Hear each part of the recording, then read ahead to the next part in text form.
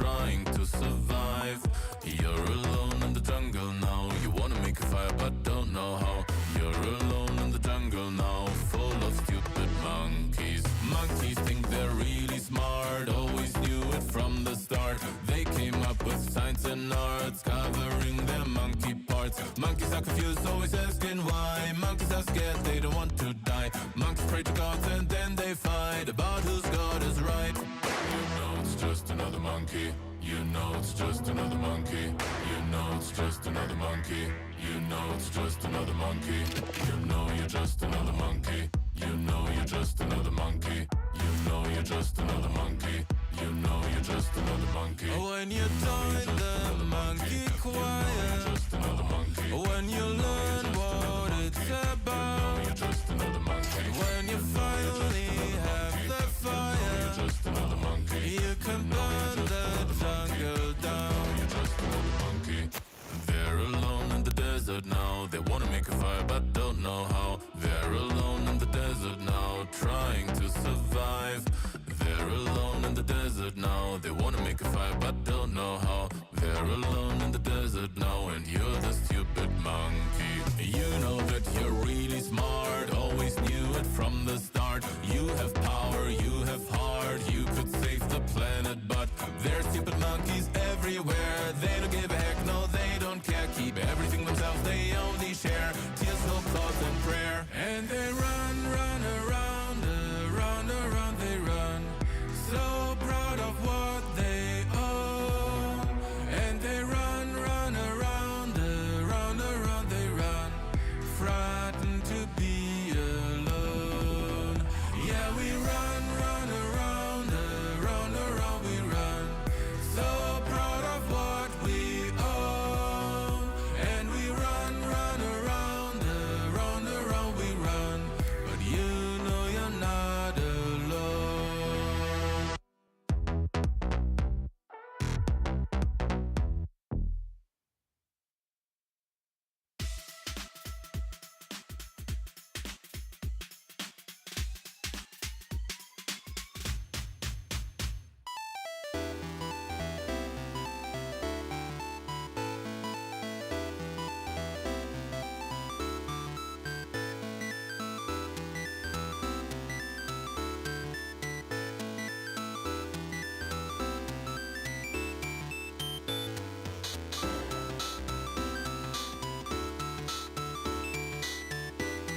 Is there anything else that can really...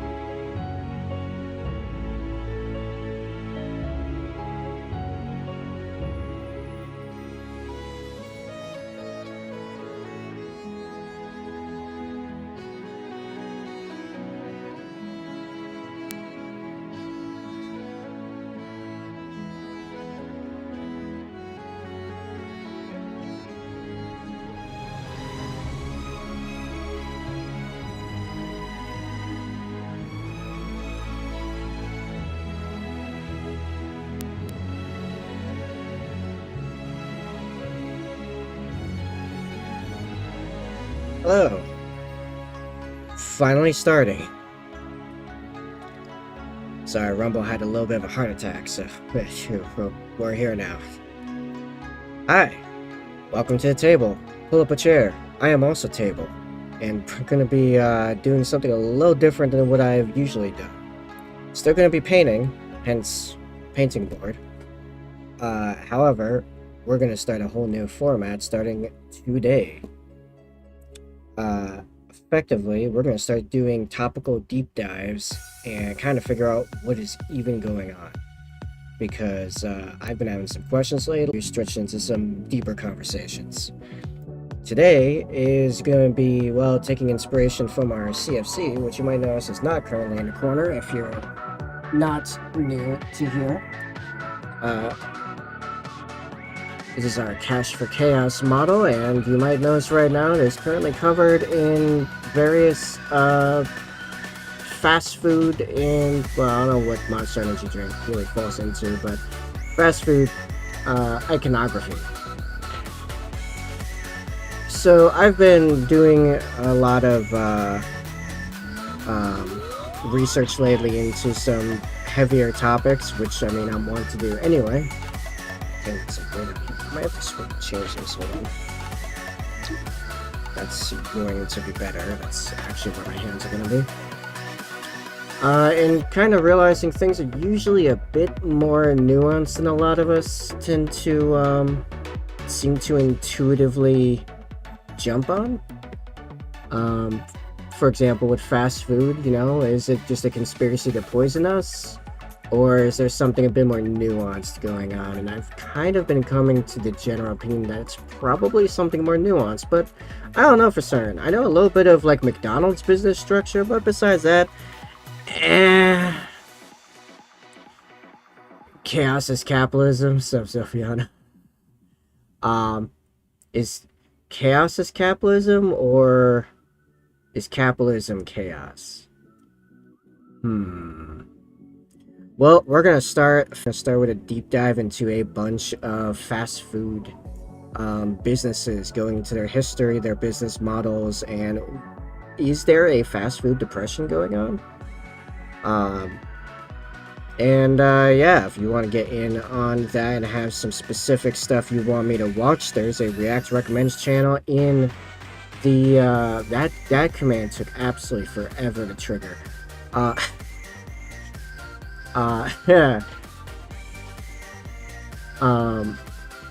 Yeah, get into Discord, command Discord, Discord, we'll get you in the Discord channel. Oh yeah, so as far as what we're painting, at least to start this off, is I'm going to be freehanding a Burger King icon on here, and also I'm going to make that little tint in there. Meat. Kind of like the other spots here. Let's see if I can zoom this in a little bit more. Can I get this closer? I have redone this arm like so many times for other stuff while I've not been streaming. Oh yeah, a little bit of like house cleaning before we really get into the meat of it for the sake of veteran viewers like Sophiana. Yes, I thought I was having my triumphant return to streaming 2 weeks ago. I had the one stream, which was really good, and immediately got very sick. I am now without any symptoms except for a lingering fatigue. My energy levels remain complete trash. So at least for the next little while, I cannot guarantee any particular length of streams. No idea when I'm just gonna completely poop out. So I probably am not gonna hit the old like 8 to 11 hour streams I was off to do when I had full days to devote to streams, which I do have like full days for the most part to devote to streams. I know this week I'll be taking Thursday off. Well, initially because I have a party that night that starts right around like dinner time, so I would have been like halfway through that stream, but also it gives me a time to do some updates on my programming job. But yeah, anyway, so we're gonna start with that, then jump to the Land Raider. However, in the meantime, unless there's any other particular conversation going on, we're gonna start with reacting to these fast food vids here. Pop this up, and I'm gonna hit a pause in the music here. Sweet. So this is here, behind the business, how Burger King started. The story of Burger King. And this is where we're going to start, but let's start with Burger King. And then we'll go through the other ones on the model. Actually, seeing that I am not currently using the CFC screen right now, let's pop this over here. So we'll keep the painting on the right for the most part. Video on the left. Cool. And I'll just juggle these around as it makes sense. Also, how you doing, Sophia? Anything else that can really compare to the taste of a flame-grilled Whopper? Over the years, Burger King has been known by its signature taste across all of its burgers. For good reason, too. However, even though currently it is one of the favorites in the lineup of burger chains, it certainly did not start off this way. Unlike the King's clowned mascot competitor, the Burger King story is far from a clean-cut success story. So, how did it all happen? In this video, we are taking a look at the story of Burger King. But before we continue, make sure to give this video a thumbs up, subscribe, and hit the bell icon to be the first to be notified of new behind-the-business videos we post every week. Don't mind me, just fixing Before my Burger camera King arm. was serving up their famous Whoppers, milkshakes, and fries left, right, and center, the chain started off small right in the heart of Jacksonville, Florida. Founded by two men named Keith Kramer and Matthew Burns, who were inspired to start the burger chain when they took a trip to the original McDonald's restaurant in San Bernardino. They were particularly amazed at how customers were able to grab their meals within minutes and got to work opening their own joint. To successfully rival the pace of McDonald's, the duo bought the rights to use a special grill machine called the Insta Broiler in their restaurant, and the restaurant Insta Burger King was born. They sold their burgers and shakes for 18 cents a piece, and people were loving it. Slowly, Kramer and Burns were able to expand their operations and opened up more Insta Burger Kings all across Florida. One of these franchises was in Miami and owned by two. Okay, so good to know for context that this kind of all started with McDonald's, or at least Burger King started with McDonald's, as in a direct reaction to McDonald's. So I suppose the true origin of the modern fast food industry will become a lot clearer when we get to McDonald's story, I suppose. But yeah, okay. City friends James W. McLemore and David Edgerton, who eventually took over the company in 1954. Two university students, James W. McLemore and David Edgerton, decided that they wanted in on the burger franchise and opened the first Miami outlet. As Miami was still growing at that point in time, it made perfect sense and they quickly found success with their new business. However, the Insta Broiler stove was far from perfect and oftentimes broke down. Not to mention, it was a real headache to operate. This frustration pushed Edgerton and McLemore to take matters into their own hands, and they redesigned a new cooking system, naming it the Flame Broiler, giving rise to the signature flame-grilled burger and also that distinct Burger King taste. However, by 1959, Insta Broiler operation had run into financial troubles and started losing a lot of money. At this point, the two university students, McLemore and Edgerton, decided to step up. Seeing the potential in the undermanaged business, they bought out the entire company and set about making improvements. With the duo at the helm, their first order of business was dropping the Insta and just naming. So these guys just decide, hey, the thing this entire business operation is based upon kind of sucks. Let's just redo it regardless of whatever the actual owners thought or said about it. Not gonna lie, kind of a baller move. It Burger King. They then decided to start expanding their operations and open the first franchisee of Burger King in 1959. Slowly, the fast food chain started to make its way throughout the United States, acquiring more and more customers and gaining brand recognition. In 1963, Burger King went international and opened up an outlet in Puerto Rico and found a large customer base there as well, making the Whopper an international household name. With all this success, it came as no surprise that the Burger King Corporation was acquired by the Pillsbury Company in 1967 for a grand total of $18 million. At this point, the chain already had a total of 200. What's the difference? What's the difference in what, Zofia?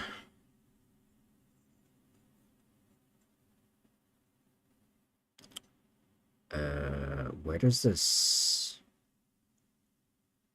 start? It starts like up here.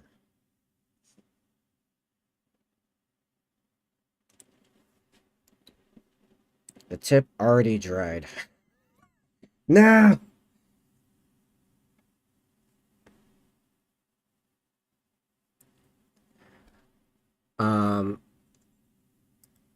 If you're referring to the difference between the cooking things, hold on, actually, let's, do we want to go back?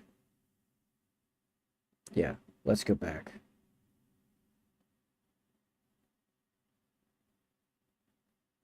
Okay, so they're talking about McDonald's, and then someone made the Insta Broiler. To successfully rival the pace of McDonald's, the duo bought the rights to use a special grill machine called the Insta Broiler in their restaurant, and the restaurant Insta Burger King was born. They sold their burgers and shakes for 18 cents a piece, and people were loving it. Slowly, Kramer and Burns were able to expand their operations and opened up more Insta Burger Kings all across Florida. One of these franchises was in Miami and owned by two university friends, James W. McLemore and David Edgerton, who eventually took over the company in 1954.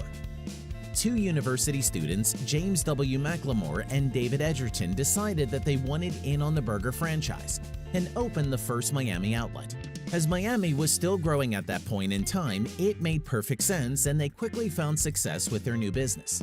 However, the Insta Broiler stove was far from perfect and oftentimes broke down. Not to mention, it was a real headache to operate. This frustration pushed Edgerton and McLemore to take matters into their own hands, and they redesigned a new cooking system, naming it the Flame Broiler, giving rise to the signature flame grilled burger and also that distinct Burger King taste. However, by 1950, Okay, so we didn't get much like visual insight on how the Insta Broiler work, but the Flame Broiler, it seems like it's almost like a Ford style with the assembly line. It's like it's just like a conveyor belt over open fire, and that seems to be what the Flame Broiler is, and that kind of became the go-to Burger King thing. That was the thing that set their burgers apart while maintaining the same speed before. That was the whole point in allowing them to compete with McDonald's, which whatever McDonald's old school system was, it had them pumping out burgers faster than anyone else at the time. That's what kind of put them on the map, is my very basic understanding, until we get to McDonald's. 1959, Insta Broiler operation had run into financial troubles and started losing a lot of money.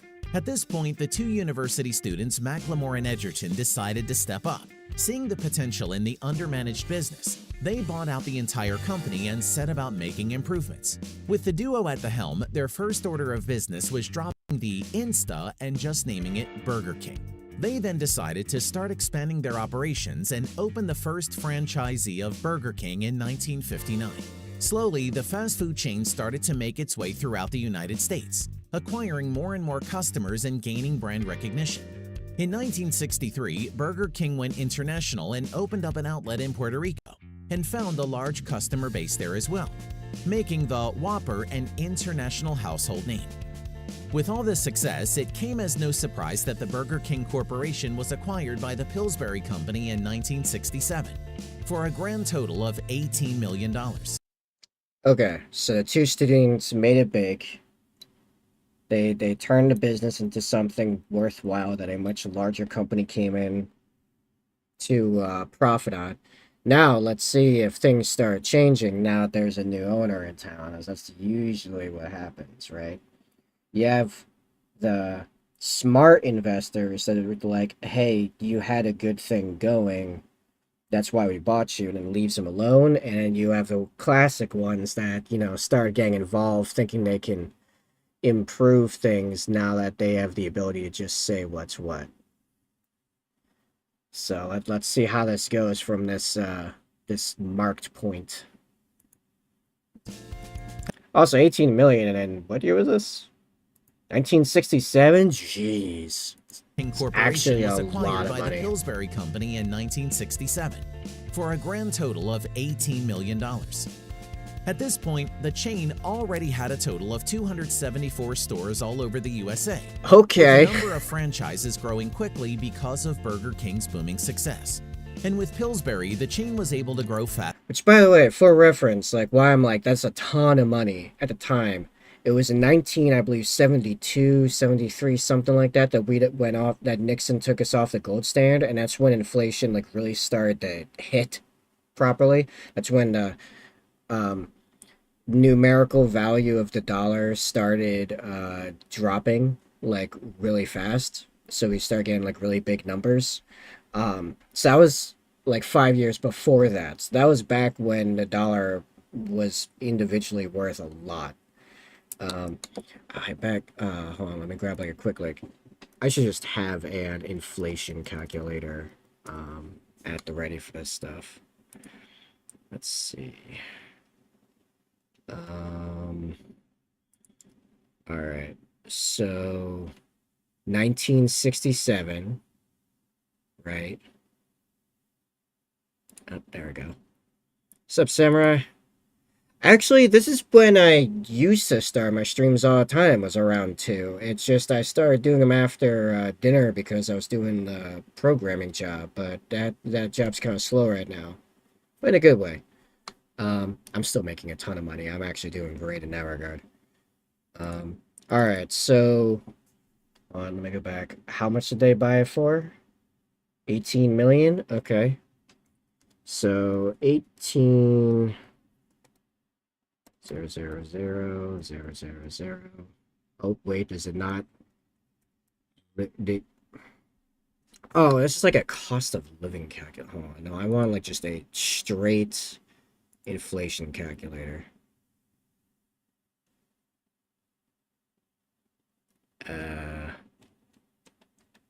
What?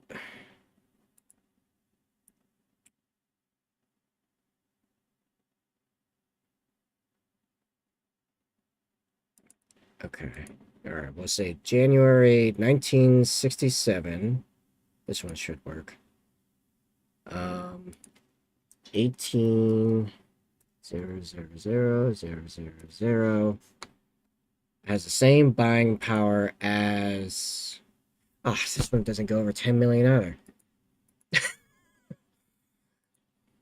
Can just like really?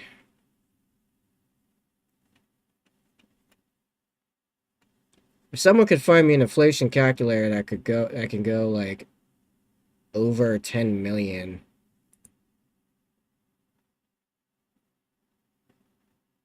I suppose okay, actually, hold on. Let me go back to the other one. Let me just grab like $1, and then I'll just manually multiply it by 18 million. 1967, $1 is worth $9.35. Okay. Times 18 million. Okay. So for reference, in today's money, Pillsbury bought Burger King for $168,300,000. Okay. They got 274 or something like that Burger King. Yeah, 274 Burger King stores for $168 million. Just for funsies, how much did they spend per store? $614,233.58 per store. Okay.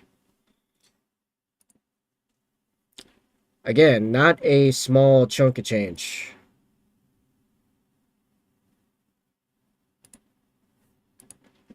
Than ever, going head-to-head with McDonald's to become America's largest burger chain. This was the 1980s when Burger King's operations were taken over by Pillsbury executive Norman Brinker, who was the reason behind the chain's massive success back then. Brinker started what is now known as the Burger Wars, where he channeled all of Burger King's marketing into competing with McDonald's for the spot of America's favorite burger joint. The war started off when Burger King released an ad targeting McDonald's for having smaller burgers, claiming that Burger King's flame-broiled burgers were the better option. Now obviously, McDonald's wasn't going to let this one go, and actually filed a lawsuit against Burger King for false advertising, Aw, come which on. was later dismissed. But the ad did what it set out to do: earn Burger King enough traction in the market to boost their sales. But Burger King was just getting started. The corporation sent its marketing into overdrive, partnering up with companies such as Disney, featuring the characters on their collectible cups. For the record, I actually love it when companies do this stuff. I love it when they like actually go like properly head to head. Like when Wendy's was doing that that smack talk on Twitter. Oh, that was the coolest thing ever. And merchandise. We need more corporate blood sports. That's my thinking right now. That's what we need. We need to get that going again. To attract more customers, with their most memorable campaign being partnership with the Star Wars franchise. Some claiming that the promotion on the cups were so good, it actually revealed some spoilers for the movie. One of the reasons was the fact that they always kept their menu simple, giving the people what they really wanted. With clever menu expansions and additions to their lineup of signature burgers to bring back the chain's older customers once again, Burger King experienced an increase in their sales by 15%, which was a huge feat for the brand back then. Subsequently, Burger King managed to win over Donald Smith, an ex-restaurant executive for McDonald's, to lead Burger King's operations, and he managed to breathe a brand new life into the company. In 1978, Smith introduced breakfast options on the menu, which led to the launch of Burger King's very successful breakfast menu that now includes waffles, sandwiches, breakfast burritos, and so much more. With constant new additions to the menu, Burger King kept making more and more sales. But with all these new additions to the menu, how did the company manage to retain its affordable prices? Well, that's where their operation strategy comes in. Burger King menus have always been engineered to be simple, on-brand, and most of all, profitable. One of their key moves is to only add those items to their menu which can be sourced from the ingredients that are already being used in their kitchens. This way, Burger King has been able to scale their operations sustainably, while also giving their customers a huge range of options to choose from. However, in 1980, Smith left the company and Burger King started to experience a decline in popularity. Because of the company's financial losses, they had to scale back on the construction of new locations, which only worsened the situation. With frequent changes in the management structure of the company, Burger King had to deal with a lot of inconsistency in policies and strategies, which led to a further decline in sales. To rectify the situation, the company started expanding its menu aggressively. But unlike when Smith was in charge, the company wasn't able to scale this expansion the right way. With some items like the Burger King chicken tenders had to face loss because the company just wasn't able to meet the customer demands. Additionally, Burger King also had to pull out several ad campaigns when they realized their products weren't going to work out, leading to losses worth millions of dollars. By 1982, Burger King not only had to compete with McDonald's, but players like Wendy's had also entered the fast food market, giving Burger King more to worry about. Unfortunately, the company ended up adapting its offensive strategy once again and made ads directly targeting McDonald's and Wendy's, claiming that their burgers were unhealthy. As a result, both the companies filed lawsuits against Burger King. Eventually, the situation worsened till Pillsbury had to give in and the company was acquired by the British conglomerate Grand Metropolitan, which in hindsight proved to be a game-changer for Burger King. The company changed Burger King's distribution strategies and canceled their contract with Pepsi, signing a new one with Coca-Cola, while also partnering up with Walt Disney to promote any new Disney films at the fast food joint, boosting sales instantly not just in America, but all over the globe. Yeah, that sounds like it was posted as deal. the CEO of Burger King in 1989, and he decided to aggressively focus on international expansion, opening up Burger King in countries like Saudi Arabia, Oman, Peru, New Zealand, and other regions, where they saw the potential for the brand to grow. At the same time, with the help of the company's long-serving co-founder Macklemore, Burger King worked on improving their quality of food and service, which was one of their main problem areas. With fresh management and a new strategy, Burger King had managed to regain its position in the world of fast food, and as a result, the company was able to keep expanding and opening up new franchises all over the world.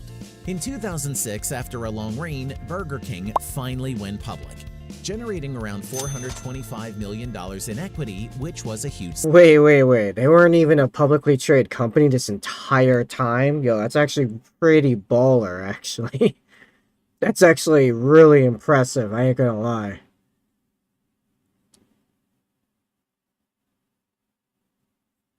Like, they went, what, like 30 years of overall pretty large growth. In the whole time, they were entirely private. Granted, changing ownership a few times, but still remaining private. Like, that's really impressive, actually.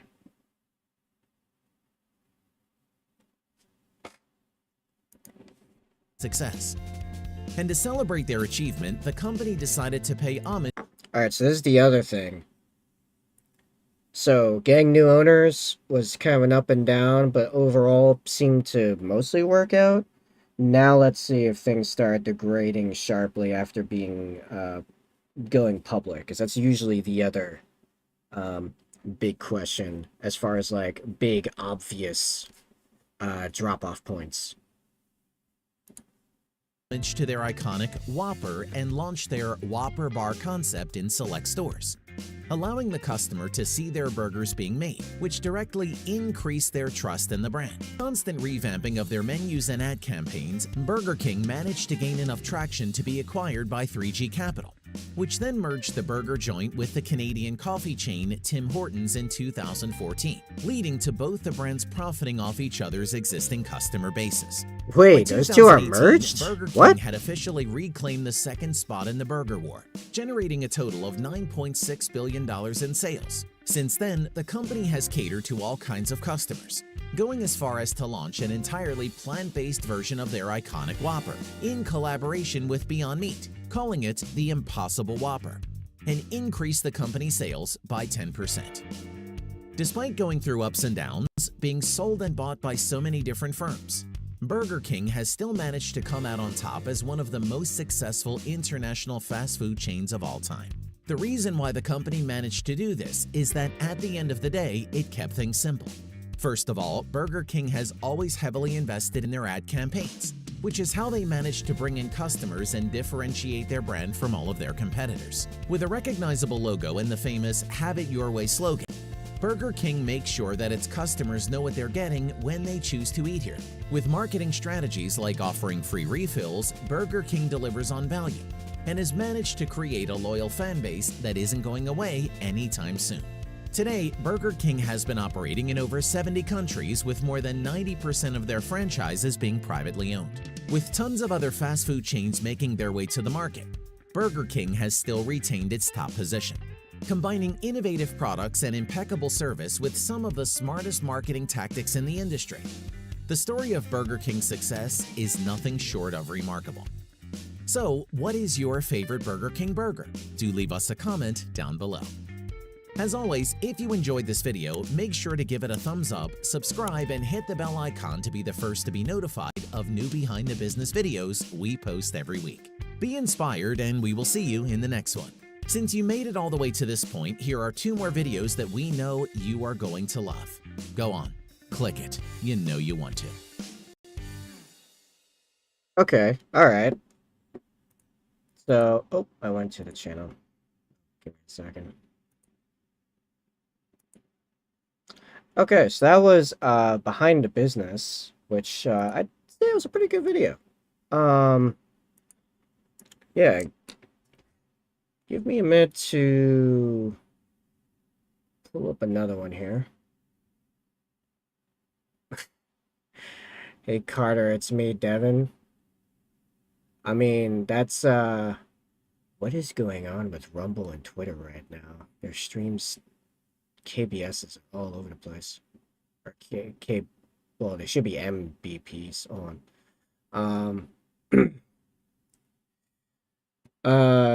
I mean, hey Devin, nice to see you, though I am not Carter. I'm not sure who you were looking for, but yeah, welcome to the stream anyway.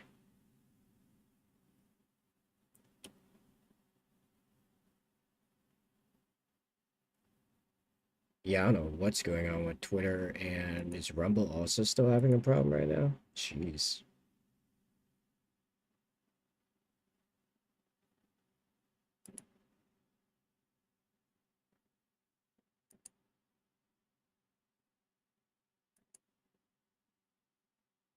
Oh, I mean, no worries. I mean, you're welcome to hang out.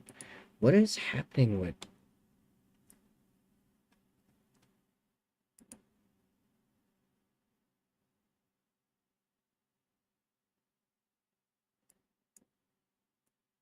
Rumble? Thinks I'm still on the opening screen, I guess.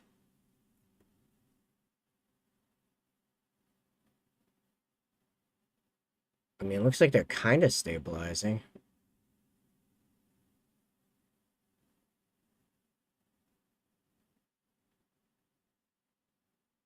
Ah.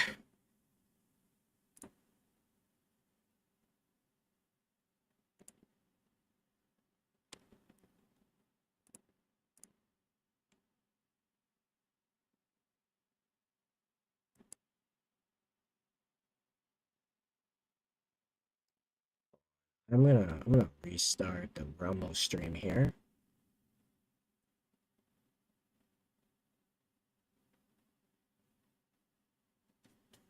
Twitter, I think, is stabilizing.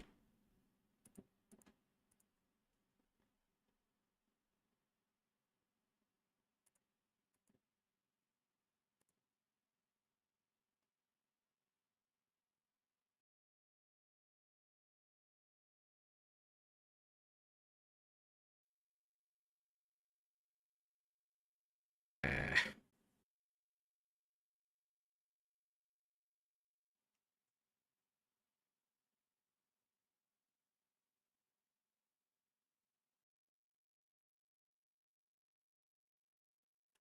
Okay. Oh. Huh.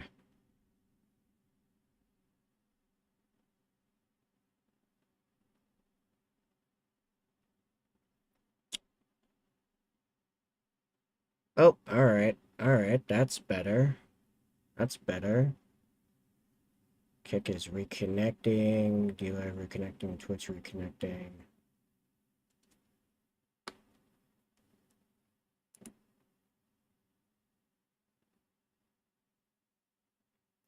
Uh. Oh, alright. So Twitter looks like something. How's Rumble doing? Oh, Rumble looks like a stream. Nice. Delay still reconnecting. How does Kick look? Kick looks like a stream. Nice.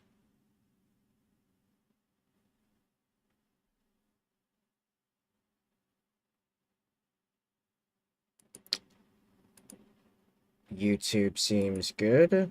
Good. Twitch seems good.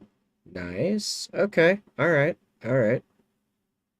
I think we're good. I think we're back. Oh yeah, even D-Live's going again. Okay, all right. Yeah, something went weird with my Wi-Fi. I normally have a particular like version of the Wi-Fi I connect to, and that was just not doing anything all of a sudden. I don't know if my dad's like moving stuff around upstairs or what.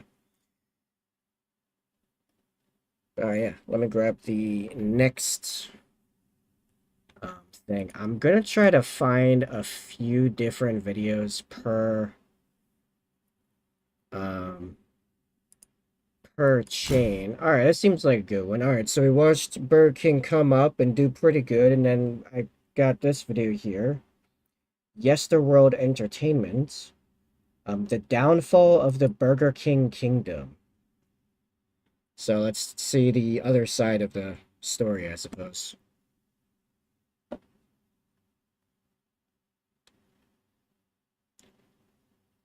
And if you have specific videos you want me to react to on these topics, and right now it's pretty much anything fast food related, you can use Command Discord to get to the Discord server and drop the link in React Recommends.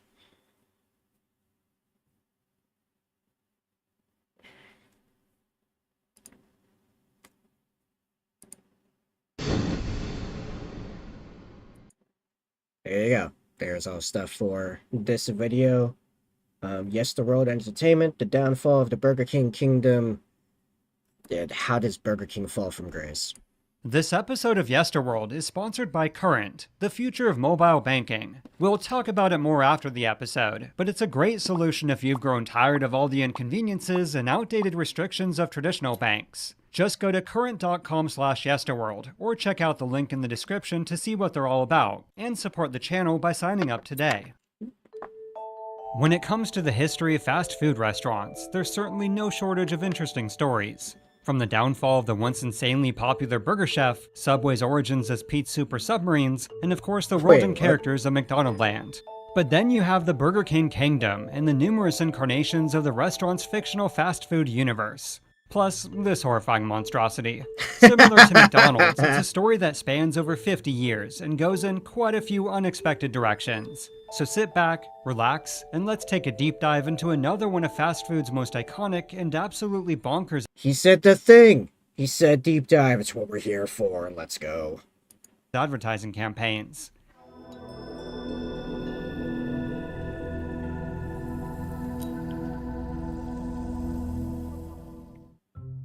The story begins all the way back in 1953 with a hamburger restaurant called Insta Burger King in Jacksonville, Florida. The owners of the establishment were Keith Kramer and Matthew Burns, and their inspiration actually came from a visit to the very first McDonald's in San Bernardino, California. However, unlike McDonald's speedy system that used flat-top grills, they used a machine known as the Insta Burger Stove, hence the name Insta Burger King. Another difference between the two burger businesses was their mascot, or lack thereof, as while McDonald's had a half-human, half-burger abomination for theirs, Insta Burger King didn't have one at all. At least not yet. Enter James McLemore and David R. Edgerton, who just so happened to be— Yo, I gotta say, mid-century advertising as a whole is wild. The norm back then was some weird stuff by today's standards. That's just bizarre. Which I find fascinating. friends of the owners and expressed the desire to become Insta Burger King franchisees. But they also had the belief that in order to truly succeed, it was time for the burger franchise to have an official mascot, one that rivaled or surpassed McDonald's Humeburger. So they came up with the Burger King, who— Humeburger? Oh, I hate everything to do with that. It makes me want to know more about it, but also I hate everything to do with that. Humeburger. Oh no. was either incredibly small or somehow produced gigantic hamburgers and milkshakes. The first implementation of the Burger King was in 1954, and additional locations with the new mascot began popping up all over Florida. But you might be wondering, okay, so why isn't Burger King called Insta Burger King today? And if not, I'm gonna tell you anyway. You see, despite the catchy name, the Insta Burger Stove was a headache to use and constantly suffered from mechanical issues, so Edgerton and McLemore developed a completely new cooking system. This innovation was called the flame broiler, as instead of cooking in an oven, the burgers were transported over gas flames on a chain-link conveyor belt. Going even further, the new cooking device wound up giving the patties a distinct grill line, and though completely unintentional, this also made the burgers stand out among the competition, aka McDonald's. But more importantly was the introduction of the Whopper in 1957, as while double the price of a McDonald's burger, it was also quite larger and far more filling. So the word Insta was taken off the title of the restaurant, and due to the popularity of the Whopper, they simply became Burger King, home of the Whopper. Anyway, the original owners sold the company to Edgerton and McLemore in 1959, and that's when profits truly began to soar. But the real meat of our story begins in 1967, as the franchise was sold once again, but this time to the Pillsbury Company. Hi, I'm Poppin' Fresh, the Pillsbury Doughboy. Hi. Out of cookies? Okay, that's when you know when you have a good mascot, because they still got that guy today. Let's make some. Hey, you guys. Oh, my nose! Quick fun fact. wait, what? Hold on. Hey, you guys. Oh, my nose! Quick fun fact. The What was Pillsbury that? Doughboy's original name was going to be Jonathan Pillsbury, and was also voiced by Paul Frees, aka the Haunted Mansion ghost host. Now, as strange as it sounds, the what? Pillsbury Doughboy actually played a pretty major part of the evolution of the Burger King. You see, the 1960s and 70s was the boom of companies using animated mascots to advertise their products on television, specifically to children. Cereal commercials and sugary snacks were by far the most popular, in which adorable characters were mixed with humorous skits to drive up sales. So as an attempt by Pillsbury to capitalize on this growing television marketing fad, they came up with the adorable Pillsbury Doughboy and his equally adorable TV spots. Of course, the campaign was a huge success, so when Pillsbury got their hands on Burger King, they desired to do something very similar. But much like what they were also doing with the lovable Doughboy, they also wanted to merchandise Burger King's mascot. The problem was that the original design for the Burger King himself was a bit off-putting and not super merchandise-friendly. So together with a new logo and tagline, he was given a complete redesign to appear much more like a television cartoon character. No, I said television character, not terrifying character, but your time will come. Here's the Burger King himself. Your Highness, exactly what is it you go to Burger King for? Lunch. Yes, but I mean, is it the Whopper? Thank you. Or the fries? Don't mind if I do. Ah. Burger King, where kids are The king. beginning of Now, the these trend of animated just Burger King answering television ads were multiple pretty choices straightforward, in with which reporters were featured shenanigans with fantasy characters. Though to be fair, this is based on just 2 examples, as unlike the countless early McDonald's commercials, these are exceptionally hard to find online. I mean, I literally spent hours upon hours pouring through 60s and 70s television ads, but I only found these 2, so the rest of their storylines are a bit of a mystery, or how many there actually were. Adding to the mystery was a redesign of the character in 1972, so I have to imagine there's even more commercials featuring this iteration. Now, since it does tie into our story later, it's also worth mentioning the restaurant's live-action promotions, or more specifically the slogan, "Have it your way." You see, this was a sort of slap in the face to McDonald's, as when it came to food options and special requests, they were pretty inflexible. What am I, a mind reader? From now on, I just don't care. However, with Burger King, patrons were encouraged to, well, have it their way, with a much wider selection of condiments and toppings. But McDonald's influences would soon go beyond just Burger King's food offerings, as the 1970s was also the height of McDonaldland. Get yourself ready for a trip through McDonald land. Take along a friend and grab a hold of Ronald's hand. Now, for those unaware, we extensively covered the entire history of McDonald's. This would not fly today. It was a very different time back then. Oh. I have to admit, I'm not looking forward to trying to paint any of the words of this logo. But, I mean, as far as shapes, I'd say this is coming along nicely thus far. And in a previous episode. So if you haven't already, maybe give it a watch after this one, and while you're at it, subscribe to the channel. But for the purposes of this episode, all you need to know is that it was McDonald's promotional campaign starring Ronald McDonald. They were also filled to the brim with other McDonald's food-centric characters, featuring all kinds of shenanigans that usually revolved around a particular menu item. What's the matter, Mr. McCheese? The McDonald Land cookie machine. It's making the delicious cookies upside down, you know. The campaign was incredibly successful and a pop culture phenomenon, so it should be no surprise that the rival Burger King wanted to do something very similar. Enter Tony Hissini, founder of the International Magician Society and a well-respected magician himself. You see, in 1976, he had the idea for a television campaign, one that would feature a magical character performing on-screen magic tricks. So he pitched the idea to Burger King, and together with their desire of competing with McDonaldland, a new iteration of the Burger King was born. Well, this is awkward. I wasn't referring to you, but we'll get there. I promise. Introducing that king of fun, the one who's okay with us kids, the Magic Burger King! That was a line? In person? Yay! I'm the marvelous magical Burger King. I can do most anything. Now watch me, kids, when I twist my ring like magic. We're at Burger King! The first of Burger King's new magic-centric television commercials appeared in 1977 and introduced the marvelous magical Burger King. As the whimsical name implies, the revitalized mascot was now a magician, although most of his powers seemed to be limited to Burger King menu items. The vast majority of the magic tricks were performed in camera, thanks to the talents of Tony Hissini, and the rest were achieved using thumbnails fire. I will have just put degeneracy in other words. No, the part that I need people to grab onto is the corporate bit. I want to get all the people mad about corporations in here. Also, sorry, you missed the very big numbers earlier. Apparently, Burger King first started taking off when they were bought by Pillsbury for $18 million, but that was in 1967, so having redone the math, actually turns out to be like $168 million. Also, Rumble, I can't actually tell if it's really my internet or just Rumble is just having a real hard time today.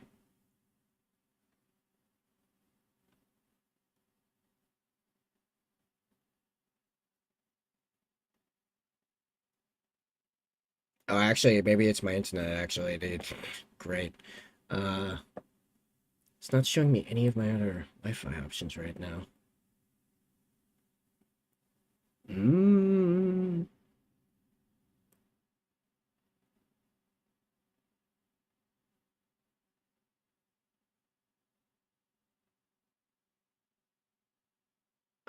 Okay, hold on. This is gonna be annoying for editing later to turn this into a thing, but, hold on, I'm gonna throw some music on and then I'll be back in a minute. I'm gonna make sure that no one's, like, playing around with the, actual router right now, which should be really annoying timing, let me tell you.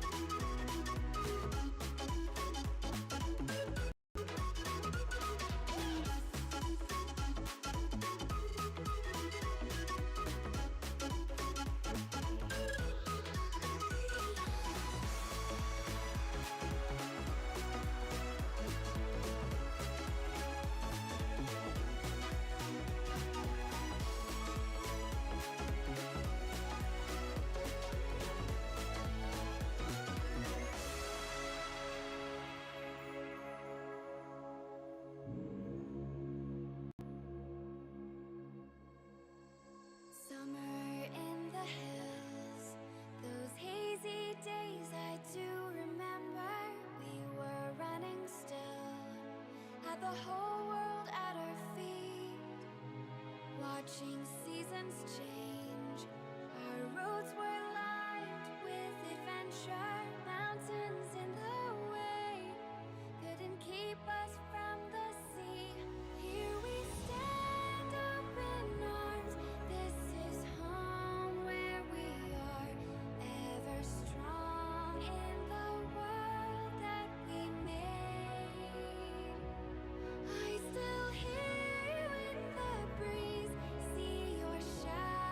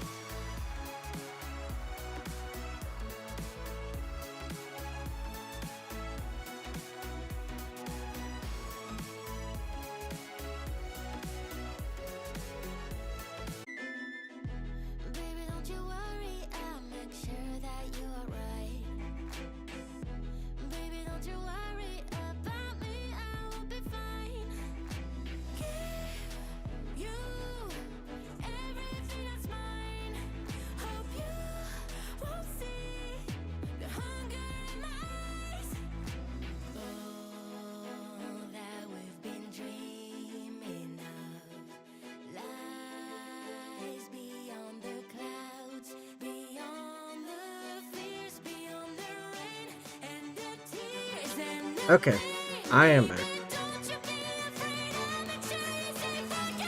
Okay, so I just restarted my Wi-Fi, so hopefully that helped. It looks like it helped. Yeah, I don't know what that was about. Anyway, okay, I think we're good now. We should be good now. Sai, if you're having chat problems, you know you can. I'm back on Twitch, right? You can go back to Twitch chat if you want. That's the thing. Alright, that's gonna be fun to edit later, but yeah, whatever. It's fine. It's fine. Oh, wait. I'm getting comfortable. I need my mini back. Eh. Okay. Yeah, it's just easiest cast stream through YouTube. Oh, yeah, no worries, man. Just let you know. Okay. Alright, let's get back to this giant wooden block, I guess. I don't remember why this is on screen, but okay. We'll go back a little bit. Scott was now a magician, although most of his powers seemed to be limited to Burger King menu items. The vast majority of the magic tricks were performed in camera, thanks to the talent. What do you think his powers are going to be mostly based on? I mean, did you want him to... I don't even know. Like, you want to start, like, casting fireballs and stuff? Actually, that would still... You could just use that to cook the burgers, actually. He is nitpicking hardcore. Yeah, right? Well, okay, to be fair, the first video I watched was pretty positive on Burger King. Like, they went through, like, the basic business story, and, like, it kind of ended on a pretty happy note. So, now I'm trying to get a little bit on the other side, right? But yeah, like, what did you think the Burger King's, like, powers would be based on? Oh, maybe they'd be based on fast food. That would be crazy. Of Tony Hissini, and the rest were achieved using special effects and editing techniques. I'm up here, kids, but don't give up hope. I'll be right down with... Also, was he... I was going to comment, but you're not in streamer voice? I am in stream voice. What are you talking about? I'm in stream voice. Oh, sorry. I jumped in the wrong one. I jumped in the Patreon streaming voice. Yeah, I don't even know why I still have a... Is that working right now? Oh, hold on. I think my Discord settings are weird. Oh, wait. Nope. There we go. Haha. This headset's got a thing where actually it mutes when I put the arm up. It says you're constantly broadcasting side, but no sound's coming through. Oh, actually, that might be on me. Let me double check. Output device. Real, like, people were, they weren't going like he's a real magician. You couldn't hear me at all before? No, nothing. But we're good now. Oh. Dude, they're passing it. He's trying to criticize it as if it's like David Blaine doing an actual performance. Like they were at no point trying to pass off this as being a real magician thing happening. Actually, at no point was hold that on. what was happening. Hold but he's on. criticizing as if that's what's happening. Actually, it was. Hold on, let me go back. Down, you know. The camp. Oh yeah, you need me to stream the video for you? Let's do the thing. Let's do the thing we tested last night. See, it's already coming into play. I am echoing it a on little the bit on your Discord side. too, like we tested the other day. Yeah, that's literally what I'm hear saying. it. Yeah. I got like 3 hours before I have a work session. Nice. So if I share... Unless it gets canceled last second again. You know it's gonna. I had like all last week off because of last second cancellations. There we go. Alright, let me make sure my audios are balanced. The campaign was incredibly successful and a pop culture phenomenon, so it should be no surprise that the rival Burger King wanted to do something very similar. Enter Tony Hissini, founder of the International Magician Society and a well-respected magician himself. You see, in 1976, he had the idea for a television campaign, one that would feature a magical character performing on-screen magic tricks. So he pitched the idea to Burger King. Yeah, so they actually were literally trying to pass it off as real magic tricks. Oh, they were trying to pass it off as real magic tricks? Okay, this is kind of warranted then. But I think them only being based on menu items, I think that's an unfair criticism because it's literally for advertising Burger King. Like, what did you think he was gonna do? I mean, but it does kind of sound like this guy's criticizing him, like he didn't use actual magic. This is absurd. Like, it's like, well, what do you expect? You expect him to actually use magic? Like, no shit, it's staged. I mean, okay. It all is. Also, the name of the video is "The Downfall of the Burger King Kingdom." Like, it's a bit of, it's a little on the doomer end of the light, which is why I picked it to balance out the very positive video I watched before. You know, gotta get both sides of the story. So let's see all of the criticisms, right? King, and together with their desire of competing with McDonaldland, a new iteration of the Burger King was born. Chad. Well, this is awkward. I wasn't referring to you, but we'll get there. I promise. Introducing that king of fun. The one who's okay with us kids. Okay, that's a weird line. I said that earlier. He's okay with us kids. Like, what does that mean? Like, wait, what? They stole this shit from SpongeBob. They stole this shit from SpongeBob. Like, Magic Burger King! In person? Yay! I'm the marvelous, magical Burger Fuck King. shit out of I him. can do most anything. Now watch me, kids, when I twist my ring like magic. We're at Burger King! The first of Burger King's new That's magic-centric fucking television fire. commercials appeared in 1977 and introduced the marvelous magical Burger King. As the whimsical name implies, the revitalized mascot was now a magician, although most of his powers seemed to be limited to Burger King menu items. The vast majority of the magic tricks were performed in camera, thanks to the talents of Tony Hissini, and the rest were achieved using special effects and editing techniques. I'm up here, kids, but don't give up hope. I'll be right down with my magic rope. I love magic and food that's fun. Now, I wouldn't blame you for Last time thinking, Dale played with a magic okay, rope this was doesn't last seem week's that album. similar to McDonaldland, and at first it wasn't. But then came the other characters a year or so later to join the Burger King, and that's when these promotions became very No way. suspiciously McDonaldland-esque. There was the Duke of Doubt, who was convinced that the Burger King's magic was fake, and Usopp? frequently tried to oust him as a fraud. See Okay, fucking Usopp, no way. that's actually pretty funny that they were like, let's just get a I never contrarian, knew like, they had a cast. where's I never where's knew they my had a other cast window? like McDonald's has the cast with the fucking Ronald McDonald and Grimace and all them. I didn't know Burger King also had a cast of fucking characters. Honestly, it's pretty funny. I'm like here for it, honestly. I don't know. I This want to play. burger- I want to play devil's advocate here. I think this commercial's fucking fire so far. I think this is a fire ass commercial. I think this is an awesome commercial. It's catchy. Yeah. It's live action. They put work into the costumes. Like, Imagine if you saw commercials like that today. I mean, if you released this exact commercial today, this guy who is in the costume would be canceled for being a pedophile. But Yeah, like, just I off that digress. one line, he's okay with us kids. Like, wait, what does that mean?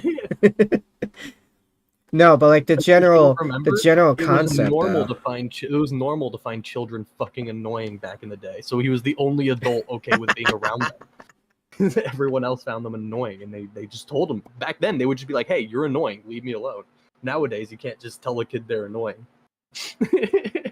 Unless It was you're on normal back then. Xbox Live. True, but then it's just kids telling kids that they're annoying. You didn't play enough of Xbox Live when it first started, when the only people that Oh, I were did. consistently on it were actually like late teens, Oh, yeah. early 20s, and just telling I did. squeakers like, "Shut Trust up." me, I was one of the squeakers in that era. Oh, and then I was was the one. little kid playing like Modern Warfare 2, Halo Combat Evolved, and like Halo 2, 3, and Reach. Playing Modern Warfare 1, 2, and Black Ops 1 and 2. Okay, for reference, I was Minecraft one of the before older they even kids had telling the you, hunger "Shut bar. up, squeaker." For the first like year I played Call of Duty, I only played it for the zombies modes. I Because I mean, played Black Ops games yeah. before I played the Modern Warfare games. Oh, that's so weird to me. You know when I started playing Call of Duty? Call of Duty 2. Oh, true. I had Call of Duty like 4, like one of the first Call of Duties. No, not 4. 2. Yeah, but I had Call of Duty 4 on my Nintendo DS. In fact, I still have the cartridge sitting around here somewhere. Interesting. No, like I was playing Call of Duty 2 on PC like when it was the current game. Like I remember when Call of Duty 3 came out and everyone was like, meh. Call of Duty 3 was though it did have one like pretty, at least like in my understanding, it became a pretty iconic line of there was this moment in the campaign, because I think it was just campaign. I don't think there was any multiplayer. There's just this one soldier that just like screamed the top of his lungs, "Ammo!" just like ripping his lungs out. And like, of course, like the joke is like, great, well now like literally everyone knows that that area is out of ammo. Thanks, Jimmy. I sent the image to the streaming voice chat. I just have this sitting on my desk. I've had it on my desk for years and years and years. I don't know. It's just like a little desk thing I have. I don't know, like a display thing, I guess. Not really. It kind of sits in a pile of trash until I throw everything else around it away. Oh, okay. And then I'm like, I can't throw this away. I keep thinking about maybe buying Call of Duty 2 on Steam to replay the campaign. The campaign was fire. Don't bother, bro. Just get a fucking Xbox emulator and go download the game. That sounds like work, and I already do work to have money, so I cannot work on other things. I mean, I guess. That's why you get money, so you can pay for things like instead of putting effort into it. That's literally the point. It was like last week. I had just gotten over being sick, like the day before, like the last symptoms went away, and it was my day for dinner, and I was like, you know what? I'm exhausted, and I don't want to cook.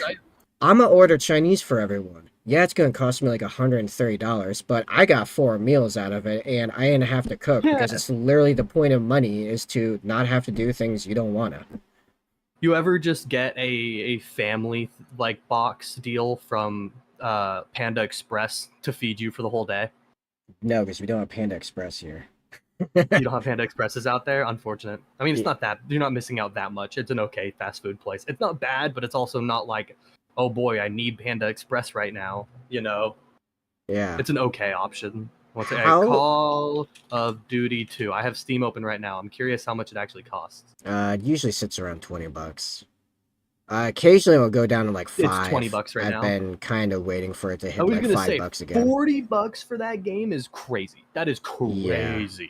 It is not worth $40. In fact, it is $20 right now. I would pay maybe $3 for this, max. Again, why I keep waiting until it hits 5, because I've seen it hit 5 before when they do the crazy sales.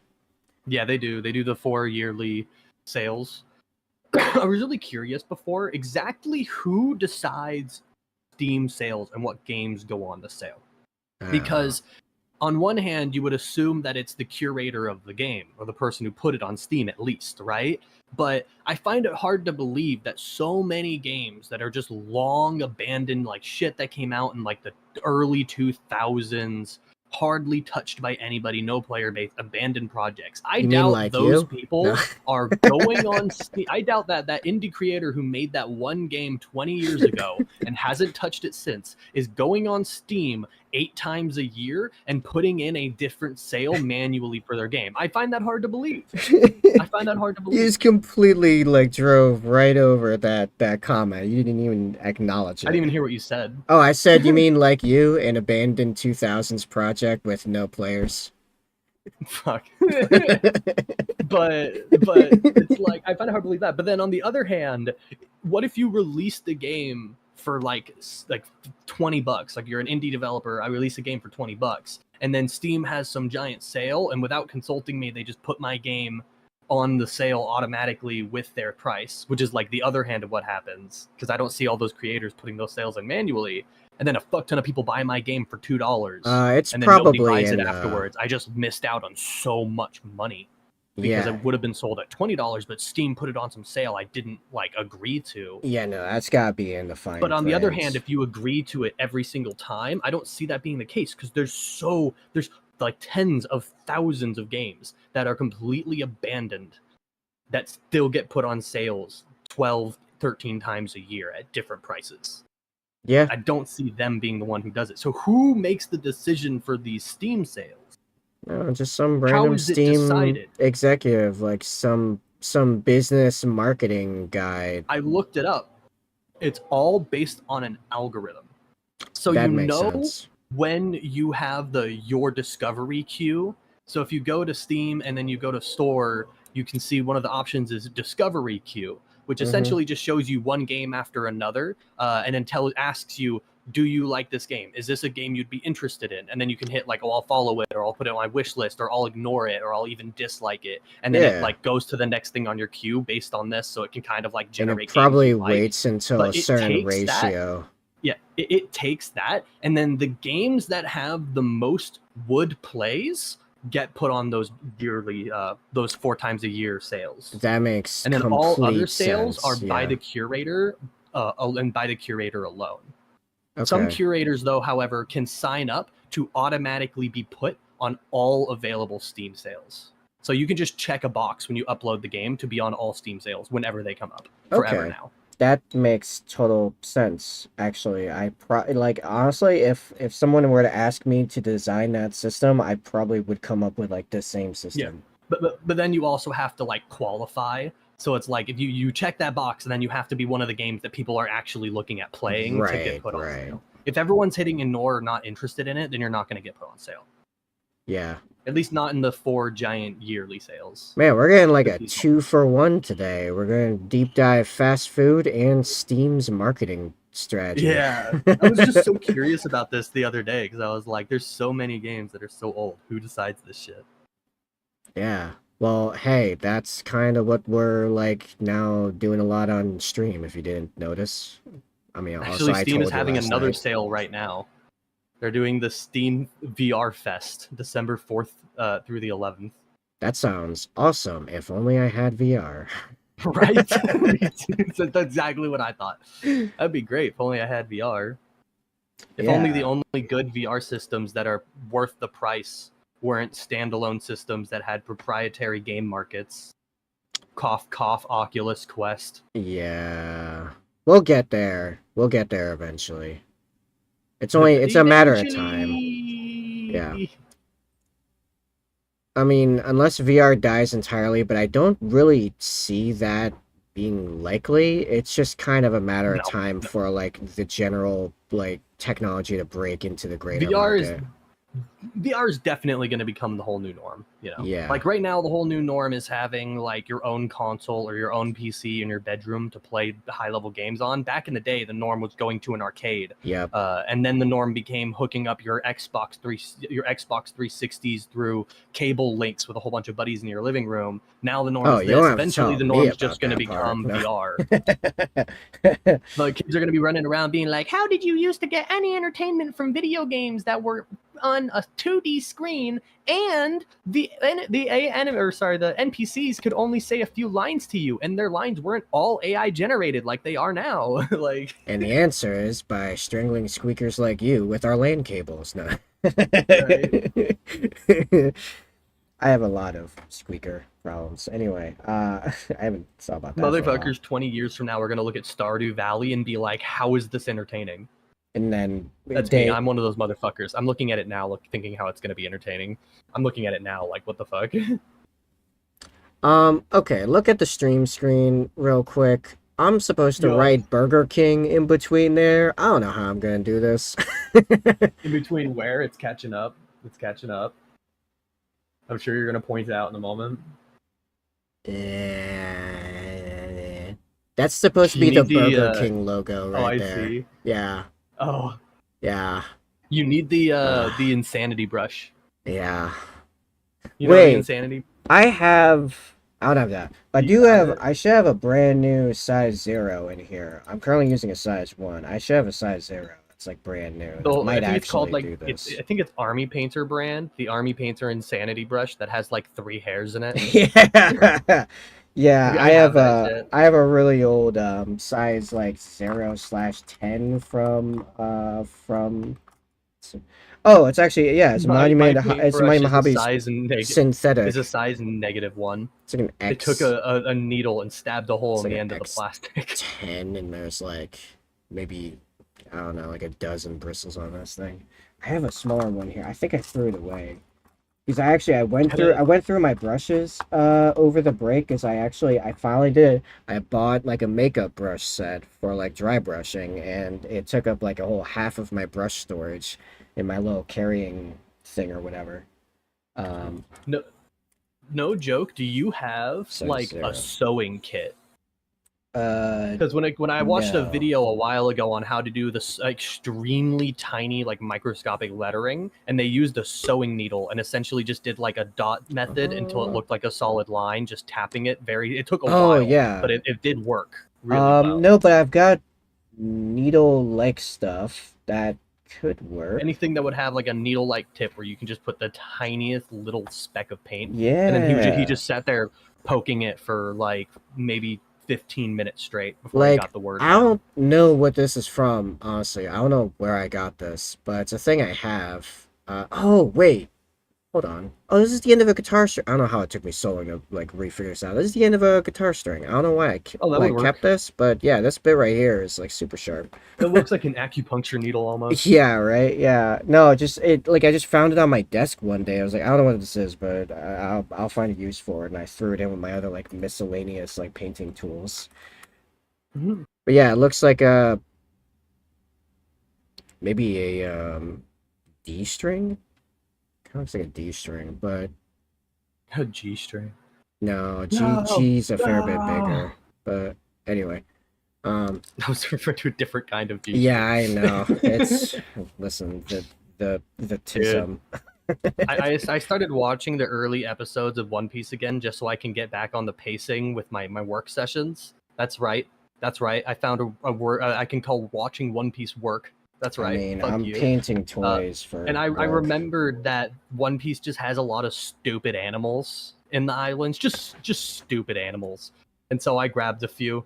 Here's a squiger. It's a squirrel tiger. Isn't it just like a squirrel? I'm sending these photos to of the icons I used for the game in the streaming voice thing chat. Here's what I called a Vanderflea. Definitely a word I just made up on the spot when I looked at it. Now I gotta figure out how to put these on screen so anyone actually watching has any idea what you know. There's like an audience You gotta show them here, the right? squiger. You gotta show them the squiger. It's great. The party captured one and are trying to tame it as a pet. But yeah, One Piece World just has a lot of stupid animals on the island that are like combo animals and stuff. Anyway, okay. And they're just casually there. Alright, so while I'm trying to figure out this new painting method, like it kind of makes sense, the paint just dries extremely quickly. Let's continue with the Burger King video though. Yeah. Because like at some point I'm wanting to edit these into like actual videos, and like, jeez, this one's been a little rocky. Even before you came in, I was having internet problems. Here, just do some giant waving motion in the camera now, so you know when you're editing that's when you need to cut to. It's like, just like wave your hands in the air. Oh, I'm imagining the audio wave file will just become way more consistent. All of a sudden, like spike, nothing, spike, and then it's like, oh, someone talking in like a regularly modulated voice. Like that's crazy. Cut commentary, but you just cut between every 3 words randomly. What? Cut commentary, but you just cut between every 3 words. True. Now, if you're like me and he gives you a severe case of the EBGBs, it's more than likely because he bears an uncanny resemblance to the horrifying child catcher from the movie Chitty Chitty Bang Bang. Here we are, children. Come and get your lollipop. There was also Sir Shake-a-Lot, What? who had an unhealthy obsession with Burger King's milkshakes and was always shivering due to how cold they are. At least that's the official reason, as I'm pretty sure he was just in a constant state of milkshake withdrawal. If you're making shake, I'll order one. Another character was the Wizard of Fries, who was a robot quite literally powered by French fries, with the power to multi-fry and duplicate them endlessly. Finally, there was the Burger I figured he was gonna say that the guy was always on like an extreme like sugar high. That's why he was shaking. Nah, he just has Tourette's.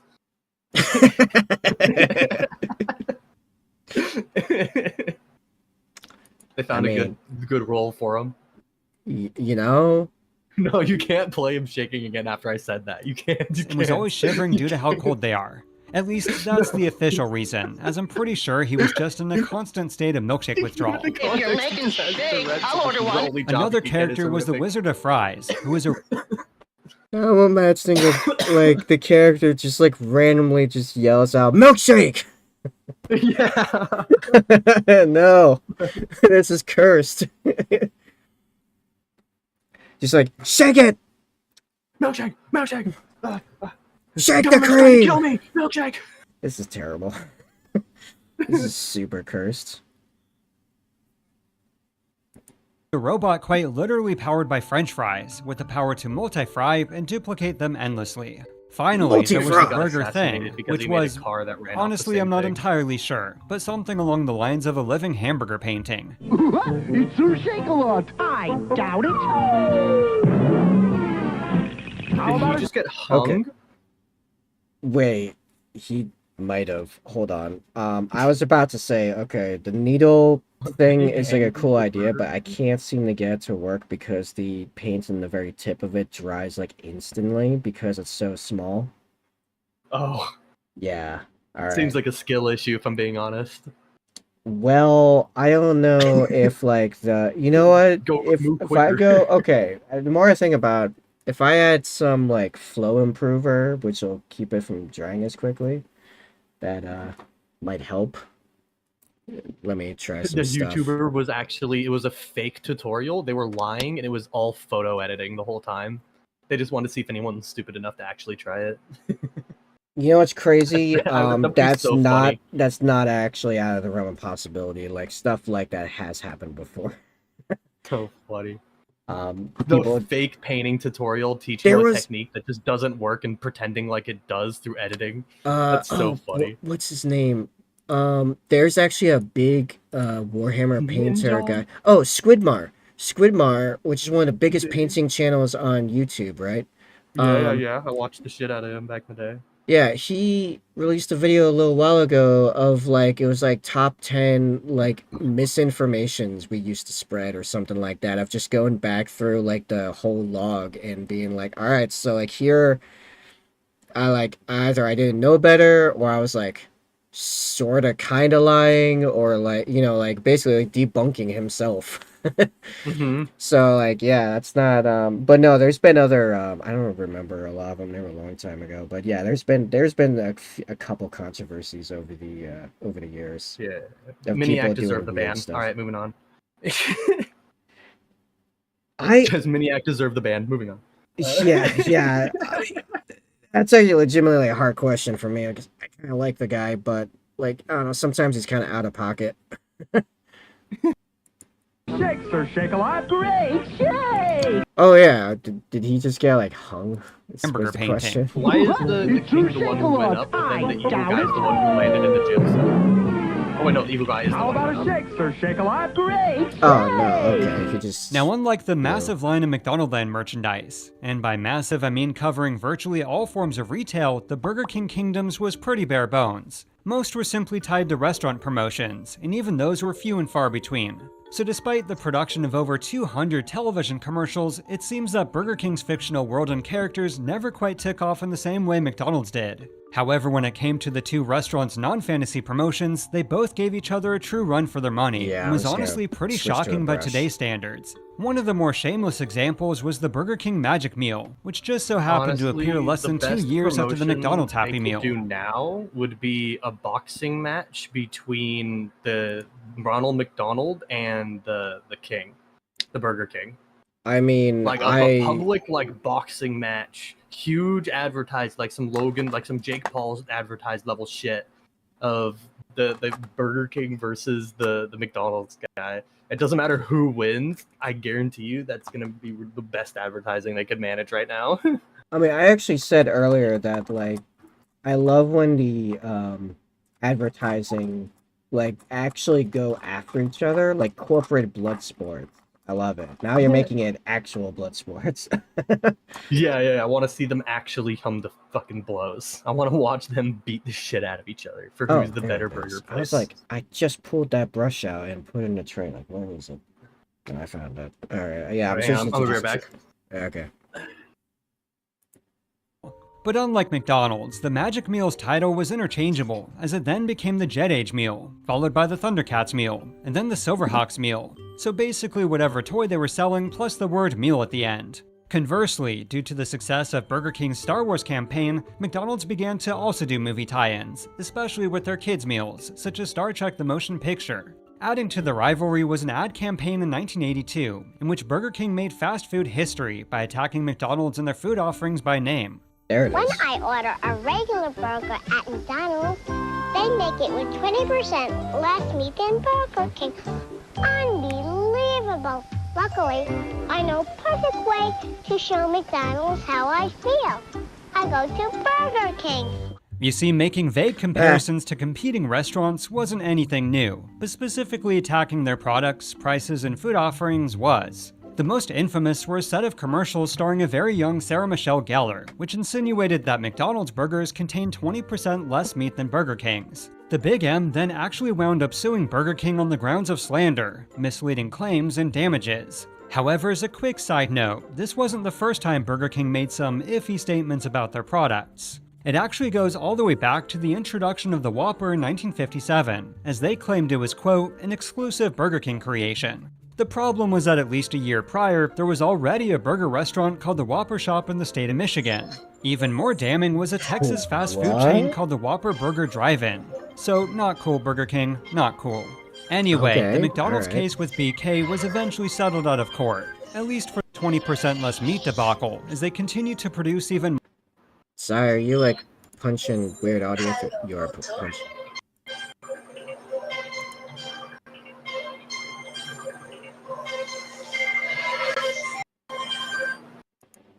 Okay, I'm gonna let that sound mute for a little while. Okay.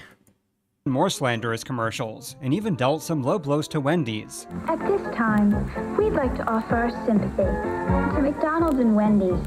Now back to the Burger King kingdom, because as the 1990s approached, the marvelous magical Burger King campaign was failing to drive up sales among children. I mean, seriously, would you want to go to a restaurant who had a mascot that resembled a guy named the Child Catcher? I think not.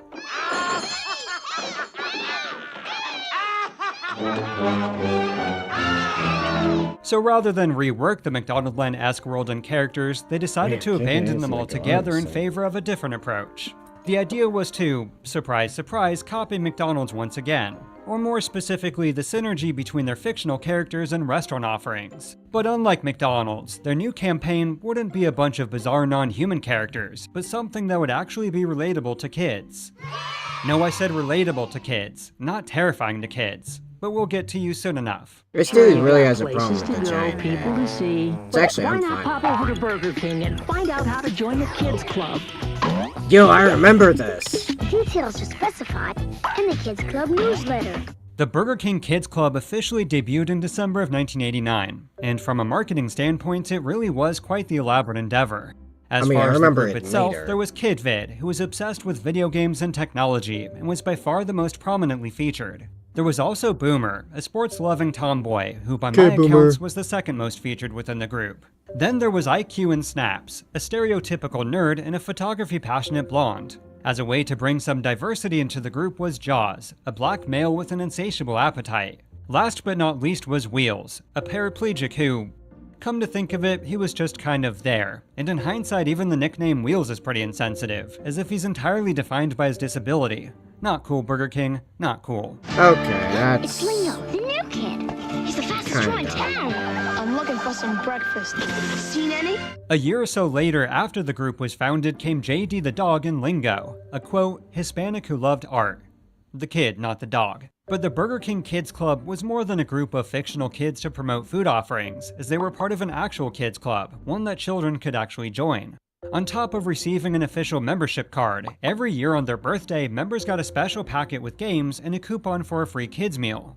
Inside the store itself was the Kids Club Adventures magazine, which was essentially a free pamphlet featuring games, puzzles, and trivia, along with information covering upcoming movies and merchandise. However, one of the most nostalgic elements of the Kids Club were of course the toys, and as strange as it sounds, it actually began with Disney and McDonald's. Now when you buy a $5 book of Well, McDonald's yeah, gift Happy Meal. certificates, you get Or a a free kids' plush meal. musical ornament of Oliver or Dodger, the characters from the new Disney movie Oliver and Company. You see, in the 1980s, McDonald's became Disney's go-to fast food chain for restaurant tie-ins, especially in association with the Happy Meal. But then came the live-action film Dick Tracy, in which, based on Disney's confidence it'd be a massive hit, McDonald's put together a rather expensive and elaborate ad campaign. Unfortunately, Dick Tracy drastically underperformed at the box office, and the campaign wound up being a massive flop, costing McDonald's quite a bit financially. So when it came to the prospect of future Disney promotions, McDonald's kind of noped out of their partnership with the mouse. However, Burger King was more than happy to take their place, as it would also give them a chance to broaden their kids' meal toys beyond just TV shows. This was more or less like winning the fast food lottery, as the Disney Renaissance era was just around the corner, and though it technically began with The Little Mermaid, and some might even say The Great Mouse Detective, Beauty and the Beast solidified it. Burger King invites you to meet the stars from Walt Disney's Beauty and the Beast, now in theaters. There's Belle and the Beast, Cogsworth, and Chip. You can collect all 4 at Burger King, a new one each week when you buy a kids meal. Much like the film, the toy integration with BK was incredibly profitable, both for the restaurant and Disney. This was followed by another successful campaign with The Little Mermaid's VHS release. After that was another lucrative promotion with Aladdin, and for this one the fast food franchise went all out. But then came a little movie called The Lion King, which made the success of the prior Disney integrations pale in comparison. The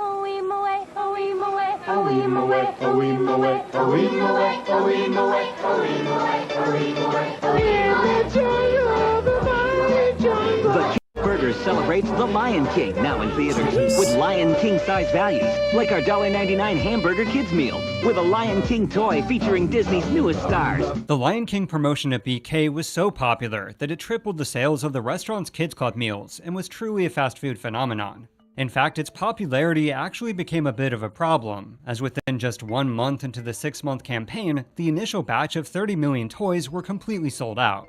So until a new batch arrived, they had to resort to cheap trading cards that were originally meant for distribution at AMC theaters. But the success of The Lion King for BK went beyond just the initial campaign, as within a single year they had not just 1, but 2 more campaigns. Oh yeah, so I don't know if you're back yet, but like if you're back, just message me because I had to mute you. Extra sounds just jumping through your mic. Which at the time was pretty unheard of. This was the primary reason behind the Disney-McDonald's partnership in 1997, as the mouse was pretty upset as to having missed out on all the fun, aka money, and was determined to not make the same mistake twice. Nevertheless, Burger King continued to thrive with other Disney tie-ins, such as Pocahontas, Toy Story, The Hunchback of Notre Dame, and many more throughout the 90s. And of course, who can forget those iconic signature Disney cups, which I'm willing to bet you or your parents still have in their house to this day.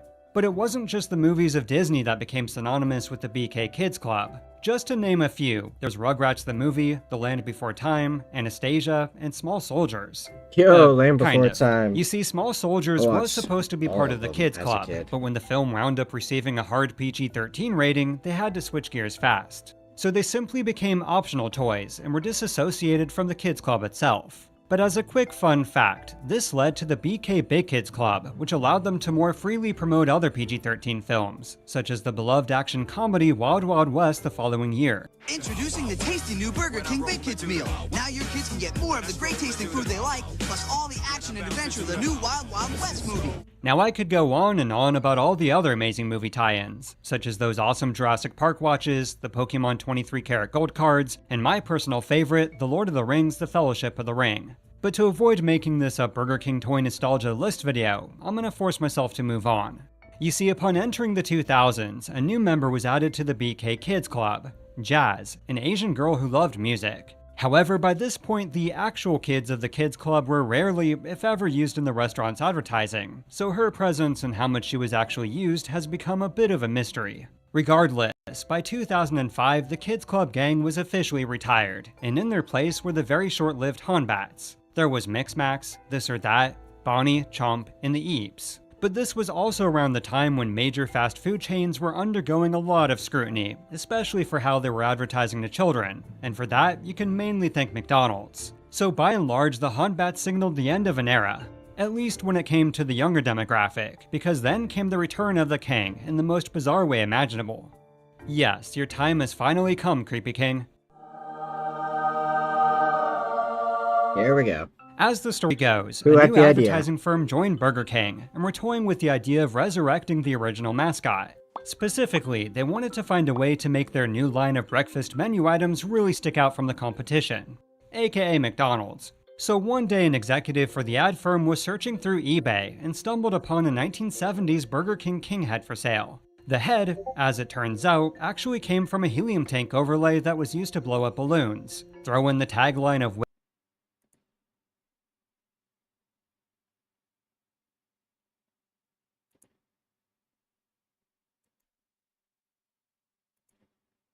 Yeah, I'm just gonna you keep missed saying my shit. you missed my comment earlier, I guess. No, I had to mute you. You had like extra like weird sounds just coming through the mic like nonstop. Oh, it was probably echo from the thing. Yeah. And I was yelling at stuff at you from across the room. Right. Well, it was just all incoherent, just like noise. So I'm like, well, I didn't no. realize. I think it must have been just echo. Yeah. In any event. Wake Up with the King, and someone's brilliant, albeit warped sense of humor came up with one of the most bizarre fast food campaigns of all time.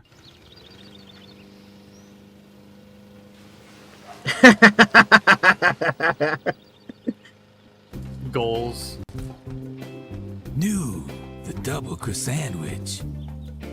The debut of the so-called Creepy King was just what Burger King needed to stand out. Okay. These are great. You can keep calling it creepy, but like these are fire. These are great. These are great. These are fucking hilarious. These are so good. I love how people are like, "What the fuck?" Out amongst the competition, and for nearly a decade. Oh my god! Oh my god!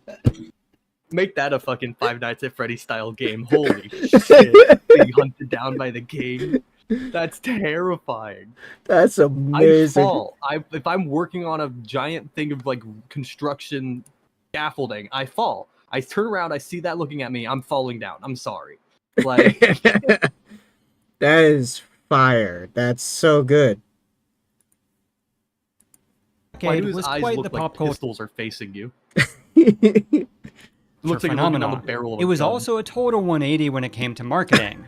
I mean, can you imagine Ronald McDonald literally stalking people in their houses and handing them Big Macs? I don't think so. I kind of The remember Creepy that King commercial. also occasionally appeared Wait, I alongside want to hear iconic. what this guy's saying about it. I want to hear what his opinion is on this shit. I think he's shit talking it.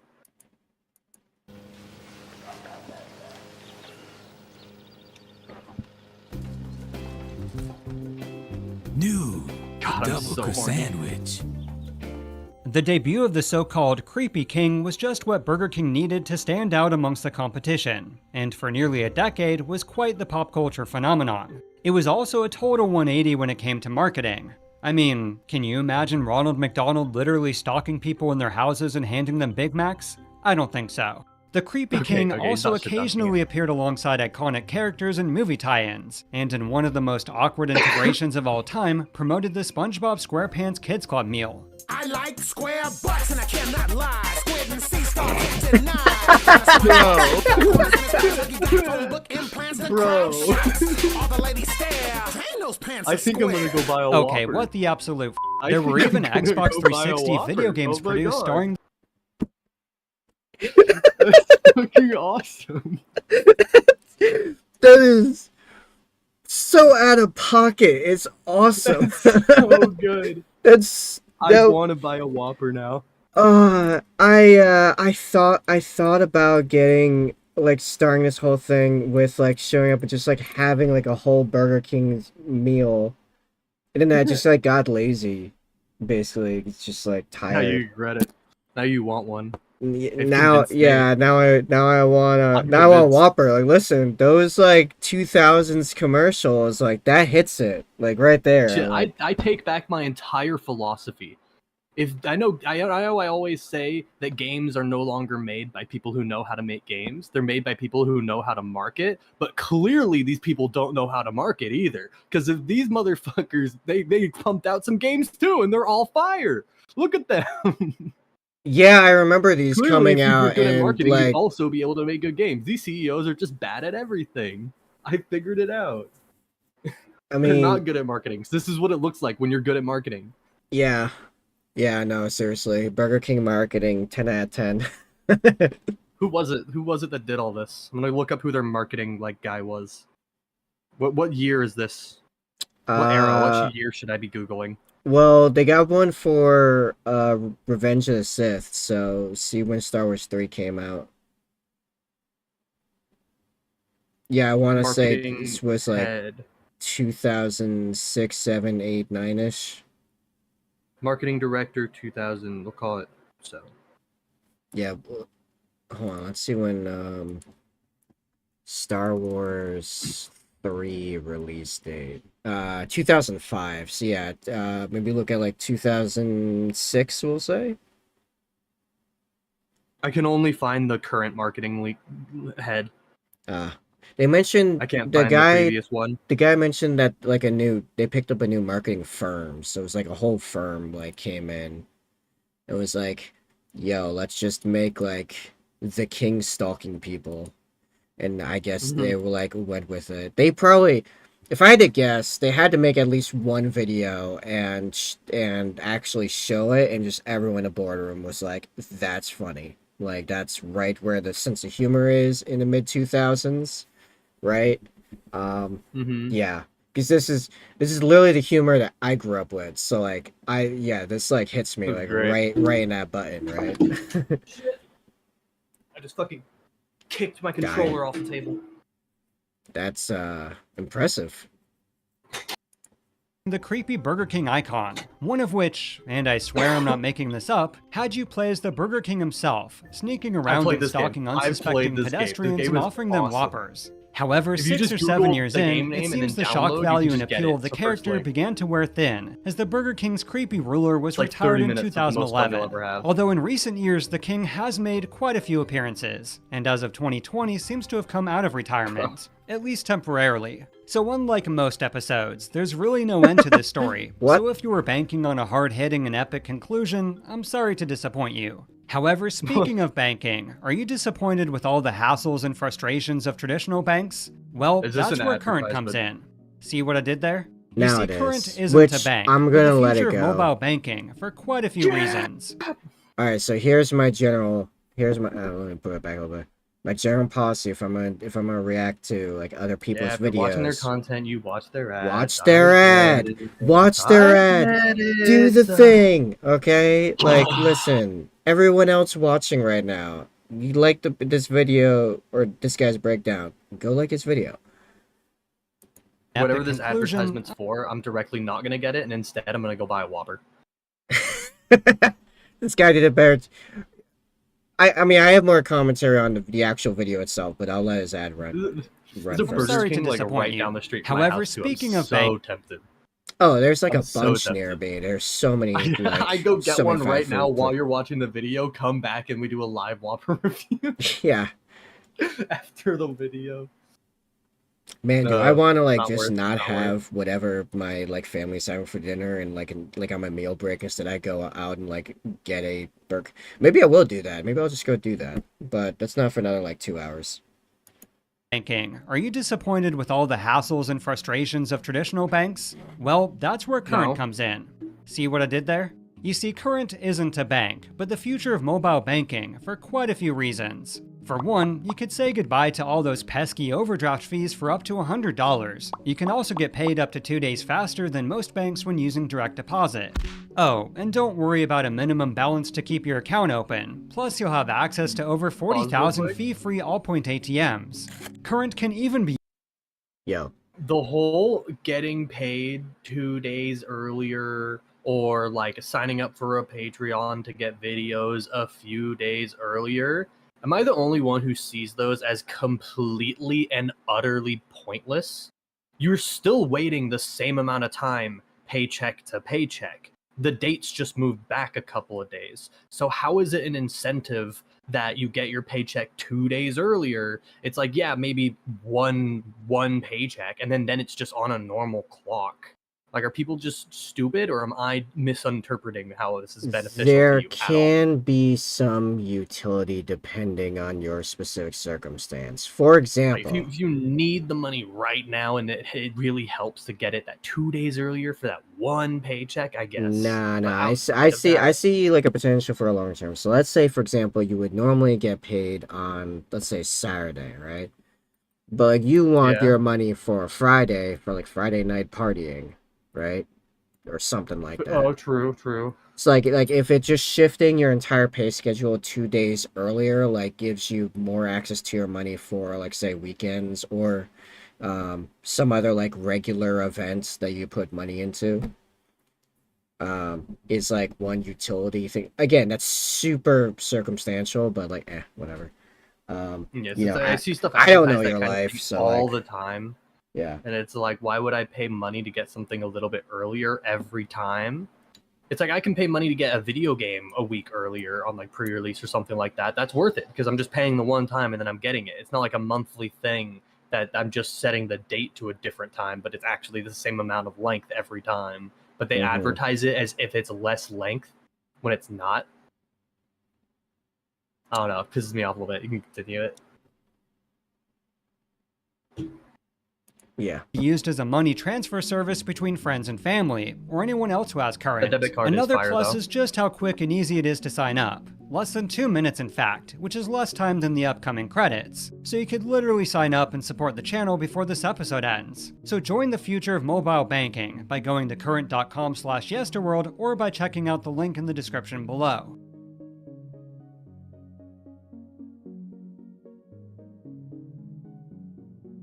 Okay, video's done. Here's my that's the end thoughts of on the the video? video. Yeah, it's not just credits. Oh, I thought that was like an ad midway through. Nah. Oh, I have YouTube Premium. We ain't watching ads. The only ads we're watching are content creator ads. Okay, so why is this video called The Downfall of the Burger King Kingdom? Is he only referring to the kingdom thing where it's I thought that was in reference to like the Burger King's like stranglehold on, but now it seems more like he's talking about all the other characters their that used marketing. to exist within their kingdom. Right, but we just mentioned And the now it's king's just the coming back, so like the main guy we care about. But where's the downfall part? When did that happen? Yeah, I don't know. I remember as a Did he kid. even mention that their sales are doing bad now or something? No, but that actually was one of the initiatives as to why I got into this, because there is discussion of there being like a fast food depression right now, where like while the sales are like doing decent, the like overall feeling of like the quality of fast food in general is kind of down right now. Like everyone just And the feels overall like price of fast food's gone up too significantly. yeah, like more Like, than it's inflation or anything. Like right, It like used to be cheaper to get fast food than it would be to go to a grocery store and get and just buy like anything from there to eat. You know, Right. it used And- to be cheaper and it was hot food. And Nowadays, that's- there are 3 fast food places you can go to and get food for $5 or less. That is McDonald's with the two McChickens or 2 McDoubles for $3.99. That is Taco Bell, because they always have like a $5 meal box, an $8 meal box, and a $10 meal box. And then shit, what's the third one? I know there's a third one, but I forget exactly which it is. I'm not sure. But it's mostly just but those two, if I'm being honest. But yeah, there's a general like sense of like quality's gone down while prices have gone up more than expected. Like more than you would expect for like say inflation or other like big economic drivers that you would expect to drive up like the absolute price, you know? Um so like yeah. Okay. So like thus far I haven't seen anything like actually that's I saw slimy some from Burger fire ass King. commercials. That's what I saw. Yeah, That's all I right. took from that video is that they Yeah. used to have some of the But most banger fucking commercials back right, in the Burger day. King's really got okay, so we got another one here. The Untold Truth of Burger King from Magnates Media. It's got 1.4 million views. So like maybe there's And why something does it look interesting like it's there. a video about a massaging thing? It's probably the advertisement. But all right, Oh. so let's see if this guy's got anything spicy about Burger King. If there is nothing spicy here, I'm gonna say, you know what, Burger King, just a burger place, just a cheap burger place. That's all it If there's is, with nothing really good spicy marketing. here, Yeah. if there's nothing spicy here, then I, Cyborg Stare, commit to purchasing one Whopper within the next 24 hours. Pixar didn't happen. I'll put it You'll in writing. yeah, Make me sign it. you get the paper with the Sharpie and write the date and time and you hold it next to the Burger King meal and you send it to the Discord. Yeah. If I could sign a Google Sheets for it.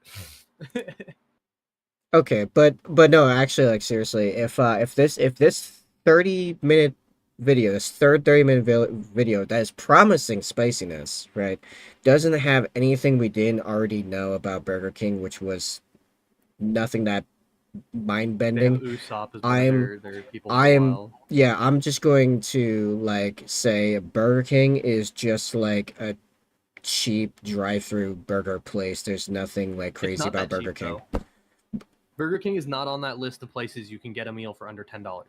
It's like It's still 15 to cheap 20. compared to normal burger places. Like No. burger, like not. I'm not talking fast food. I'm No. saying like burger places, like burger joints. I mean, I guess, but it's definitely on the high end when it comes to fast food burger prices. Yeah, for It's fast definitely not food, good. but the point of fast food is being cheaper than, well, before it was like cheaper than any food, but it's also cheaper than like full-on restaurants. Like if I were to go to, well actually, Well, the thing is, well I if guess go Five to, like, Guys is on if I like go the to upper end yeah, of. if I go to Habit Burger, which is probably not near you at all. Yeah, I was about East to say, Coast what is kind of thing. Habit Burger? Like Habit what? Burger, I can get a fucking char burger with cheese for $5, and it's 10 million times better than their burger. I can go to In-N-Out and I can get any plethora of burgers. I could probably get 2 burgers for under $8 there. I Okay. could go to fucking Fat Burger and get a burger from there. I can Okay, go to but if I fucking were to Big go Boy's Burger to and get a a burger from there for $5. sit Those are down, most of those places are sit downs. okay, all right, maybe it's just up here because it's like if I go Habit to Burgers are if I go to Five Guys, which is pretty good burgers, that's gonna be but like Five Guys is $13. notoriously expensive. Yeah, but if I go to like Applebee's, which shockingly like I think the burgers are actually pretty decent. Like I actually like their bourbon burger a fair bit. Or what's the other place I really liked recently? Was that Red Robin? Maybe. Yum. Those are still like $15 burgers. They're really good, but they're like $15 burgers. Yeah. And you get a side with that, but still, it's like you're by the It's the time same you shit from leave Burger from a King, whole bro. meal, by the time you leave from a whole meal, you've spent like $30, right? It's pretty much the same shit at Burger King, bro. I Like, if you want can't a full imagine. meal, it's gonna be $20. Listen, I'm gonna. Maybe even more. You know what? I'm gonna do it. When I go on meal break, I'm going to Burger King. I'll come I've gone back to and Burger have that King, stuff. Gotten 2 Whoppers, a large fry, and a soda, and paid $28. Okay. All right. I'm gonna see what the prices are like around That's- here. like, Hold that's on. Where's fucked up. the closest Burger King to here? Is that on Route 2? Burger King. You should Google this on stream and dox yourself.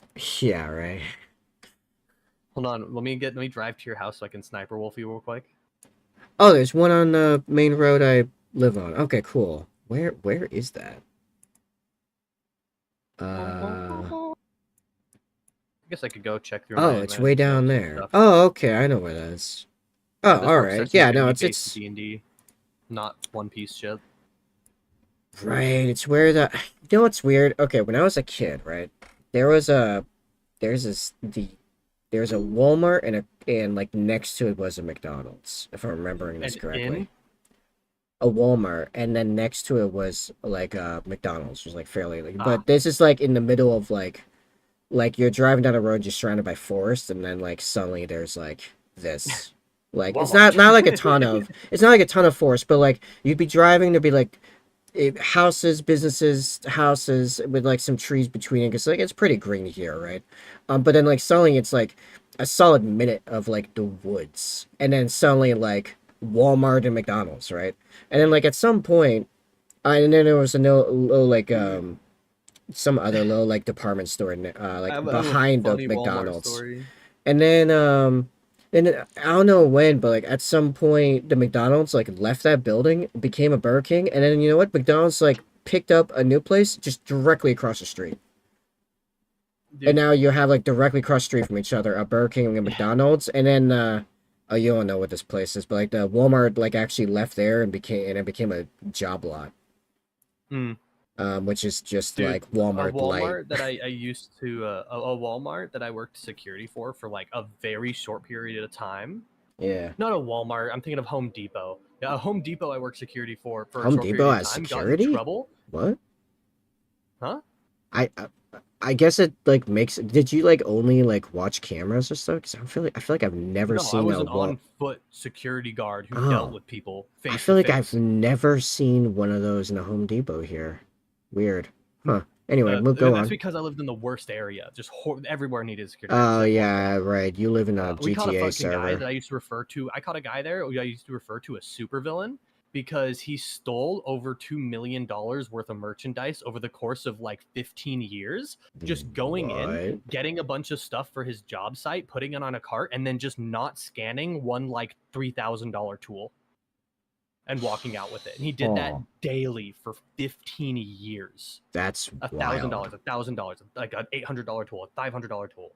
You know, we caught his ass, and I used to refer to him as supervillain. Huh. But the story I was going to tell you about is that Home Depot got in trouble because they got caught. They were fucking cutting down trees in just like the public forest out back and then selling them as lumber. Huh. Okay. Like, so one of the managers or whatever was like going out there on his own time and then like selling it and pocketing the money. And they're like putting it on the lumber shelves and shit. It was fucking crazy. It was well after I stopped working there. I heard about it. The whole place got fucking like shut down, and now there's a Big Five there. That's Big wild. Five Sporting Goods. But yeah. All right. They probably So weren't very happy about them losing over $1 million worth of merchandise to begin with, and then that was probably the last straw. So like yeah, I'm gonna do when it's time for me to go on like dinner break. I'm a properly test out like, hey, how much is this? Because it's like normally like if I'm out and about and I'm gonna do like fast food for some reason, my go-to is Wendy's. I've not been to Burger King in like 12 years. But I haven't been to Burger King in years as well. But yeah, let's find out, has their quality like dropped dramatically? Have their prices increased dramatically? You know, let's like actually see it for ourselves. Are you going right now to go do that? No, when it's time for my dinner break around 6ish. Oh, okay. I was gonna say if you're going right now to go do that, I might say fuck it and just also go get a burger and we'll come back. And we'll do a tandem review. No, in like an hour and a half. Actually, you know what? By the time we finish this video, because I imagine I'm probably gonna keep pausing and talking about stuff by and that stuff. Time, So I'm like, gonna have to peel apart to go do get ready for my work game. Crazy. The game itself is at like the call time for it is about 3:45. Currently about 1:30 right now, so I still got a while, a couple hours. Fair enough. I probably want to peel off 30 minutes before that to get all my notes straight. Yeah. Okay, so this is Magnates Media, which, man, never heard of them, but they're at like 1.23 million subs, so like that's a thing. It's not that much anymore. It's million is still like a It's still fucked up. It's still like a pretty big checkpoint though, let's be real. For a channel subscriber count, yeah. And then like actually having 1.4 million views on an 8-month-old video. I'm getting a knock on my door. I'm gonna be right back. I'll mute up myself so there's no background noise. I think what you heard before, it was like me opening and closing doors and then like opening my fan area and coughing outside while I was smoking. That's probably all the weird noise you heard. I'll mute myself up though. I'll be right back. Okay. All right. So yeah, let's. Is anything actually spicy going on with Burger King, or is this just like a nothing burger? Haha! We did it, guys. We did it. Mission accomplished.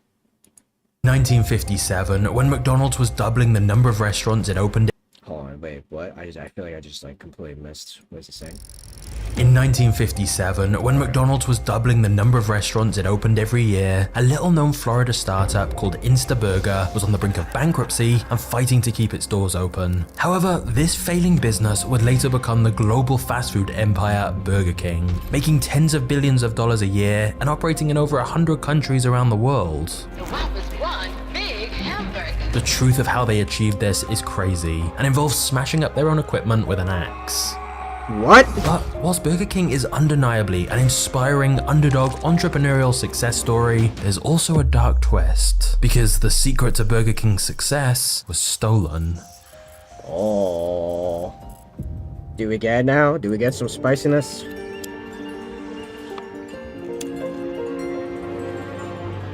The year was 1952, and the wildly popular car hop craze sweeping across America was reaching its pinnacle. All over the country, people were skipping their traditional home-cooked meal to dine out on cheap hamburgers, greasy fries, and thick shakes delivered to their cars by costumed waitresses in paper hats. Pioneering the fast food movement was McDonald's, a fast food business started by two brothers who'd managed to build a hugely popular restaurant thanks to their unique assembly line style kitchen, which they called their speedy service system. This allowed them to produce large quantities of food very quickly, and as crowds of people lined up to buy their hamburgers, it was clearly a success. However, one day a man named Keith Kramer and his stepfather Matthew Burns paid a visit to McDonald's. They'd been hearing about its popularity and that this hamburger stand was making a profit of $100,000 a year, well over $1 million in today's market, and so they wanted to check it out for themselves. When Keith and Matthew got to McDonald's, it lived up to the hype. They were so impressed with McDonald's streamlined operation that they began researching how they could achieve something similar themselves, as clearly there was a business opportunity to bring this kind of fast food model to other parts of the country, because at this point, the McDonald's brothers just had one single store. However, Keith and Matthew needed a way to figure out how to mass produce food so quickly, and during their research, they stumbled across two pieces of culinary equipment called Miracle Insta machines. The first of these was the Insta Shake machine, which churned out 4 flavors of milkshakes at a rate of roughly 6 per minute, and the second machine was the Insta Broiler oven, which consisted of an automated conveyor system that employed electric heating elements to cook a continuous stream of beef patties while simultaneously toasting an equal number of hamburger buns. After passing through the oven, the toasted buns dropped into a basket while the burgers slid down a chute into a heated vat filled with ketchup, mustard, relish, and special seasonings. The journey from raw beef to sauce-drenched hamburger took just over 90 seconds, meaning the Insta Broiler oven could crank out about 400 burgers an hour. For Keith and Matthew, who were concerned more about volume and efficiency than producing a quality product, this was the perfect answer to McDonald's speedy service system. They made a deal with the inventor of these Insta machines, where Keith and Matthew would have the rights to use them in a new restaurant they were creating in Florida, which they named Instaburger. This was the predecessor to what later became Burger King, but initially they used the name Instaburger instead, as the Insta was a direct reference to the Insta machines that produced the burgers so quickly. So although Burger King today might not like to admit this, there's no doubt that Burger King was heavily inspired by McDonald's. The whole business was started because Keith and Matthew wanted to try and replicate McDonald's fast food burger business. Unfortunately for Keith and Matthew, the Insta Broiler oven they'd bought to mass produce burgers quickly was nowhere near as good as the intricate system McDonald's had created.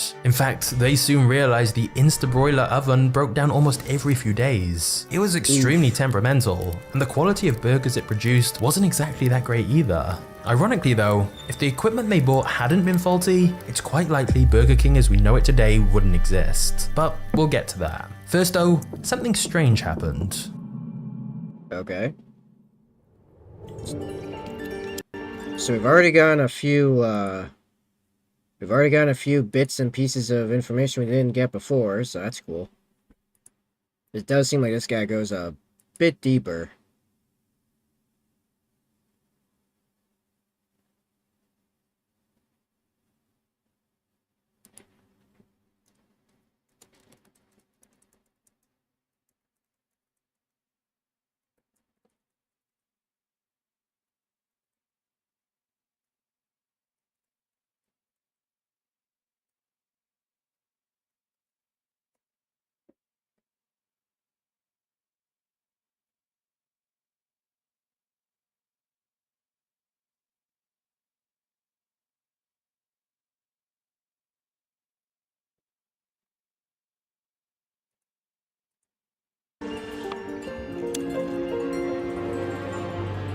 While construction of the first Instaburger restaurant was underway in Jacksonville in 1953, Keith and Matthew inadvertently found their first franchisee. David Edgerton was actually in the process of becoming a Dairy Queen franchisee when he stumbled across the half-built Instaburger restaurant that was still in progress. David mistakenly thought the unfinished building was going to become a Dairy Queen, and so he stopped in to chat with Keith and Matthew, thinking that just like him, they were about to become owners of their own Dairy Queen. Of course, Keith and Matthew explained that actually they were building a totally new restaurant chain called Instaburger. But sensing an opportunity here, the Instaburger founders began selling David on their burger concepts. They showed him a demonstration of their miracle Insta machines they'd bought that could produce burgers so quickly, and thankfully, this was a day where the machine worked perfectly. When David saw this, he was amazed. He left Jacksonville believing he had glimpsed the future of dining out, and he wanted to be a part of it. Shortly after, David backed out of his deal with Dairy Queen and contracted with Keith and Matthew to open an Instaburger store of his own, which would be based in Miami. So before the first ever Instaburger restaurant had even opened, they had a franchisee ready to open a second store. But before agreeing the deal, David made a key suggestion: change the company's name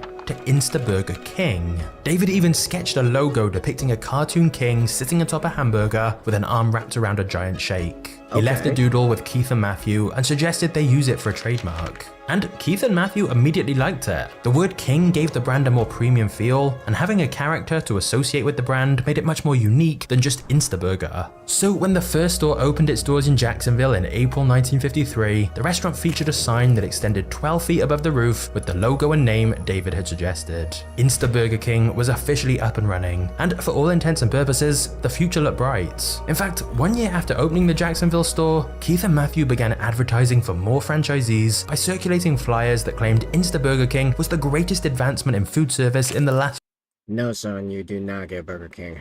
Sorry, Zephiana. We might finally get some spice on Burger King. I'm on my 3rd video and there hasn't been a whole lot except really good marketing. 50 years. The pitch even suggested that a $20,000 investment in a franchise like theirs could pay for itself in just 1 year. And if you'd seen one of these flyers at the time, you might have believed this really was a great investment opportunity to open one of your own Instaburger King restaurants. Unfortunately, if you had believed that, you'd have been wrong, and you'd have probably lost a lot of money.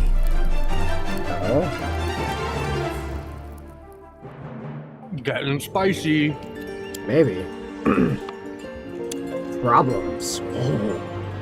Instaburger King's service system was undeniably confusing for customers. You would order from your car at one window, but then had to pay up front before getting the food, which was very uncommon at the time. You were then given a numbered ticket for each item purchased, and then you would take that to a second separate window and collect your items. But you often had to then repeat your whole order again. The system was quite frustrating for customers who were accustomed to having the food delivered to their cars and pay for it after it was delivered. However, the two Instaburger founders and their first franchisee David all believed that customers just needed time to adapt to the new system, although definitely the system itself wasn't very efficiently designed to begin with. But still, the much bigger problem was that their Instabroiler machine to quickly make the burgers was agonizingly unreliable, often breaking down in the middle of the day. And of course, the whole selling point of the Instaburger King stores was fast and cheap food. But if they're— Wait. Also, so just like McDonald's ice cream machine, right? True. Which I do know there's a whole conspiracy about that thing. We can get to that later.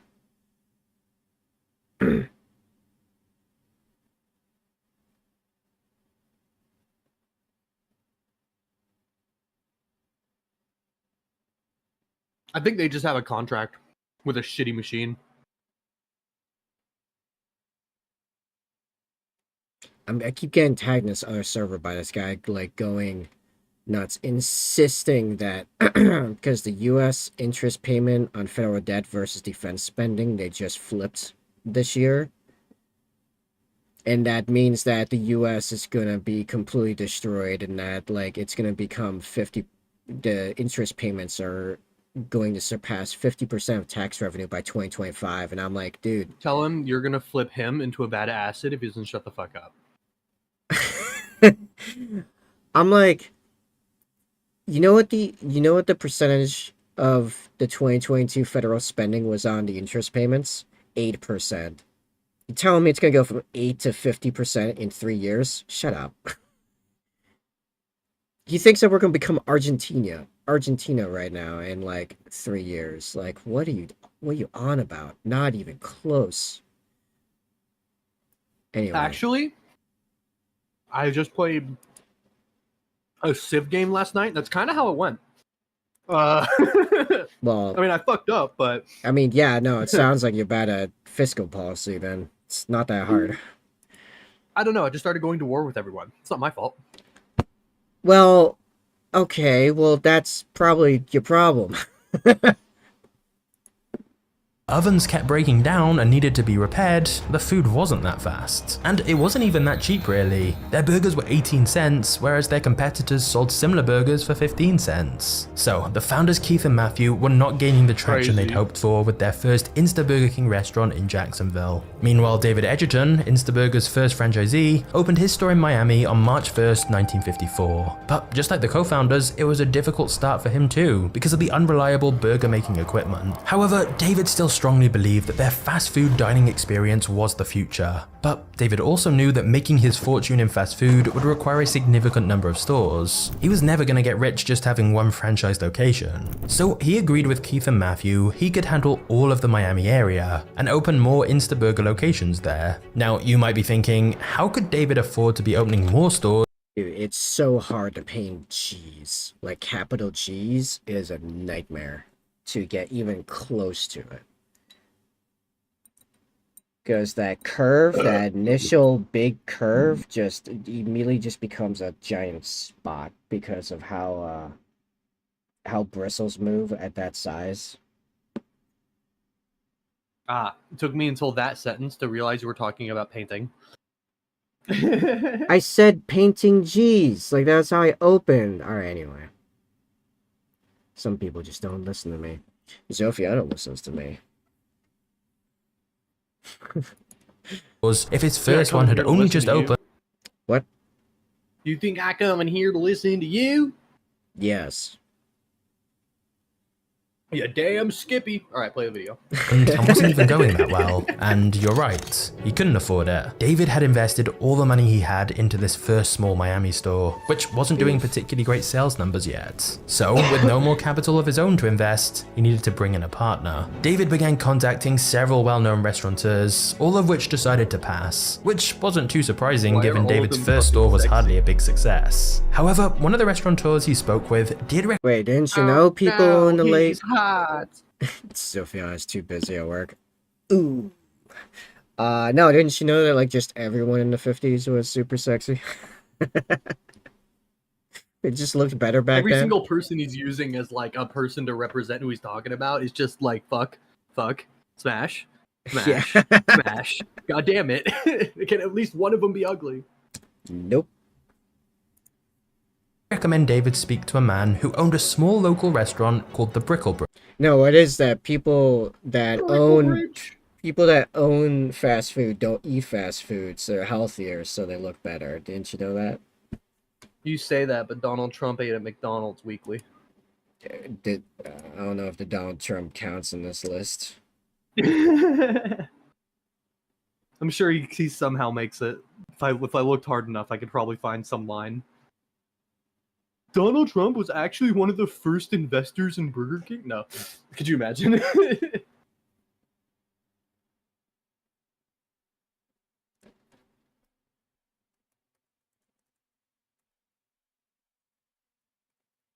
I'm just going to tell this other guy, by the way, laughs in GDP growth. Yeah, listen, you realize how much, like, how big the U.S. economy is and is growing consistently? We're fine. Our answer to all our problems is actually this has been my personal philosophy for the last 6 to 8 months, and it's worked out great. Always make more money. AMMM. Always make more money. Can I afford this? I don't know. I'll go make more money. This, do I want this? Let's make more money. Like that's it. That easy. Oh my god. I'm just reading through. I wrote like flash notes when we were playing our last session. I'm just going to read them through in chronological order. Oh, Drende intro with music. Liza wants to go to trade school at Rannoch. Gungren has befriended 26 homeless people of Tromouth, now members of the Cool Guy Alliance. It will cost 5 silver per day per person in rations to travel. Fitzgerald is an orc construct that is hiding. They are a construct. Robert Finson, house key first list sacrifice. Bo was run over by a 2-horse cart, so the party has set up a GoFundMe to get him fixed. Finson family treasure. What? Yeah, right. What? Drende is a character. They were doing a circus thing and they were performing, so I wrote down that they're It sounded like you said performance with their Dende. music.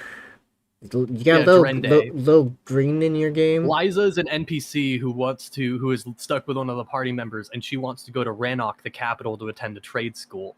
Gungren is a player who befriended 26 homeless people of Tromouth. They are now the Cool Guy Alliance. I think that kind of speaks for itself. And then I was just writing down some stats for traveling. Fitzgerald is an NPC who is an orc construct that is hiding that they are a construct. I don't even remember what I wrote that down for. I have no fucking clue. I couldn't tell you anything about that. I'm hoping when we get into the game, I'll just be reminded. Robert Finson, house key. So Robert Finson is a random dude. He was the one driving the 2-horse cart that ran over Bo, which is one of the players. Is the ranger's animal companion, bear, like a baby bear, like a cub. It's like a smaller bear because it can't have full bear stats for balance. Robert Finson was the guy driving it. List is a player who's a warlock who had to sacrifice him, and then he took his house key. And when they went into Robert Finson's house, they found a map to the Finson family treasure. My notes. Okay. That's just like 1/4 of a page. I have like 20 pages. Listen, here's my response to that. I'm going to Bricklebridge, okay? Bricklebridge? Bridge. You gotta go get And yourself a it's here that we meet burger? the fourth. Yeah. Best I'm gonna get burger in myself town. Hey, you want to go get a brickle down the road? Yeah. Beast Burger? Let's go get brickled. You guys ready to go get bricked? Oh, dude, you're like sitting in Brickleburger, fucking Brickle, whatever the hell, like leaned back, stomach extended out, like, oh, I'm so bricked. Jeez. They bricked me so good. Like, He'd recommend David speak to a man who owned a small local restaurant called the Bricklebridge. And it's here that we meet the fourth and final protagonist in our story, and arguably the most important person in Burger King's history, James McLemore. Oh, okay. We were both wrong. But also somehow the same amount of right.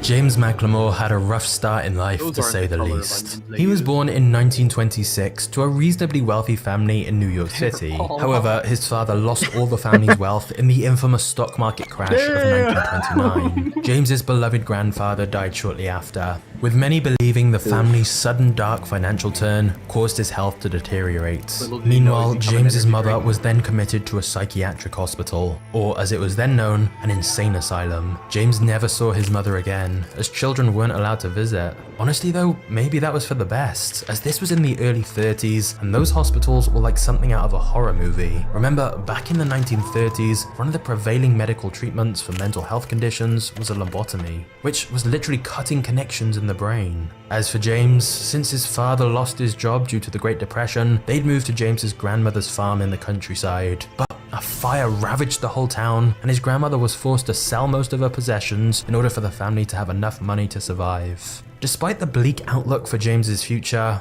through hard work, he would eventually manage to enroll in Cornell University. He arrived there with just $11 in his pocket, but graduated in 1947 after learning useful business and management skills. And after a series of jobs in the restaurant industry, James saved up enough money to start his own restaurant, called the Bricklebridge, which he set up in Miami, Florida. Whilst this restaurant was nothing particularly special, it had started to make a modest profit. However, it was at this point that James got introduced to a man named David. I think it's actually closer to like $100 in today's money. Who? Oh, the $11 in his pocket thing. 1,000. No, like 100. 1,000,000. Okay.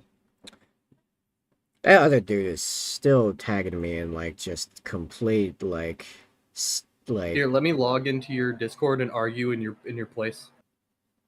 I'll pretend I'm you.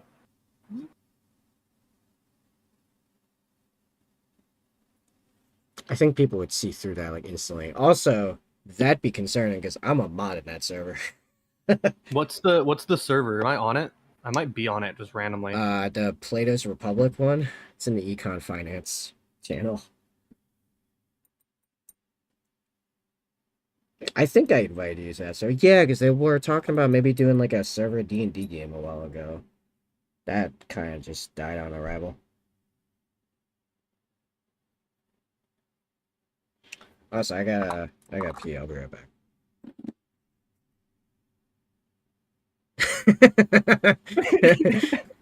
Jeez. I've made my stay on the server, and now to mute even at mentions. Amazing. I won't know even if you are speaking to me. Nothing. Suppress at everyone at here. Suppress at me mentions. The hell is, fuck is that noise?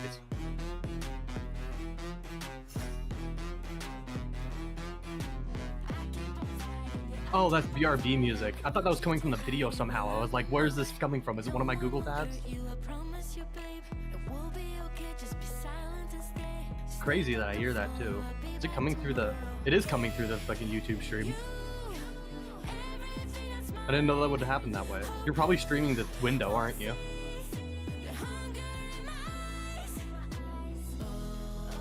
You're already gone. What an elder, bro. I can't believe this. Can we get an F in chat? You can't even see chat on screen, never mind.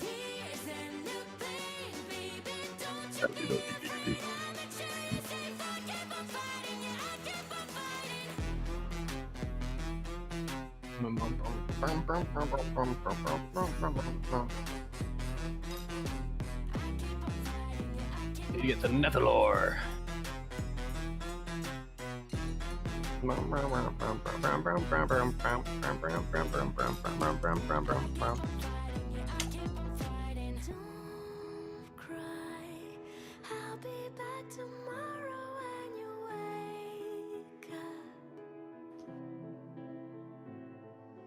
Don't cry, I'll be out tonight to keep the monsters away. It links me to the Urban Dictionary.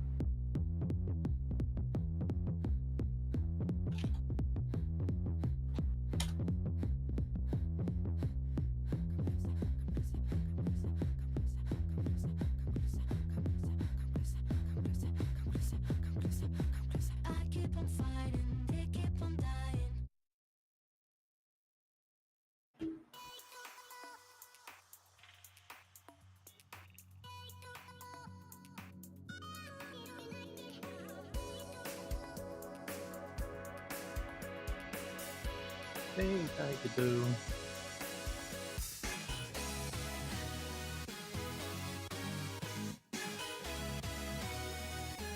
I haven't done one of these in a while. Let's do one of these.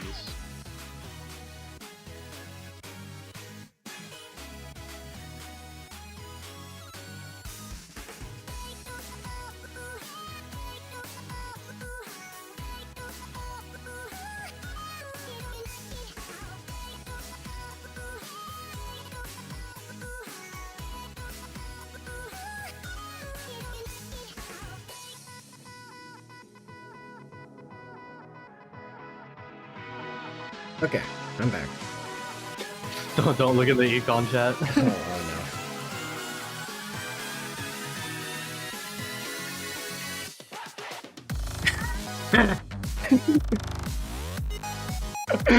I added him. Who said you could talk to me? Block. Yeah. I did genuinely block him too.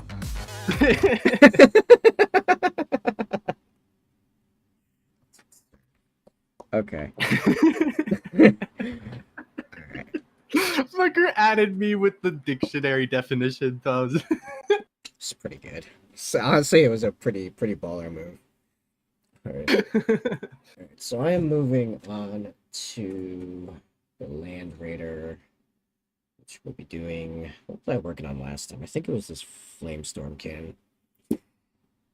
Actual. I'm working on making a map of a town real quick.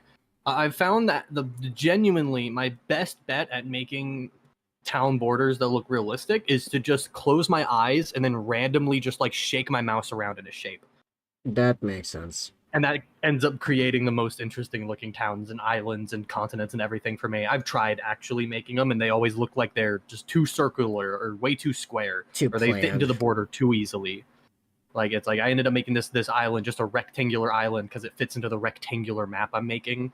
And it's like things are not proper. Right. That makes sense. This is way better. Yeah. Although I'm thinking of this town being kind of like a peanut shape.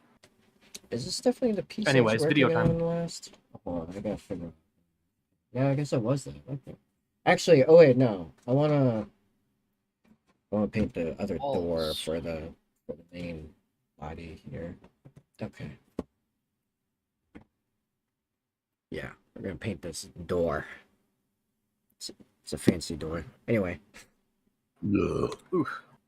David Edgerton, the first franchisee of Insta Burger King, and David had come to pitch James on the idea of going into business with him to open more of these Insta Burger King stores. Now, David had only been running his first Insta Burger King store for 3 months at this point, but he explained that he had the rights to open more of these stores all across Miami, and he just needed a business partner to help him. And James was immediately drawn in by the idea of teaming up to open multiple fast food restaurants together. Not only did David and James both get on really well, and were both Cornell graduates, both men also agreed that running a single restaurant wasn't the future they wanted, but instead the more lucrative path was owning a chain of fast food restaurants, and partnering up would be the quickest way to achieve that. Plus, as part of his pitch to James, David estimated his first Insta Burger King restaurant was generating a profit of 28% of sales, a substantial number for such a small operation, so James almost agreed to come on board right there on the spot. He just asked to take a look at the books to see the profits for himself. Unfortunately, James then discovered that David's strength was neither in accounting nor organization. When James asked to see his financial statements, David gave James a peach basket stuffed with contracts, receipts, and outstanding bills. Not only did this look incredibly unprofessional and unorganized, after James went through all the peach-scented financial records himself, he discovered that David's belief the store was making a 28% profit was completely wrong. Insta Burger King was actually operating at a 56% loss. At this point, you'd think James would abandon the idea completely, go back to his modestly profitable Brickell Bridge restaurant, and forget all about Insta Burger King, but he didn't. James was much more excited by David's pitch of them teaming up to open a chain of Insta Burger King stores, and so against all odds, James and David still struck up a partnership. In his memoir, James explains that he based this financially questionable decision on the fact that although Insta Burger King technically was making a loss, this was mostly due to the large initial startup costs, and that if the store was run well, the model did make financial sense. Plus, more importantly, James liked David. The two were on the same page with everything and shared a similar vision. And what David lacked in accounting skills, he more than made up for with integrity and hard work. Two skills James valued extremely highly. So the two became business partners. James sold his Brickell Bridge restaurant and invested every penny he had in Insta Burger King of Miami. His $20,000 contribution matched David's total investment to that point and made the men 50-50 partners in the business. Although, remember, the business was currently making a loss. But it was actually this partnership, James and David, that would shape the future success of Burger King, not the original founders back in Jacksonville. However, before they found that success, they first had a lot more failures to go through. You see, you may be tempted to think that these two newly minted partners would use James's infusion of capital to pay down the debt on their existing Miami outlet and address the myriad of issues plaguing their operation, like the poor quality burgers, or the Insta broiler ovens that kept breaking, or even the ordering system that customers were unhappy with. But none of that is what they used the money for. Instead, David and James got a bit overexcited about the concept of running multiple stores, and thus they leveraged their capital to open two new locations, serving the same mediocre product, intermittently prepared on the same faulty Insta equipment. James later admitted that opening more locations before ironing out their laundry list of operational issues was a critical mistake that pushed the company to the brink of insolvency. The fact that he and David understood this makes their next move all the more confusing. Before we get to the next part of the story, let's be honest here. As much as this video might be making you crave some well, it wasn't even marketing moves, it was operational cringe. Yeah, it's just like like they just did some like cringe operational moves early on. And that seems to be what this is focusing on the most. It's not talking about like I mean we're still early on, so like there's still a lot of video. He could go into other shit, but I get mean, it. he mentioned something about every something company being has some stolen. cringe shit that happened early on. If you look hard enough, I feel like. Oh yes. Listen, unless it's like the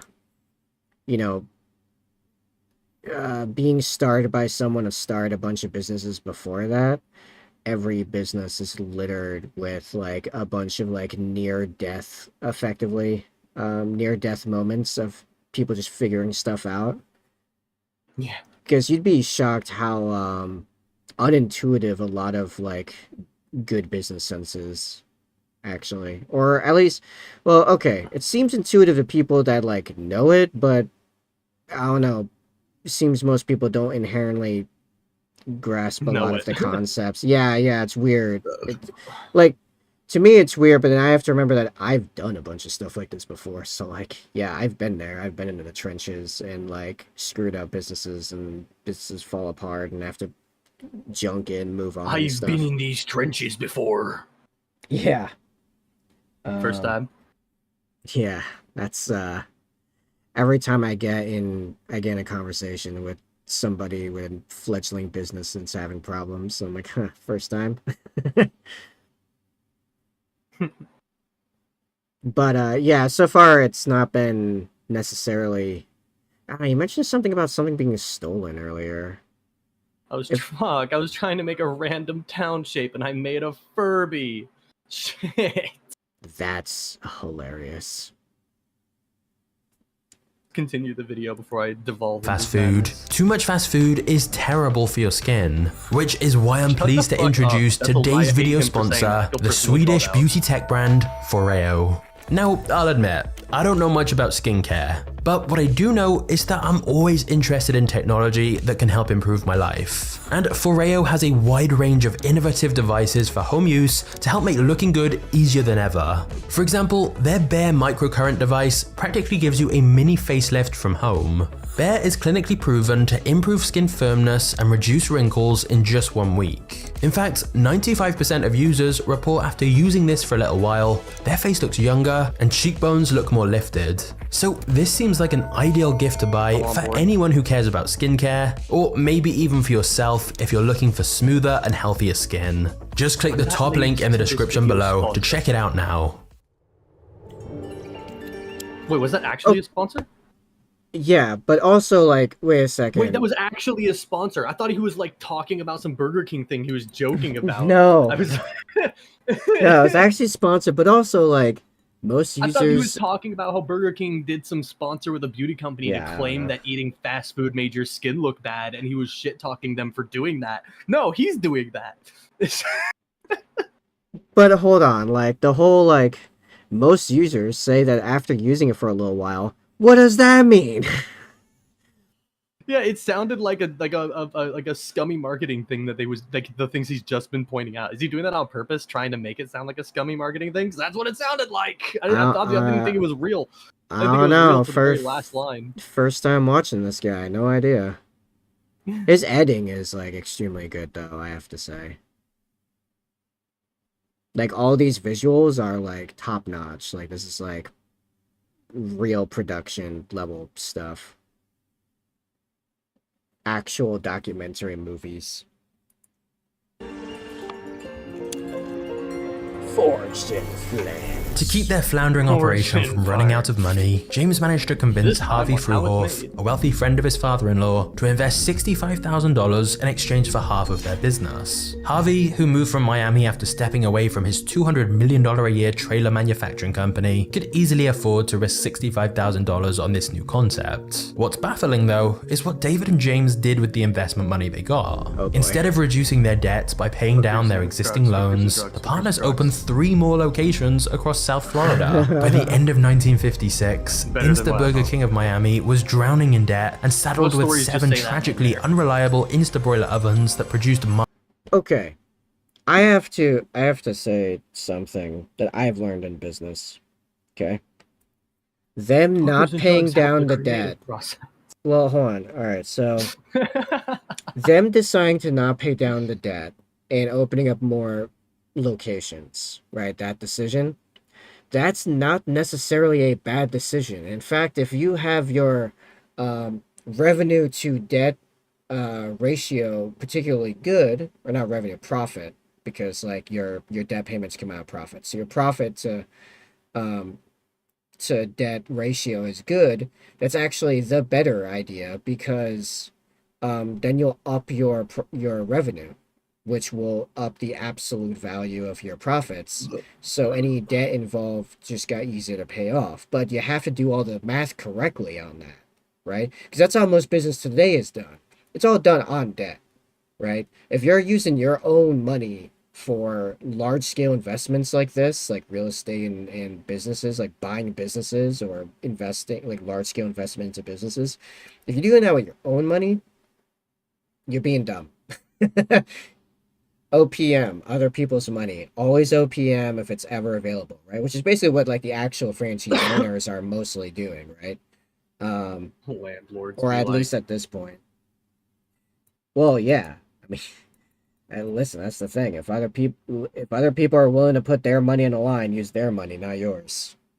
But here's the thing: if you're doing it Motherfucker over here correctly, has a landlord mindset. if you're mathing out your stuff correctly, both you and your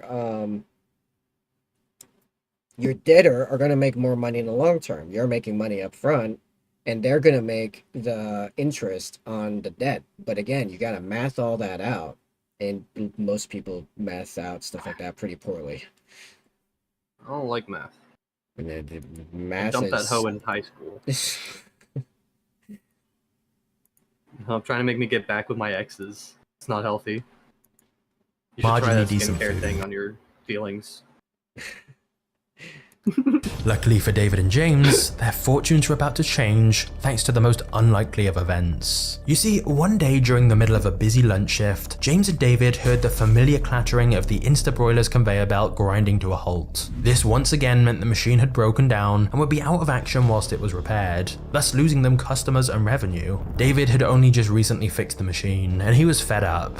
He grew so angry with it, he grabbed a hatchet from his toolbox and literally smashed the machine. James was somewhat amused given he hated the machine too for all the problems it caused them, but he was also concerned that their operation would be down until a replacement oven could be built and shipped from California. David, however, had no intention of paying for another malfunctioning miracle machine, and instead vowed to build a better one. With help from a local mechanic, the engineering-minded David kept his promise and began trying to customize one of their Instabroiler machines to create something better that was more reliable.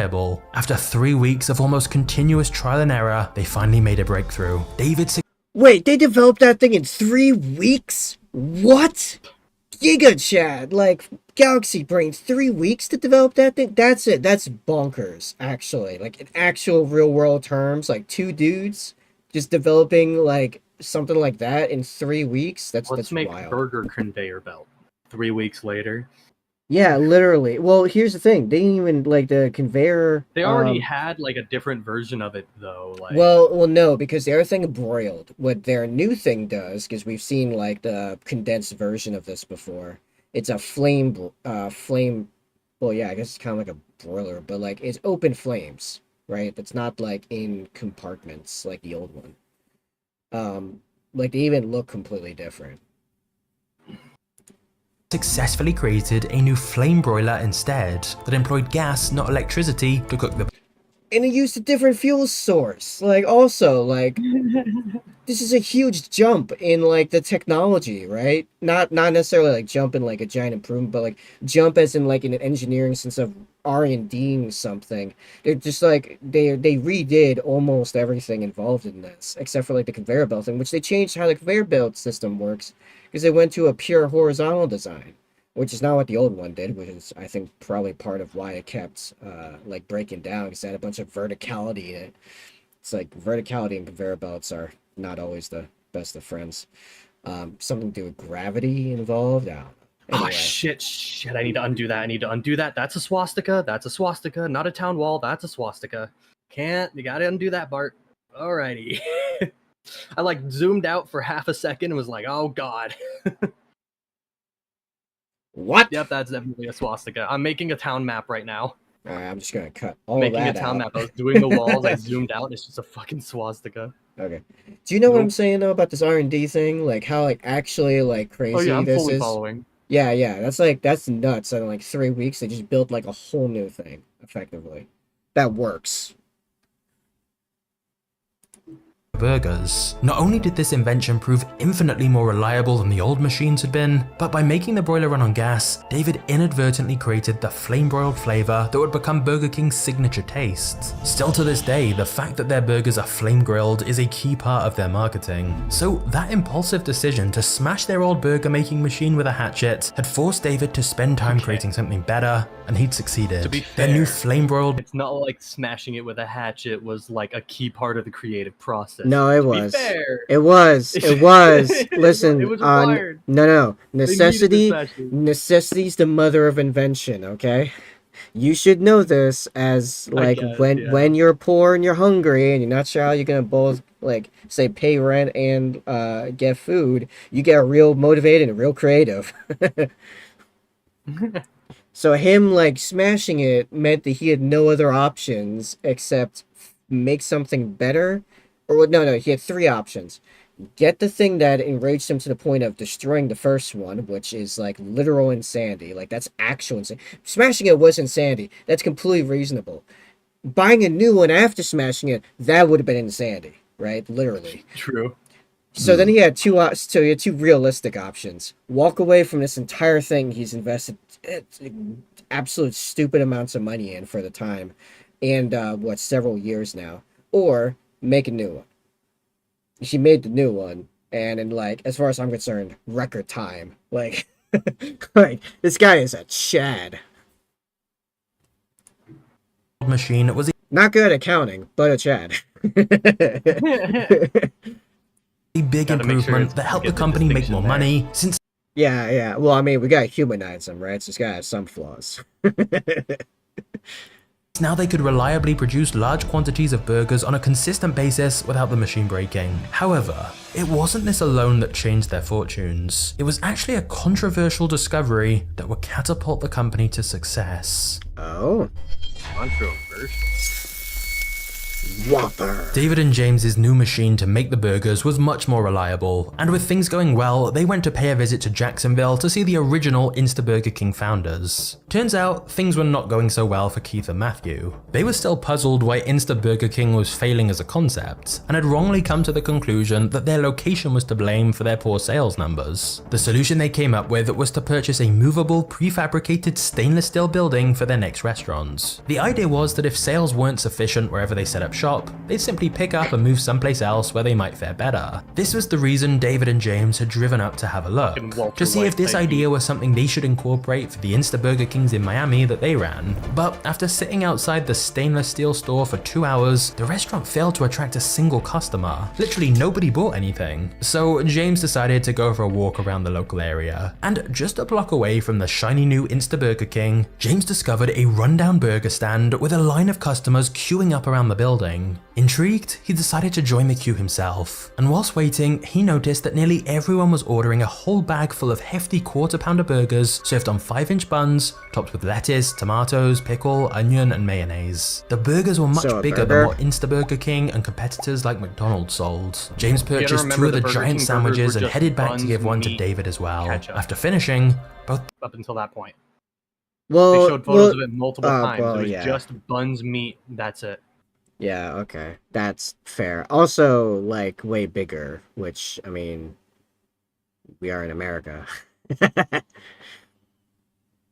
True. Yeah. We are in America. This is America.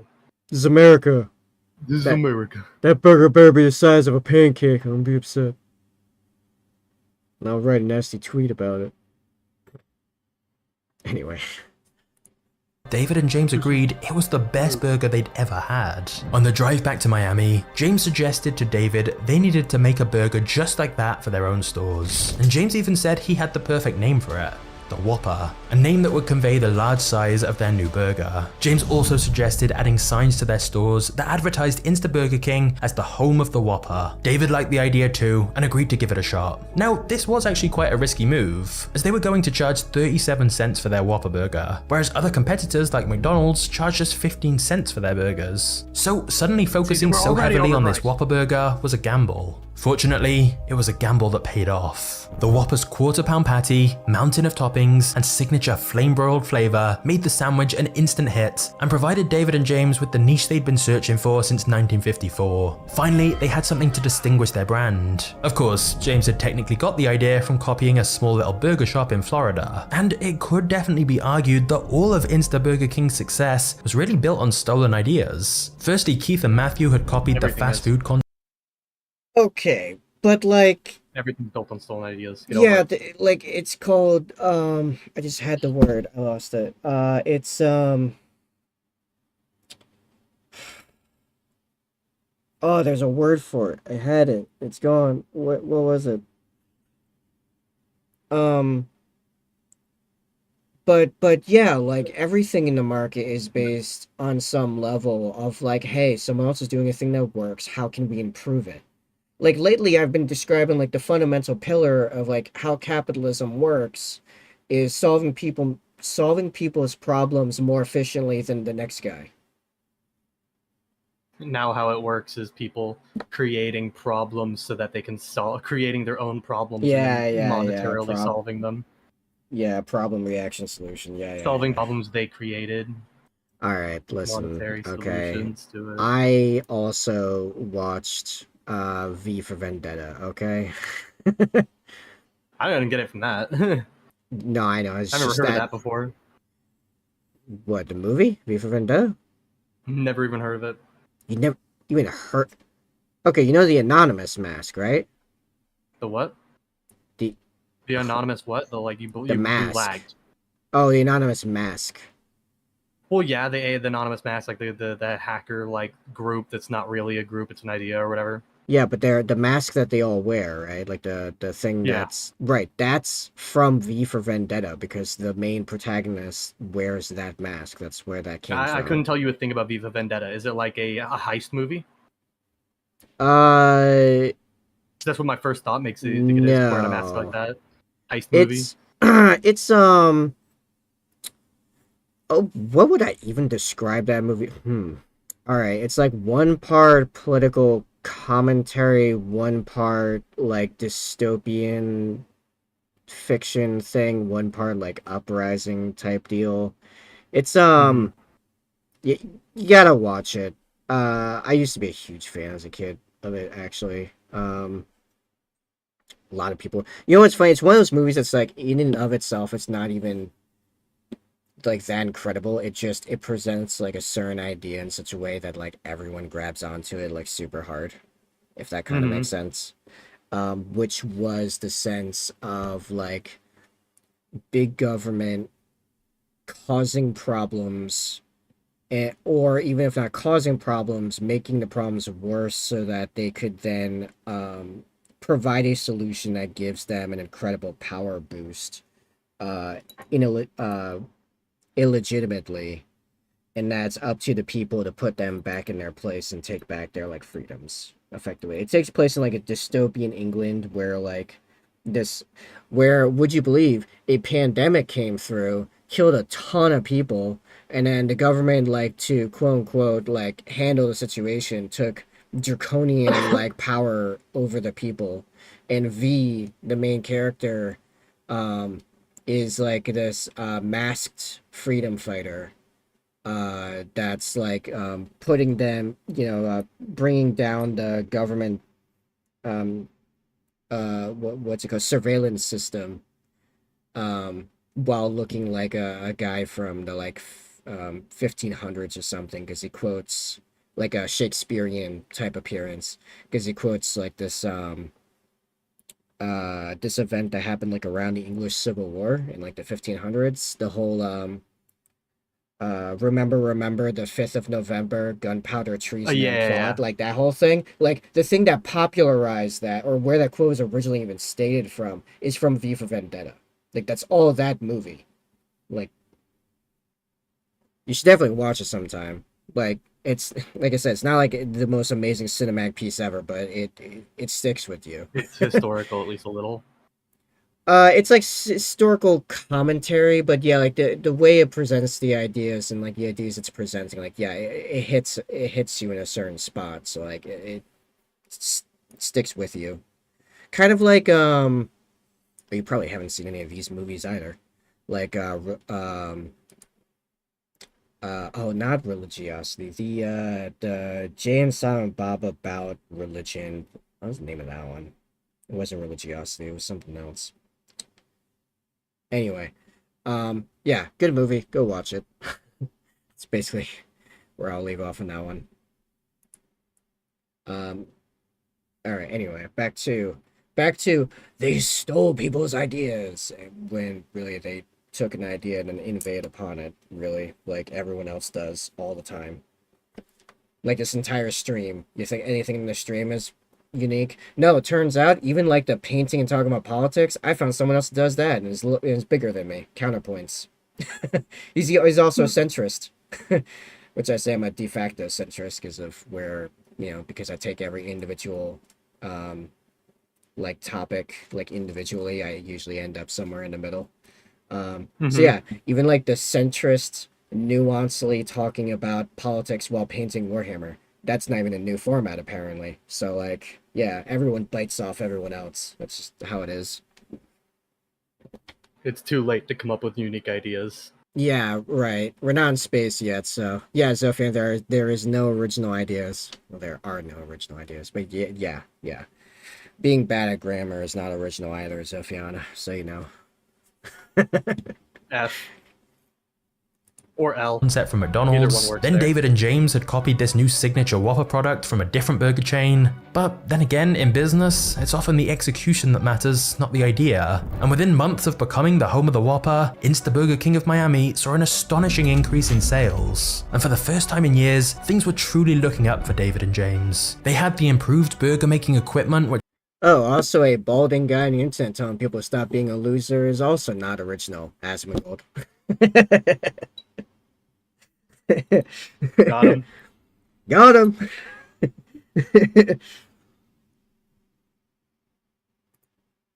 which was more reliable, a popular product, a niche in the market, and regular returning customers. However, whilst Burger King of Miami was finally turning a profit, Keith and Matthew's original Burger King of Florida continued to struggle. Years of combating faulty equipment and a lack of direction from them as company founders put them in a difficult financial situation. Eventually, Keith and Matthew followed in their franchisee's footsteps and started flame grilling the burgers instead of using the Insta machines, but it was all a little too late. Keith and Matthew didn't have the same success with their stores and ended up defaulting on their Okay, I also want to point out for them, like, taking the idea of the Whopper from the other company, the other small little shop.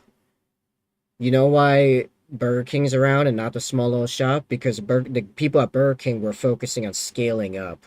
Okay, you need to like, if you want something to stick around and like do well, you gotta look at how to scale up whatever it is you're doing. If it can't scale, it's not gonna last. Yeah, having more resources to do stuff with, right? So like, no one would even know what the Whopper is or that format was unless the Burger King guys got it and did it, because they had the vision and the resources to do it at scale. Scale is like so important in business. If you want to, do anything more than just barely keep a mom and pop shop afloat, right? Which, like, if that's all you want to do, by all means, go for it. But, like, if we're talking about, like, the marketplace of ideas in, like, a capitalistic market and, like, the winners and losers, like, yeah, guess what? If they didn't, quote, steal the idea, no one would even know about the idea at all. God, they robbed them from millions. Not really. The other shop would have never made millions, because if they were, they would have done it. Because it was, 50s? It was 70 years ago, or 60 years ago, right? Late 50s. They didn't mention the fact that shop had already been in business for 20 years. A little burger stand. And still at only one location? Yeah, right. Exactly. Like, listen, if you're a food place and you still got only one place after 20 years, like, you're trying to be a mom and pop shop and you just gotta accept it, right? Loans. So whilst Instaburger King in Miami was flourishing, the original Instaburger in Florida was going out of business. L. Ratio. Get fucked. Good job, guys. Thanks to the new changes made by David and James, by 1959, their Miami-based Instaburger King stores saw a massive uptick in sales, and people around the country took notice. Tourists and businessmen visiting South Florida recognized the company's potential and often inquired about opening franchises in other parts of the country. At the time, however, David and James weren't authorized to sell outlets outside of their South Florida territory, which is the region they'd agreed on with Keith and Matthew. However, 1959 was also the year that Keith and Matthew defaulted on their loans. This meant the person who'd given them the loans, a guy called Ben Stein, took control of Instaburger King. Now, Ben knew very little about the fast food industry and didn't particularly want to run the business. So James realized this was an opportunity. He asked Ben if him and David could become the owners of both the national and international franchise rights of the company. And in exchange, Ben would get 15% of all the money they made without having to do any work. So basically, yo, for real, that's literally what I'm doing in real life right now. You remember, like, basically all the people that were doing the stuff that I'm doing now before me, they're all retiring one after another, and I'm just gobbling up all their positions and work they were doing before for the pay increase, right? Like, you know what, you guys don't want to do it? Great, I'll take over, give it to me. I'll do your job.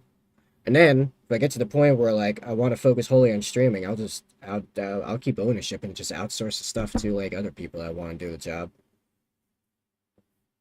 Unless someone even bigger wants to come over with a ginormous hunk of money, like, I'm just gonna keep sitting on the revenue. Have you seen the game Foxhole? The game Foxhole? I feel like I just saw that title somewhere. What about it? A bunch of my friends have been playing it lately. I've been thinking about it, but every time I, like, check it out, I just get a bunch of reasons why I shouldn't play it. Oof. You know it's a game you should play, but you can't play. I might. You literally cannot play. What is it? Silica. I mean, this laptop is better than my old PC. Is there a shot? Like a slight chance? Well, maybe. You'd probably have a better time trying BattleBit Remaster, which is like Battlefield 3, but Roblox. I was thinking about it, but BattleBit's a little expensive right now. I'm waiting for it to go on sale. Oh It's yeah, like isn't it $15. like? Wait, how much is that? I thought it was like $20. No. Down to 15 now. Oh, it's $15. Anyway. I just bought three $60 games for $5 a pop. $15 for a game at full price ain't worth it to me anymore. I've been spoiled by Steam sales. Yeah. All right. Fair enough. But yeah, just saying it how it is. I've been spoiled by Steam sales. Silica is like very much in early access, but isn't very consistent updating. But they haven't like super optimized stuff. So even on my rig, because of like connection stuff, games can get pretty chunky pretty quickly if the ping isn't good. But no, it's a really good game. It's a hybrid FPS RTS multiplayer. So like per team you have a commander that's playing it like Command and Conquer, like Tiberium Wars or Red Alert style, and then everyone else is playing as infantry. I almost got a Command and Conquer game. Yeah, Civ just barely won over it though. And then all the infantry are running around as either like sci-fi humans or bugs, like giant alien bugs. I like big alien bugs. I'm always a fan of the big alien bugs that are playable in games. And these are I'm a Zerg player. These are actually pretty good. First off, so all of them have perfect wall walk, like rocks, buildings, even vehicles, or each other. Because there's a pretty big size difference on some of them. Like literally, like just the tiny ones, like wasps, can like fly up and like crawl over like some of the giant flyers, or like ride on like the Goliath like siege bugs. So that's like pretty cool. You don't see people utilizing it very often, and I don't know why, to be honest. Like because oh wait, why don't people do this? A bunch of wasps on like the fire bugs, because the fire bugs they're like maybe 5 or 6 times the size of the wasps, but they're faster. So they could just like fly in like anyway. Anyway, so Guard versus Nids, very close to Guards versus Nids. In fact, so close to Guards versus Nids that the infantry themselves for the space guys kind of suck, except against only the most smallest of bugs. You're basically just running over, like you spawn, you run over to wherever the commander is spawning vehicles of whatever vehicle's relevant for that stage of the game, and then you wait for a vehicle come out and you jump into like a tank or a rocket truck or whatever, or into one of the flyers. They just added air units. Yeah, I would. I was thinking about this earlier today because I don't know like how my energy is gonna hold out for stuff, but I was thinking of like at night, because I've been playing a lot more games lately. Um, Maybe beginning to do like small like casual streams. I just don't know if I want to do them on the actual channel, if I just want to do them in Discord, of like just streaming games I'm playing. And if other people have a game that can jump into lobbies or whatever. I'm just not sure if I want them on the channel or not. Because these are not they're gonna have like no production value or anything. It's just I'm just playing a game. I don't know yet. I feel like you should just do whatever you feel like doing. So it's gonna be the more interesting content if you genuinely want to do it. Yeah, but wanting to do it and having the energy to be entertaining while doing it are two different things, right? Fair enough, yeah.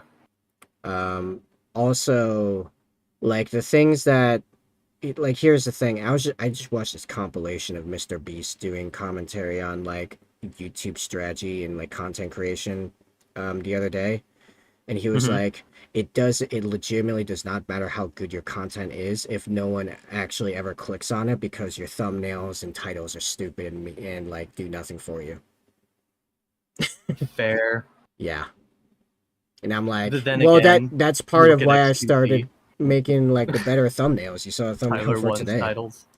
Oh well, those are They're special occasions. They're already famous. Yeah, right. Like there are like They don't count, they're exceptions and already rules, famous. right? And on some level, like that's how it does work for what he's trying to do, right? Because he's like drama farming basically for the most part, right? Yeah. Yeah, right. If I'm a super tiny streamer, like I am, and I'm trying to go into like a area that I don't do very often, like gaming, without some type of plan for it, no one's gonna show up, and like it would literally take way less energy out of me for me to just play it like by myself. You know what I mean? Yeah, I true. just turn on because because of like all the different platforms and how they all work differently, and some of them work really dumb, like Rumble and Twitter. You know how long it takes me to like set up to stream now, like today, because they're like Rumble is having problems, like nearly an hour. Yeah. Not super worth. Right? For like a casual stream where I don't have a plan, I'm not trying, like there's like nothing going on there. Like this makes sense. This got a plan. I have no idea what my viewer numbers are. I'm not looking at any of my viewer accounts. Like I got the chat. Chat's been kind of like whatever. Thank you, Zofia, for sticking around. But besides that, like, I don't know. But it's also early. Like, Eastern at like 2 to 5. Like, yeah, it's usually around now it starts picking up. So who knows what's gonna happen going forward. But like, yeah. If there's a bunch of people watching the Rumble as there sometimes is, like, tell me. Someone get in the chat. I know you guys don't. Historically, like, almost no one in Rumble ever talks, but, like, just put literally anything in the chat if there's, like, a bunch of people watching on Rumble right now. Rumble viewers are fake. They're fake news. They don't exist. They were created by your mind. The car accident wasn't your fault. You need to let it go. Don't say that. I'm gonna hit the road in like 30 minutes to go get Burger King. I just got like new to me. Your mind reset, and we are gonna go through this loop over and over again until you accept that it wasn't your fault. Dude, I watched an awesome Warhammer short earlier of Scarab, one of the little Necron like spider duders, like having an argument with a Necron Lord, and Necron Lord. it starts with the scarab being like, "Yay, I escaped the time loop," and then has an argument with the Lord, and the Lord's like, "I'm gonna put you back in a time loop," and Scarab's like, "No," and then a short restarts like, "Yay, I escaped the time loop." And I was like, "This guy is a genius." He's evil and a genius. Yeah, actual big brain like content planning and creation like that. That was fire. Because yeah, it was like a whole thing. The Lord's like, I'm gonna put you back in the time loop, and then I'm gonna force you to have this conversation over and over again until I get bored or Trace in the Infinite interferes again. And Scare's like, no, yay, I escaped the time loop. I'm like, oh, you got me. Ah, you did it. You made the time loop. It's real. Made a real IRL time loop. No. Yeah, that was pretty bomb. Right, that's what I mean. Like, if you have an actual plan and an advertising like setup, like actual like marketing in your stuff, then yeah, that's how you get views.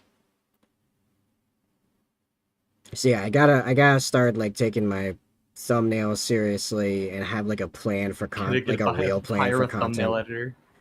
I have tried, dude. I've tried. I've been in talks back and forth with like multiple artists, and you know what happens? You know what? Here's the thing. You know what's crazy? I gotta start offering you a job. You know what? Actually, no. I kind of did once. Then the same thing happened to you. Actually, every time I start talking to someone, start doing my editing or my thumbnail creation or anything, their life like immediately starts improving, and they get like the job of their dreams or like whatever their current business like starts improving. So they start making money. They get busy and they can't do it every time. That did exactly happen with me. Yeah, it's happened like 4 times now, dude.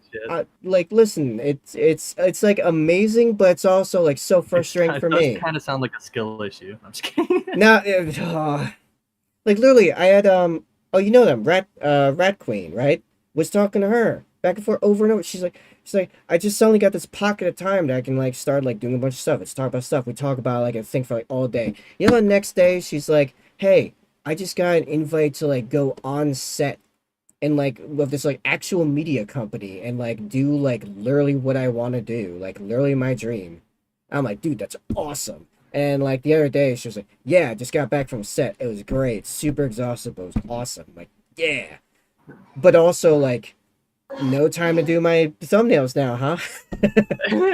She helped me figure out some Photoshop stuff, and like that was it. Like, so yeah, that's happened like literally like 4 times. Directly who's doing that as like their job, not just a buddy. Go on Fiverr. Well, that was her job. She was just doing commission artists on the side, but that was like her only like real revenue at the time. And I was like, I've got money, let's do it. And like then yeah, this happens.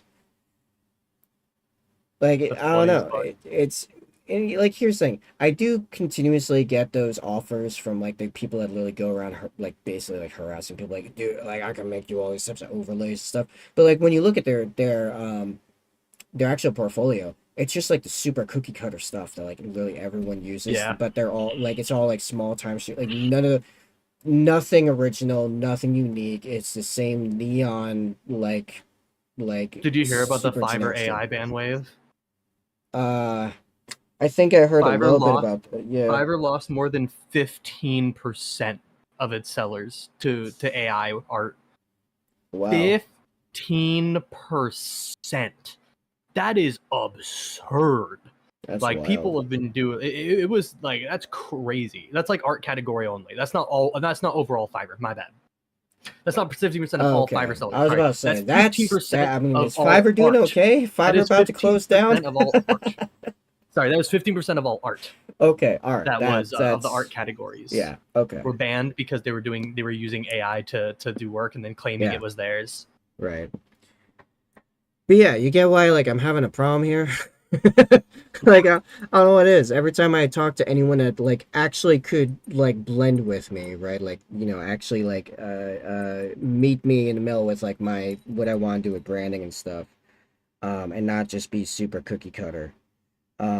Their life just suddenly starts improving like dramatically and they get super busy like right after I'm ready to throw down money. Like it's like, people, I have the money. I just need actual talent that like wants in on this. And yeah, no, it's just me. Just me. I'm just Town over done. here. Finish the town. I sent it to the chat thing. Oh, cool. All right. Okay, so Burger King isn't spicy yet. I don't know. They're about to do the takeover, which just makes sense. I mean, so far, everything I've seen thus far has just been, like, business as usual. Like, this is just how business works, right? Mm-hmm. David and James would run everything and have control of the company, and Ben would get 15% of whatever money they brought in. The deal worked for both parties, and the contracts were signed later that year in 1959, meaning David and James now finally had full control of Insta Burger King's operations. In truth, for years they had been the ones leading the company anyway, because even though Keith and Matthew deserve some credit for originally starting the business, it was David who came up with the name and better burger cooking equipment, and it was James who would come up with their most popular product and other significant brand changes. And so the whole time it was really this duo that had turned the chain's fortunes around. But now that they'd made this deal, David and James made the critical leap from being the franchisee to the franchisor, meaning they would be the ones selling stores to other people all over the world. And officially, they would be the ones making the big decisions about the direction of the company. In fact, one of the first changes was to drop the word Insta from the chain's name completely, since they were no longer using those old temperamental Insta machines anyway. And thus, the company officially became simply Burger King, home of the Whopper. And now that they were fully in charge of the business, David and James set their sights on becoming the top fast food franchise in the country, which meant somehow keeping pace with the growth of McDonald's. Okay.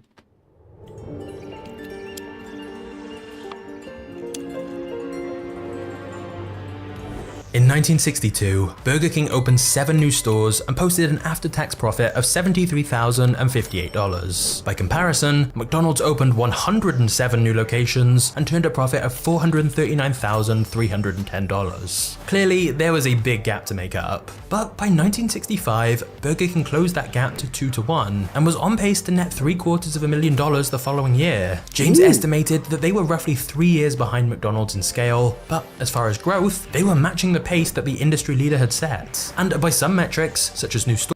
By the way, again, like, based on the inflation calculator I did earlier in the stream, basically just take all these numbers and literally 10x it for today's numbers. So if they say 1 million, 10 million at least. They, yeah. It's actually, like, I think it might technically be closer to 9x, but yeah, for napkin math, just add a 0 at the end. Store openings, they were even gaining ground. James got excited, thinking they might actually be able to catch McDonald's in a few years and become #1. Then, everything changed. Oh.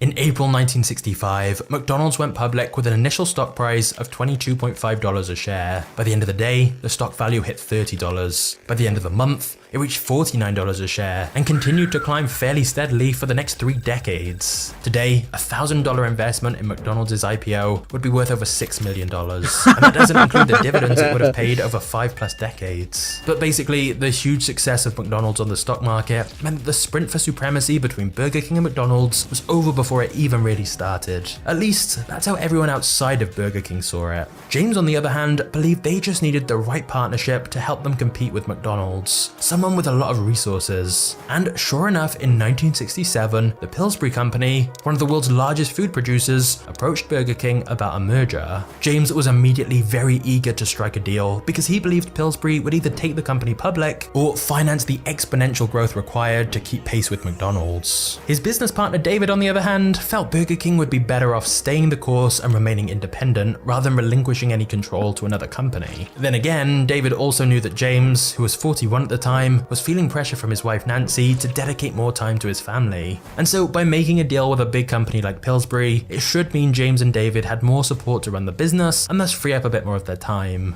After all, they'd been working non-stop on this company for years. So for that reason, David could see the merit of this merger. Having said that, the deal that Pillsbury put forward required James to stay on as president and CEO for at least 5 years. His salary would increase from $32,500 per year to $67,500 per year, the equivalent of around $600,000 today. Literally doubled his salary in like one sign, like one paper signing. Yo, what a week was that, huh? You still there, sir? Alright, well, for everyone else, dude just doubled his salary. That's wild. Oh, sorry, isn't he? Oh, he moved himself. Alright.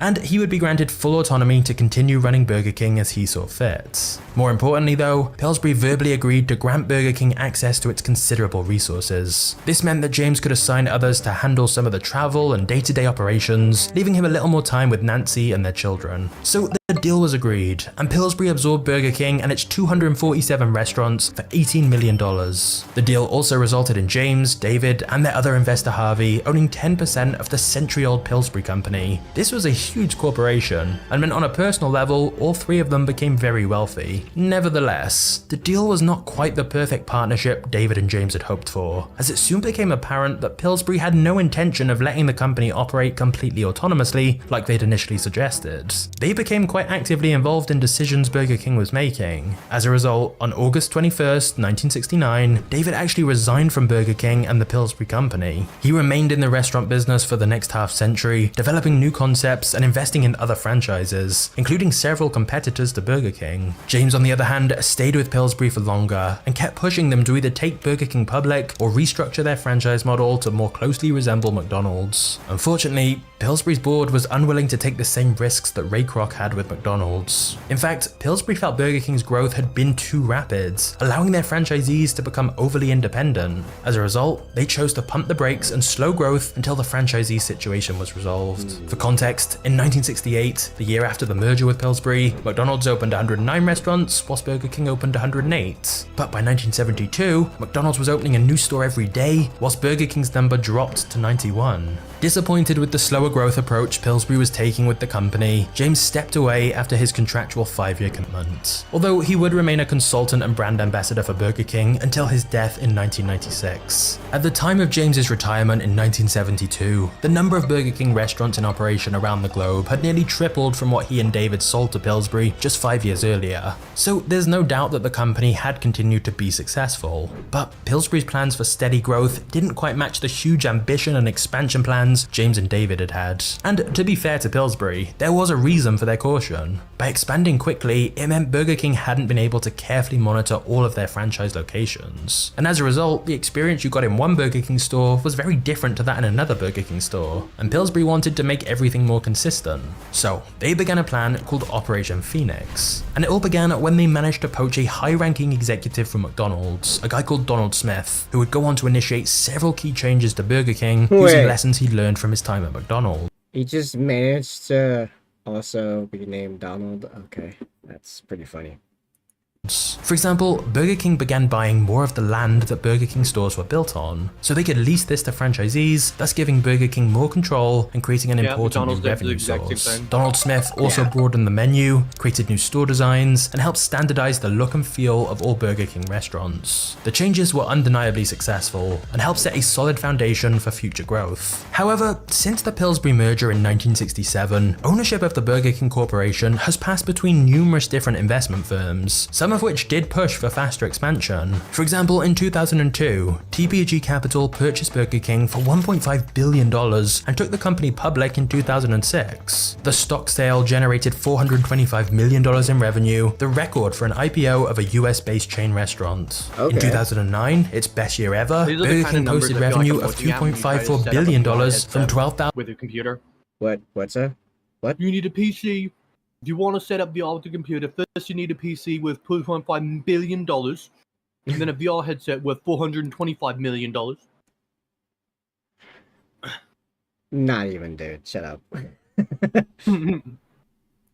Which did push. I want to see those numbers, though. Like, for faster expansion. For example, in 2002, TPG Capital purchased Burger King for $1.5 billion and took the company public in 2006. The stock sale generated $425 million in revenue, the record for an IPO of a US-based chain restaurant. In 2009, its best year ever, Burger King posted revenue of $2.54 billion from 12,078 outlets worldwide.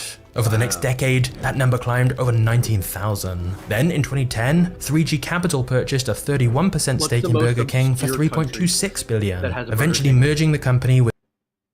Actually, that's a valid question. What is the most Is there like a obscure... Burger King in Uganda or something? Is the Vatican Republic does Vatican City have a Burger King? I don't know if that's obscure, North Korea. but it's small. North Korea. North Korea has a Burger King inside their capital. They have like a couple random fast food places there. Map of Burger King locations. Let's see.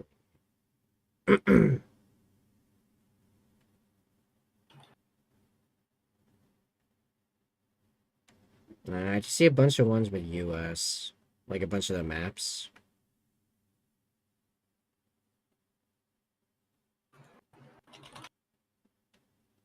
Oh, okay, alright, actually I had the Burger King website. I'm gonna just select region. Alright, yeah, you gotta check by, I mean, I would assume all of these places have one, because they don't have all the countries, I don't think. Hold on. I'm gonna ask ChatGPT what the least populated country that has a Burger King is.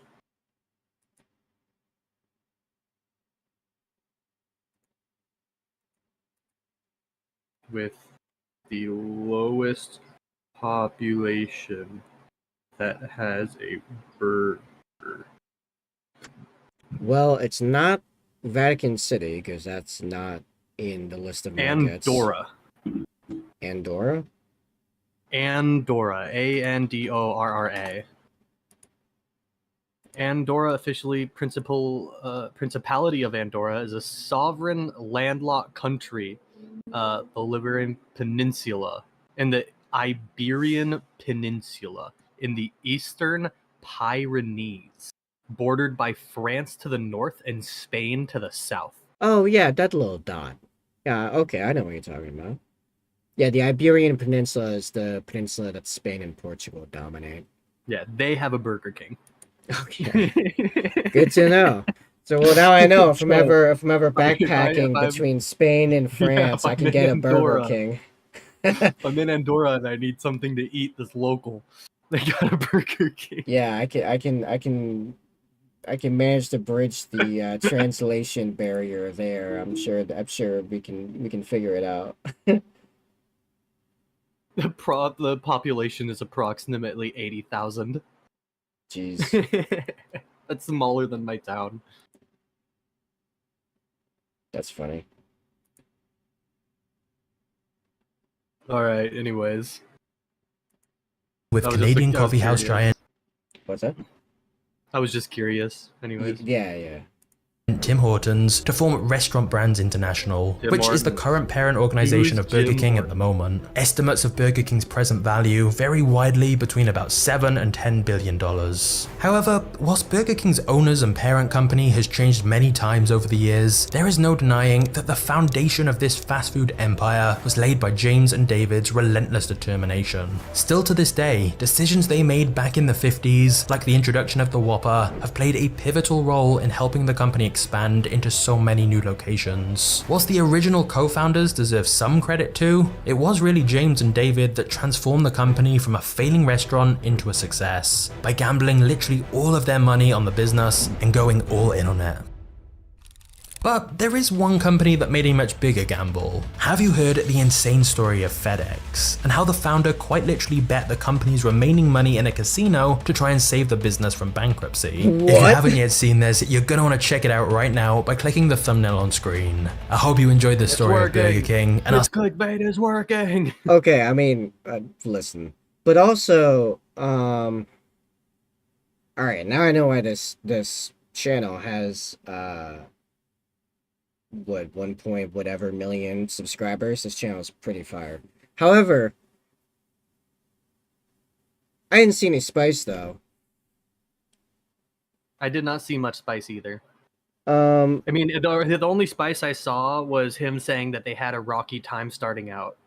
yeah, which like is fine. I mean, if anything, like this story was filled with a bunch of pretty baller business moves, honestly. Mm-hmm. So I guess end result, Burger King's just a okay burger place. Yeah, it's just the thing. Like, there's no There's no sauce. There is no sauce. Yeah, there's Both no on their there's burgers and on their lives. right. Like you can make the arguments that like in general the types of food at a fast food place are not the healthiest, but like no one ever like argued I'm that. not denying it.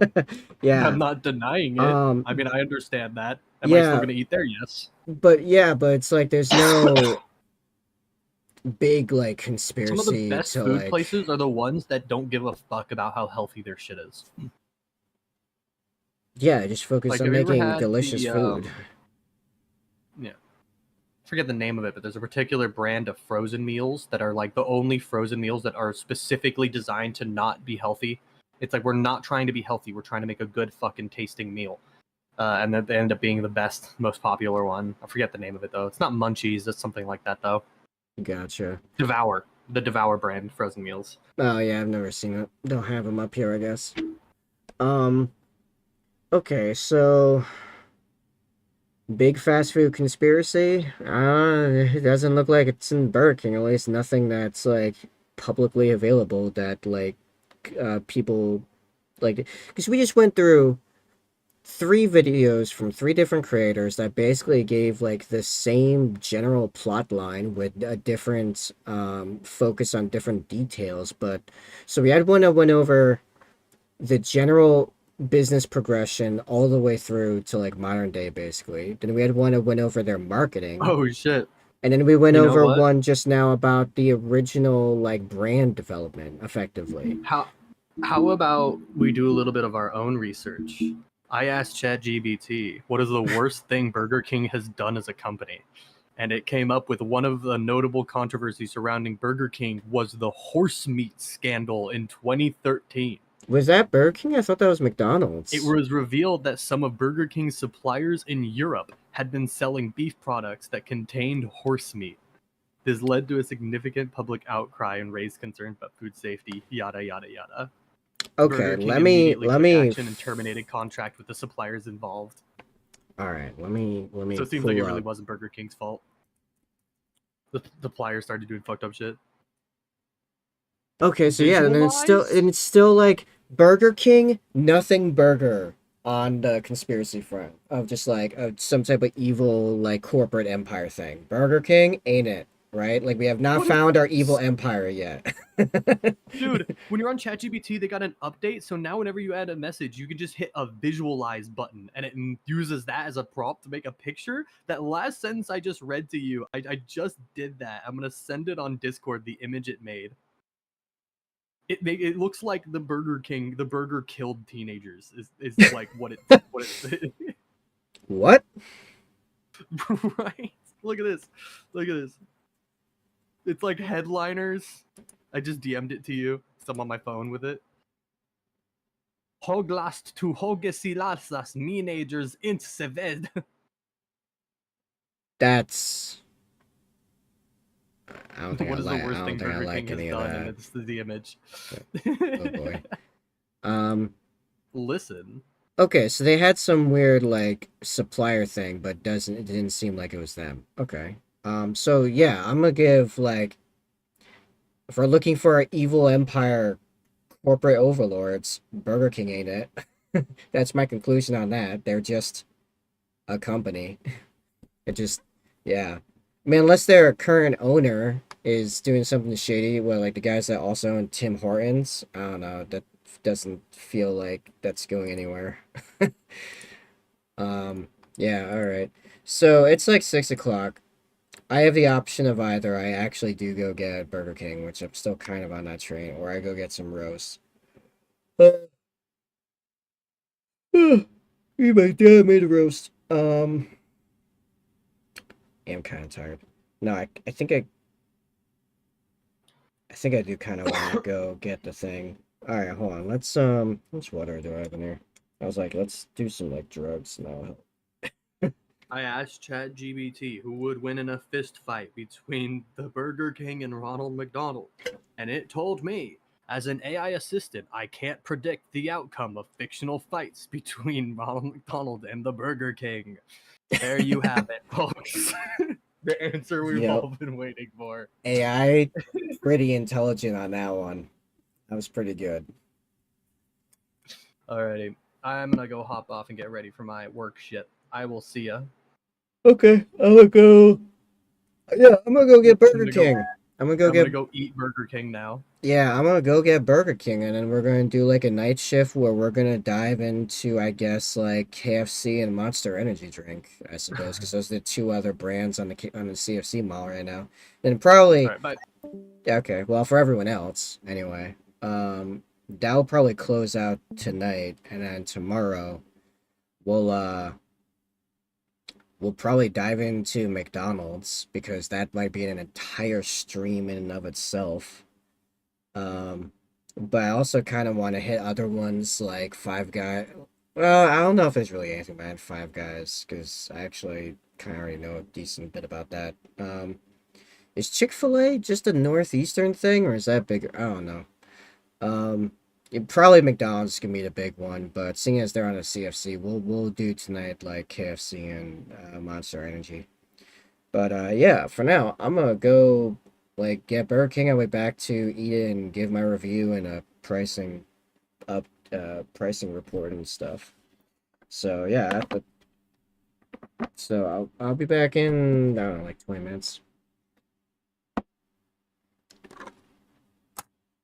Let me pop the music on for you guys.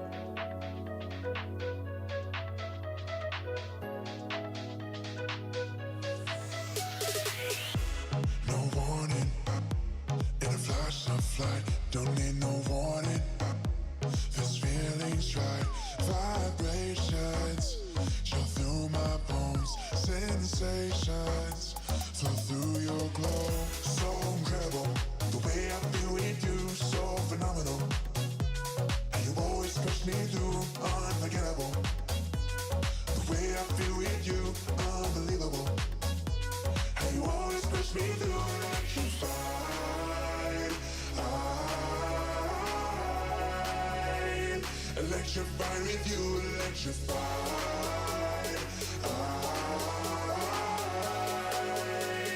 Electrified with you.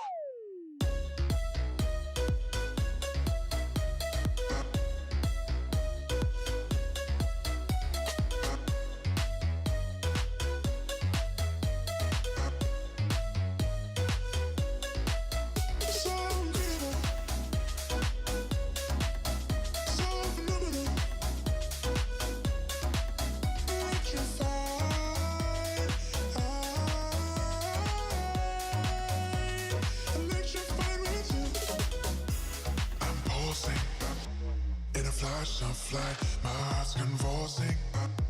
This feeling's right. Vibrations chill through my bones. Sensations flow through your glow. So incredible, the way I feel with you. So phenomenal. And you always push me through. Unforgettable. The way I feel with you. Unbelievable. And you always push me through. Electrified. Electrified with you, electrified.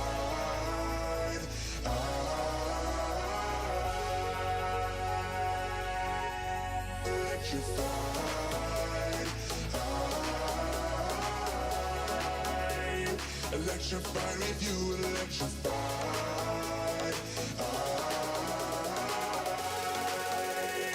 Electrified with you.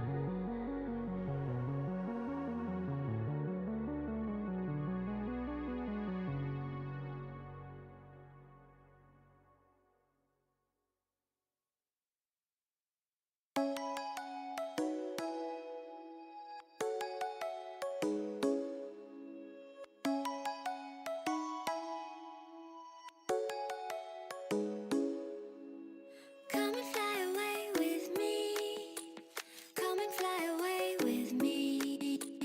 Come and fly away with me. Come and fly away with me. Come and fly away with me.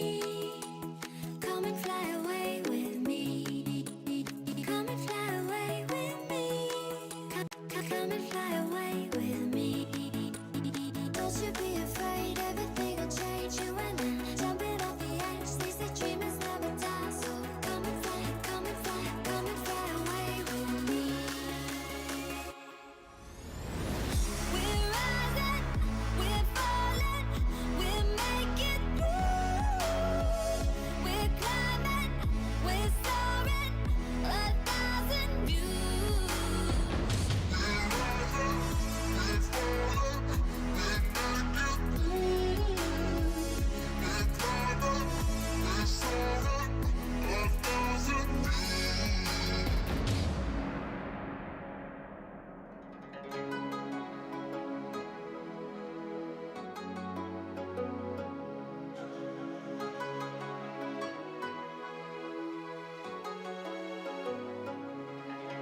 Somewhere by the Emerald Sea, where the moon and water meet. Somewhere close to harmony, when the world is sound asleep. Something's gonna bring the change, journeys we are meant to take. Something at the edge of space, calling us to fly away. Don't you be afraid, everything will change. You and I, jumping off the edge. They say dreamers never die, so come and fly, come and fly, come and fly away with me. We're rising, we're falling, we're making through. We're climbing, we're soaring, 1,000 views. We're rising, we're falling, we're making through. We're climbing, we're soaring, 1,000 views. Come and fly away, come and fly away, come and fly away with me. Come and fly away, come and fly away, come and fly away with me. Something's gonna bring the change, journeys we are meant to take. Something at the edge of space, calling us to fly away.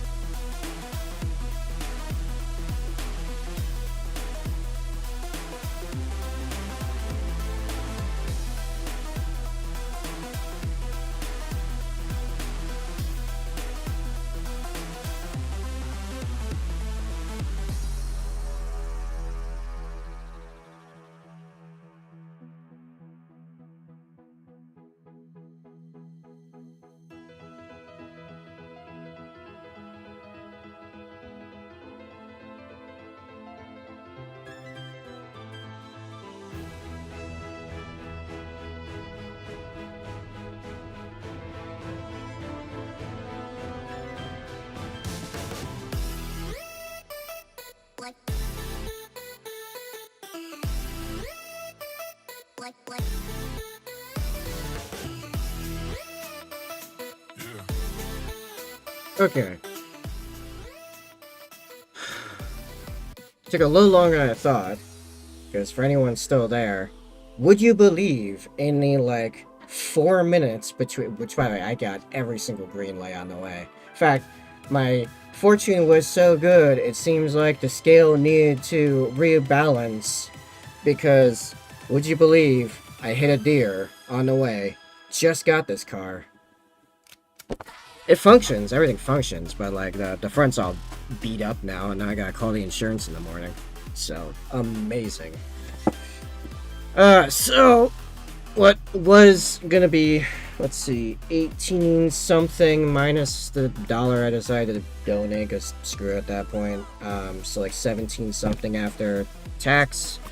I got a medium soda, a large halvesies, which is like onion rings and fries.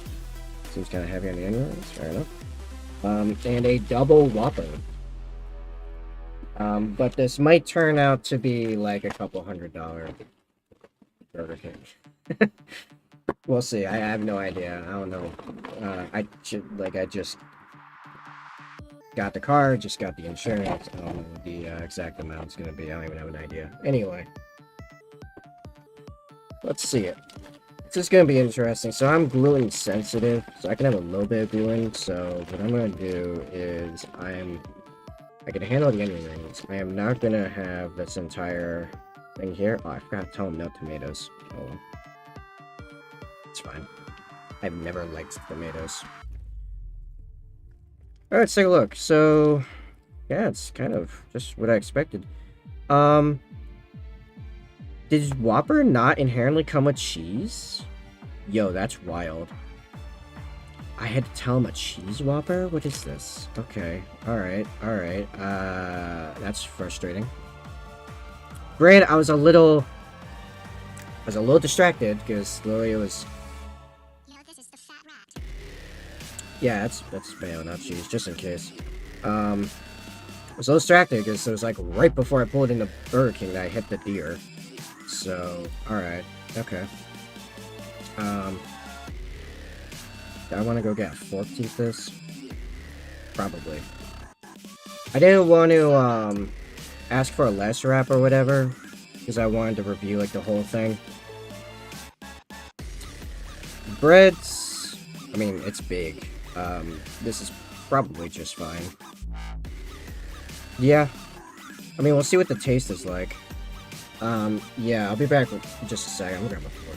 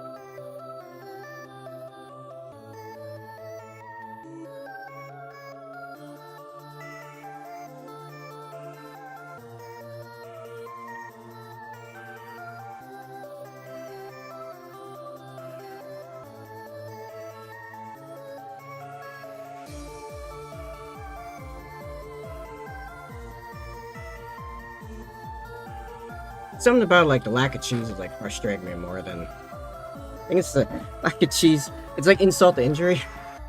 But I didn't ask for cheese because I was distracted. I don't know. Whatever. We're just gonna continue. I don't even know if I'm talking to anyone right now. Probably not. But anyway. Woo. Okay. How do I want to do this here? Actually, this is so dry in the bottom. Actually, I don't even think I need to. I'll just use the meat as the bread. Here we go.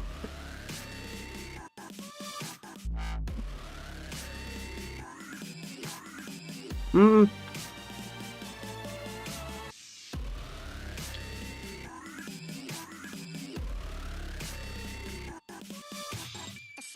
It's like fine. Like, okay.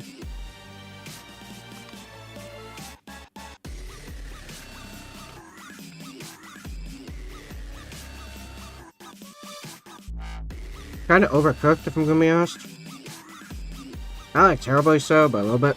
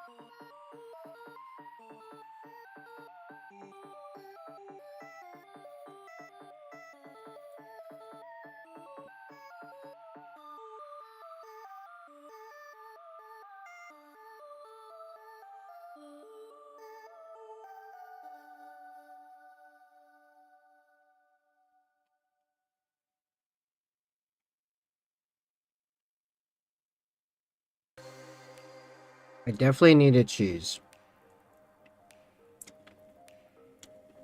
I'm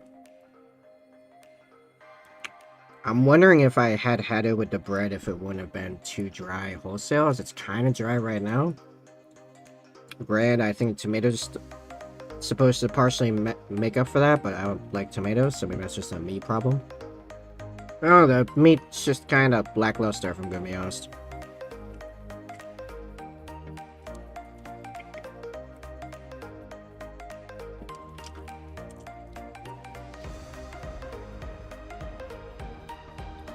Could use some pepper, actually. Some pepper would really make this pop.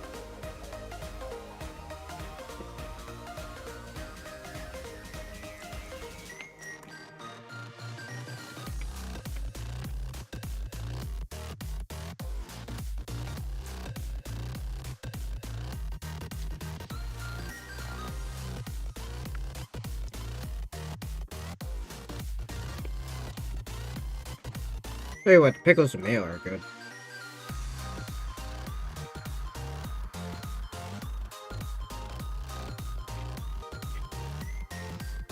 I'm not even a big fan of mayo.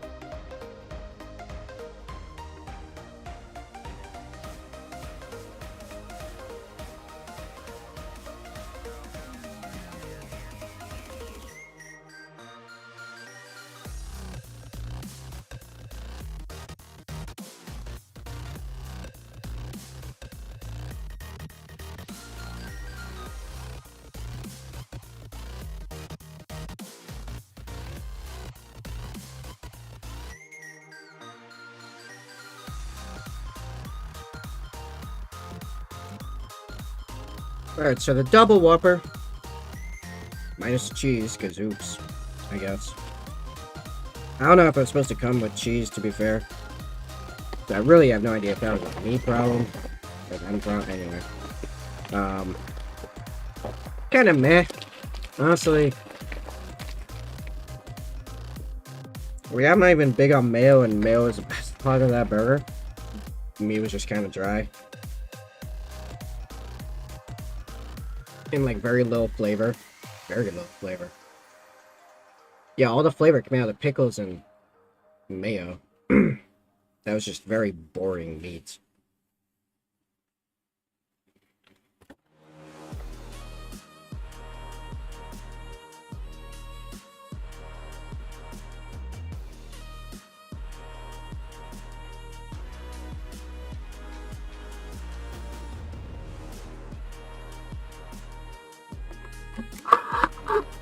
So it's just a Coke, so whatever. It's a Coke. It's Coca-Cola. I got their sweet and sour sauce. Is that worth anything, even?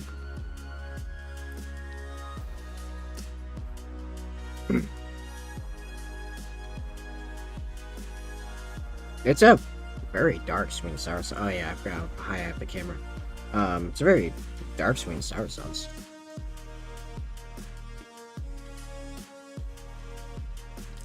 Okay. It's a little bit more on the salt side, but it ain't bad. Onion rings are pretty good, actually. They're fairly salty, which I prefer. Yeah, I can get behind the onion rings.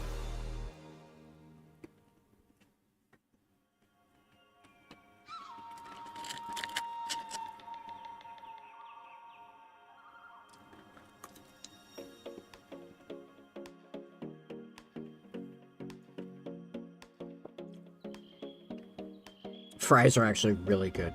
This is a good fry. This is nice.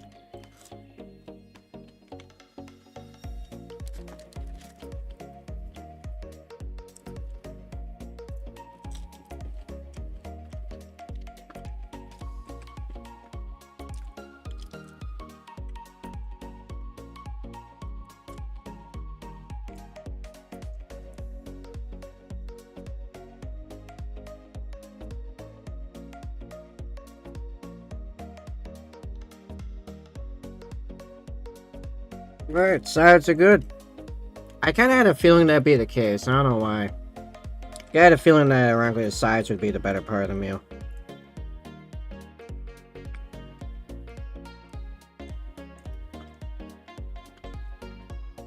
Honestly, fries are among the better I've had in a while. I think in the future when I'm out and about and hitting deers, I'll if I want just like a snack, I might get Burger King fries. Like these are pretty lit, actually.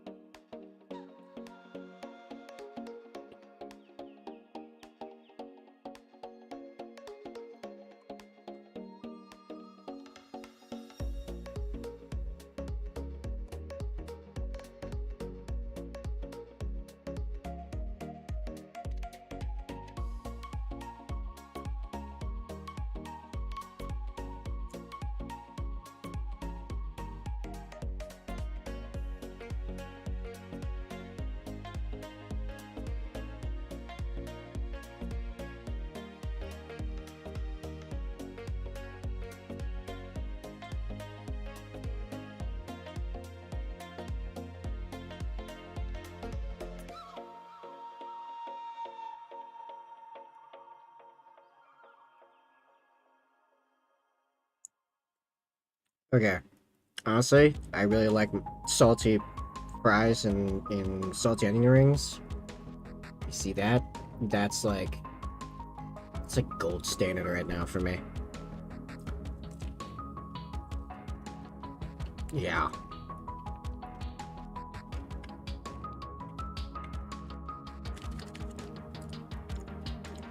Yeah, that's good.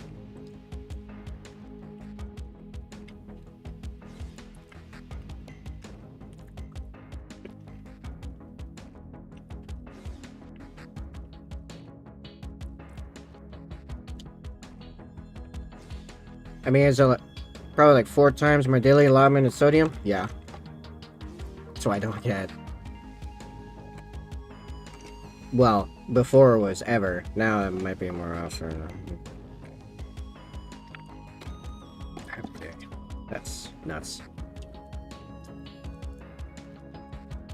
How much were the side? How much was this halvesy box? This is a large halvesy. How much was this? Let me see.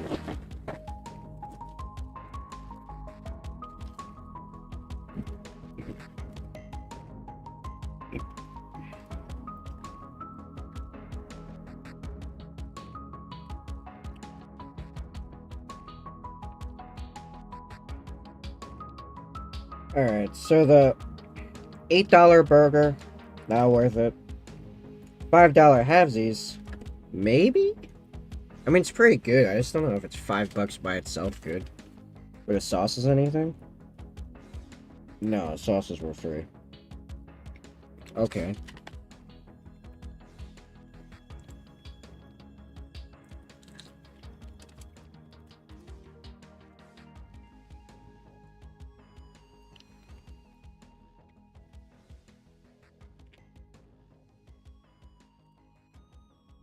Anyway.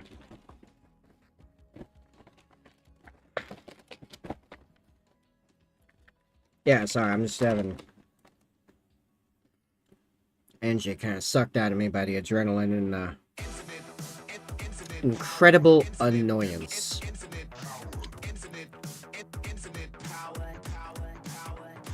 Is this what I get for doing gags? I don't even know if this is a gag, but anyway.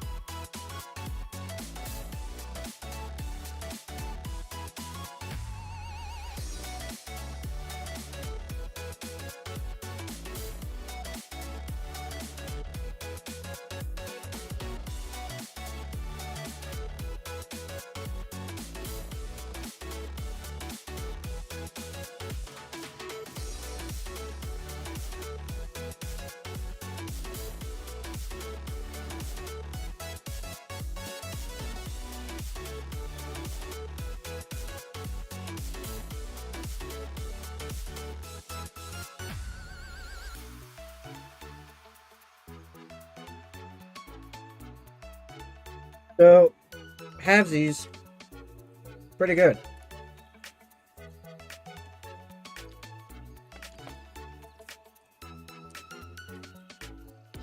Would I pay $5 for that again? Yeah, possibly. Yeah, I might do that. That could be a thing in the future. If I'm just on the road looking and needing a snack. If there's a Burger King nearby, it's a likely choice for me, honestly, after that. Double Whopper? Nah. $3 Coke is a little sus, but especially it being a medium. I mean, actually, I mean, for a medium, it feels like most places large. Am I sure I didn't get the idea right? I don't know. Maybe they gave me a large anyway.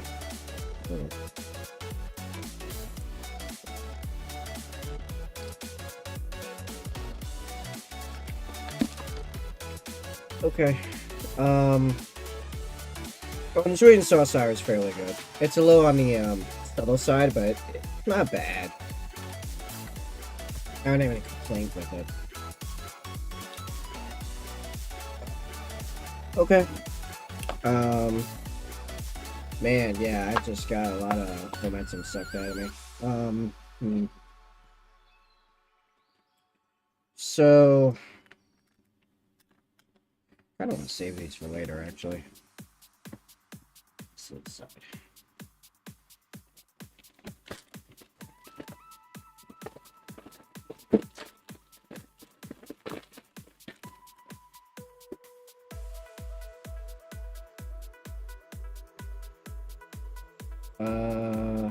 Right. So,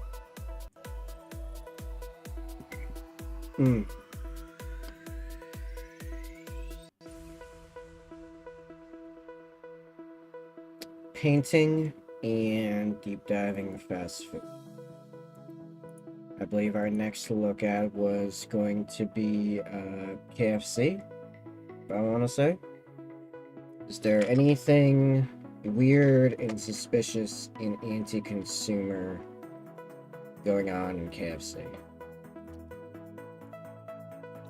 I was gonna be honest, besides like some like basic quality control stuff, Burger King is truly a nothing burger on a malevolent front, it seems. And they made some killer commercials. Their marketing team is A++.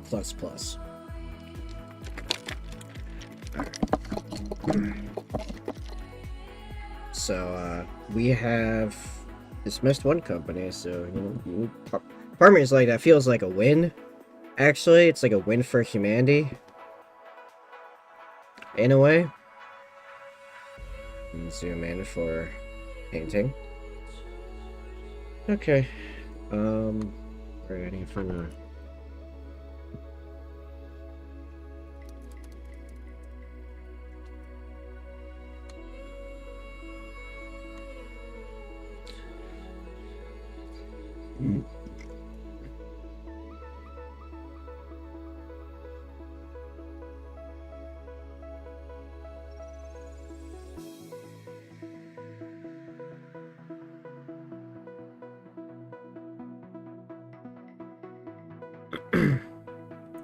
These are all super short.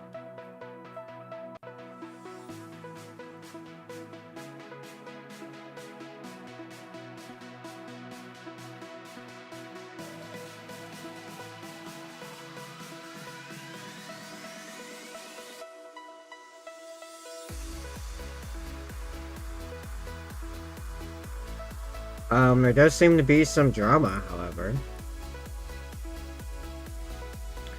Why the founder... Okay, so same channel as the last video we looked at from Magnates Media, which, by the way, I'm gonna subscribe to them now, because, you know, it's pretty good content, not gonna lie.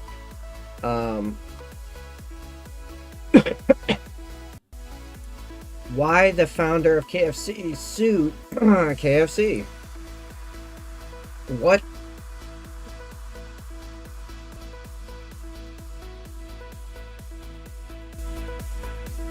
Let me,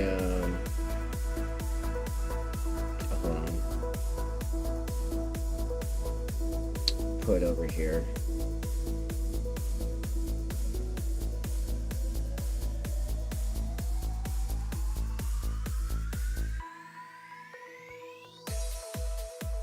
Okay.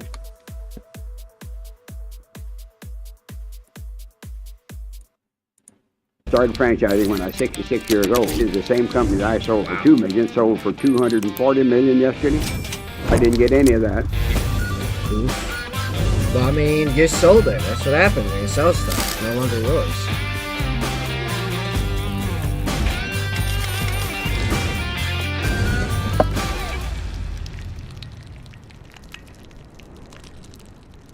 Okay, let's do it.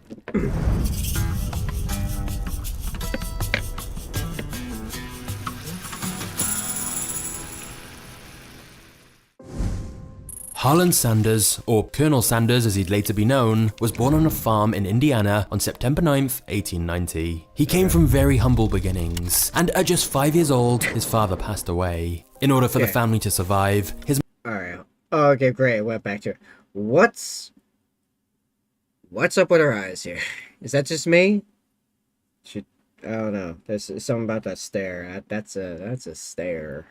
Mother was forced to take on lots of odd jobs like sewing and working at a canning factory. This meant from a very young age, Sanders had to look after his 2 younger siblings, which led him to practicing his cooking from as young as 7 years old. He'd often stay up late developing his skills and thus began to become a very good cook.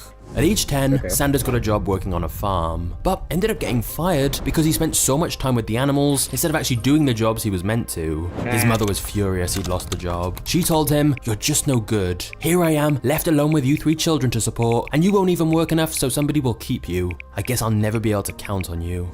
Sanders felt ashamed and vowed in that moment he would make a success of his life. However, shortly after this, Sanders' life actually got much worse, as his mother remarried to a violent man who treated his new stepkids terribly. He was very clear about the fact he didn't want them, and so at age 12, Sanders moved out of his home and went to make his own way in the world.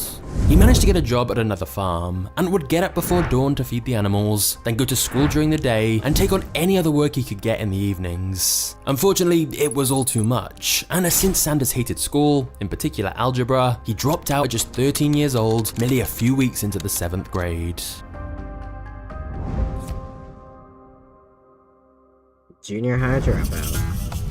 Jeez.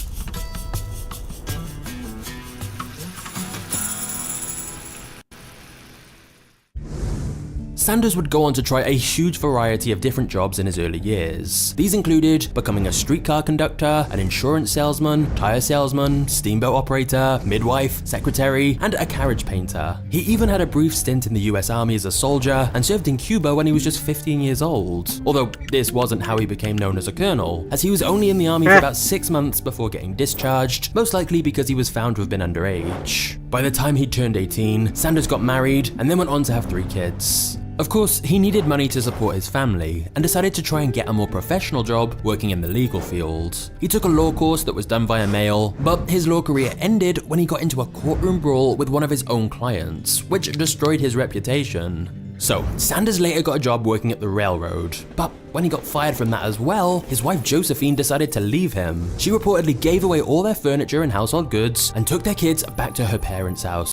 Sanders was distraught by this. He'd not only lost his job, he'd now seemingly lost his family. He went over to their house and hid in the woods with a plan to essentially kidnap his kids and take them home with him when they came outside to play. But thankfully at the last moment, he instead decided to speak with his father-in-law, who made him see sense. And so Sanders instead went inside to make things right with his wife and eventually got back together with her. However, Sanders just couldn't catch a break, because even that would end in tragedy. In 1947, Sanders divorced his wife after one of their sons died at just 20 years old. Their marriage had fallen apart soon after because they both struggled to come to terms with the grief. So, as you can see, the first half of Harlan Sanders' life was plagued with failures and sadness. But luckily, a very unlikely development was about to change his life forever.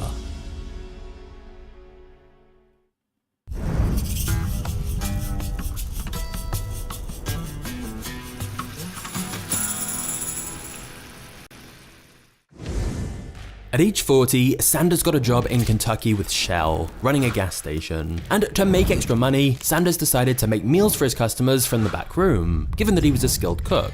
He put out a single table that seated 6 people and sold ham, steaks, string beans, and hot biscuits. Fried chicken initially wasn't on the menu though, as it took too long to prepare, about 30 to 35 minutes, so he couldn't keep up with the demand. He knew that deep frying was one way to cook it faster, but this generally made the chicken way too dry, crusty, and unevenly cooked. But then Sanders made a massive breakthrough. You see, around this time, pressure cookers were becoming more widely sold, and although they were typically used for vegetables, Sanders decided to try it for chicken. It took a lot of experimentation to find the right settings and balance of time, pressure, fat, and filtration. But eventually, Sanders figured out a way to cook chicken in just 8 or 9 minutes, while still keeping the chicken's flavor. And it only got even better when Sanders tried a new seasoning blend, which he'd later call his secret blend of 11 herbs and spices. Very quickly, the chicken became a bestseller and was a massive hit with travelers passing through. To help increase sales further, Sanders advertised his gas station food by painting ads on barn doors in the local area, which proved to be great marketing.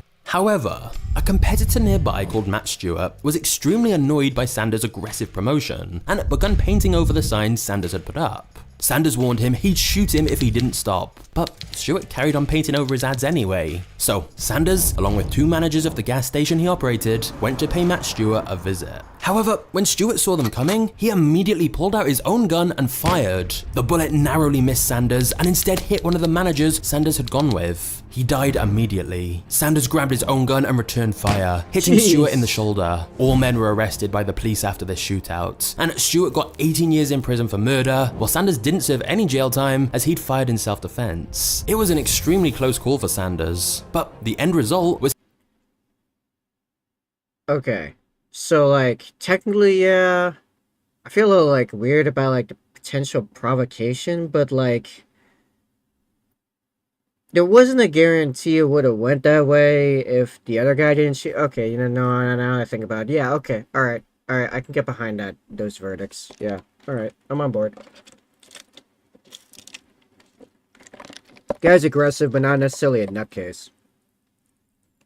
Unlike the other guy, apparently, who... maybe not nutcase, maybe just panicked, but you know what? You killed a guy. Competitor was now behind bars, leaving him to dominate the local area. Sales of his gas station food soared rapidly, especially his fried chicken. He could barely keep up with the demand. In fact, Sanders built up such a reputation that in 1935, the governor of Kentucky, Ruby LaFoon, bestowed him with the honorary title of colonel in recognition of his contributions to the state's cuisine. So the colonel title was honorary, nothing to do with his military rank, but Sanders still embraced it fully, and from then on he went by Colonel Sanders, with many simply referring to him as the Colonel instead of his real name Harland. That same year, the demand for Colonel Sanders' food meant he needed to move out of the gas station and instead opened up a 142-seat restaurant. It had taken him until his 40s, but he finally seemed to have found success. But soon Sanders' bad luck seemed to have returned, as in 1939, his restaurant burnt down. And by the time it was rebuilt, World War II had broken out, meaning there were no tourists or travelers passing through, which had been his main source of customers, and so he ultimately had to sell the place. But he didn't give up.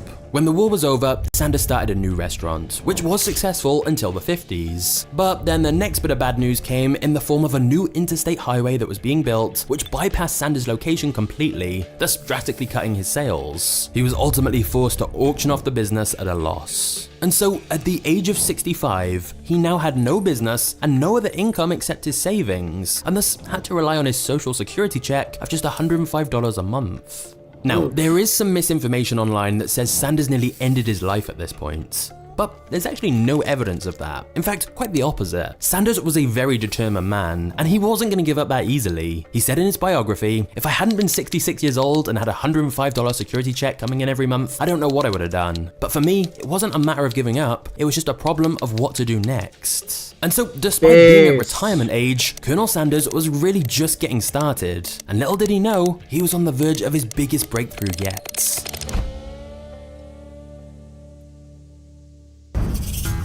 Alright, so what's the plan?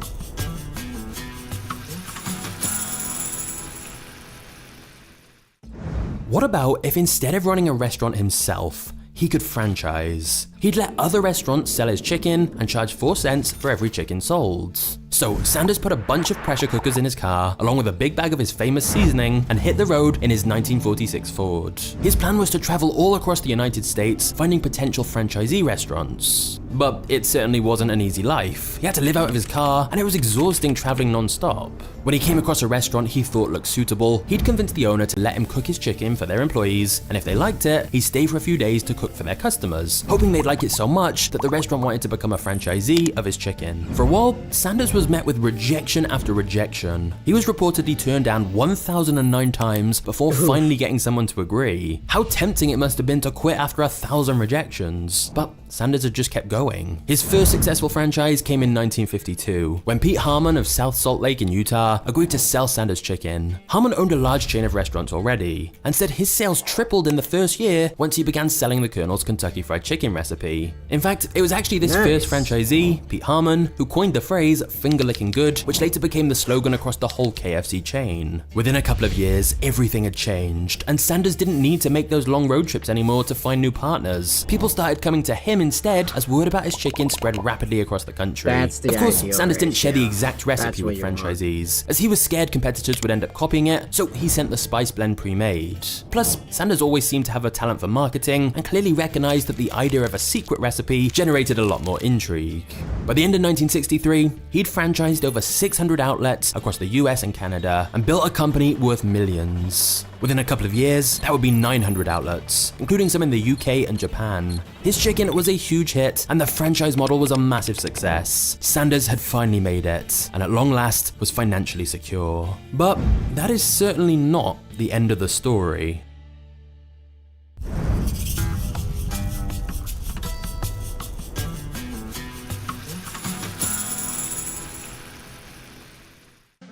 KFC was thriving. But then one day, a group of entrepreneurs and investors, led by a 29-year-old named John Brown, came to Sanders with an offer. They wanted to buy his business. John had been shocked when he'd learned that KFC didn't even have a sales team, and was simply relying on restaurant owners coming to KFC through word of mouth in order to open up their own KFC franchise. John said to his partners, "If we owned this company, imagine how quickly we could expand it if we were more aggressive with sales." So they made Sanders an offer to buy KFC. Initially, Sanders turned them down. His business was like a child to him, and he was concerned they'd ruin it. But John wouldn't let it go. He upped his offer to buy KFC to $2 million, and swore he'd never tamper with the Colonel's recipe and would always maintain a high degree of quality control. He also said he wanted Sanders to stay on as an advisor and ambassador for the company, as he believed having Sanders as the face of the company was one of their biggest marketing assets. So in 1964, Sanders finally agreed to sell his business. He was 73 at this point, and figured this would allow him a little more time to enjoy the final stages of his life.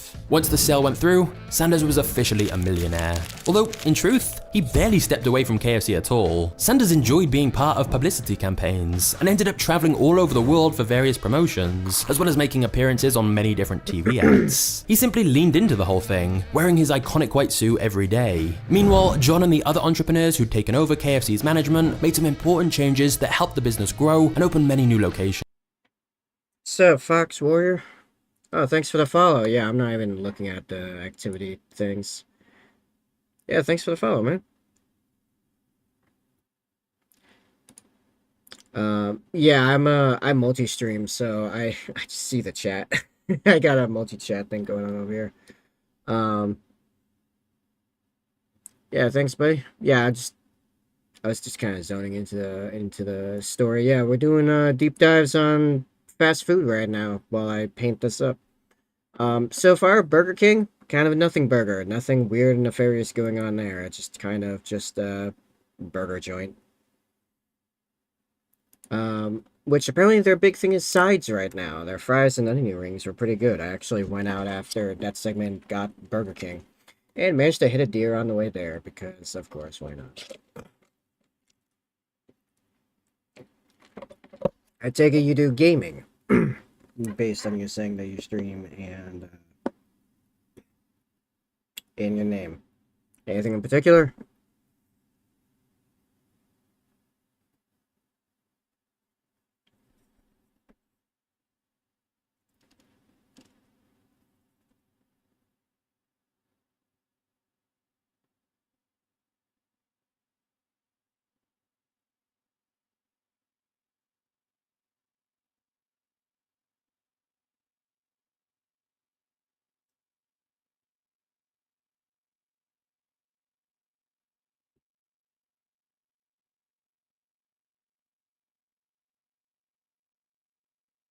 Now, while I'm waiting for a response, if there is a response coming, we'll get back to the video. However, in 1971, John Brown sold the company to a giant food conglomerate, and that's when everything began to change. Oh boy.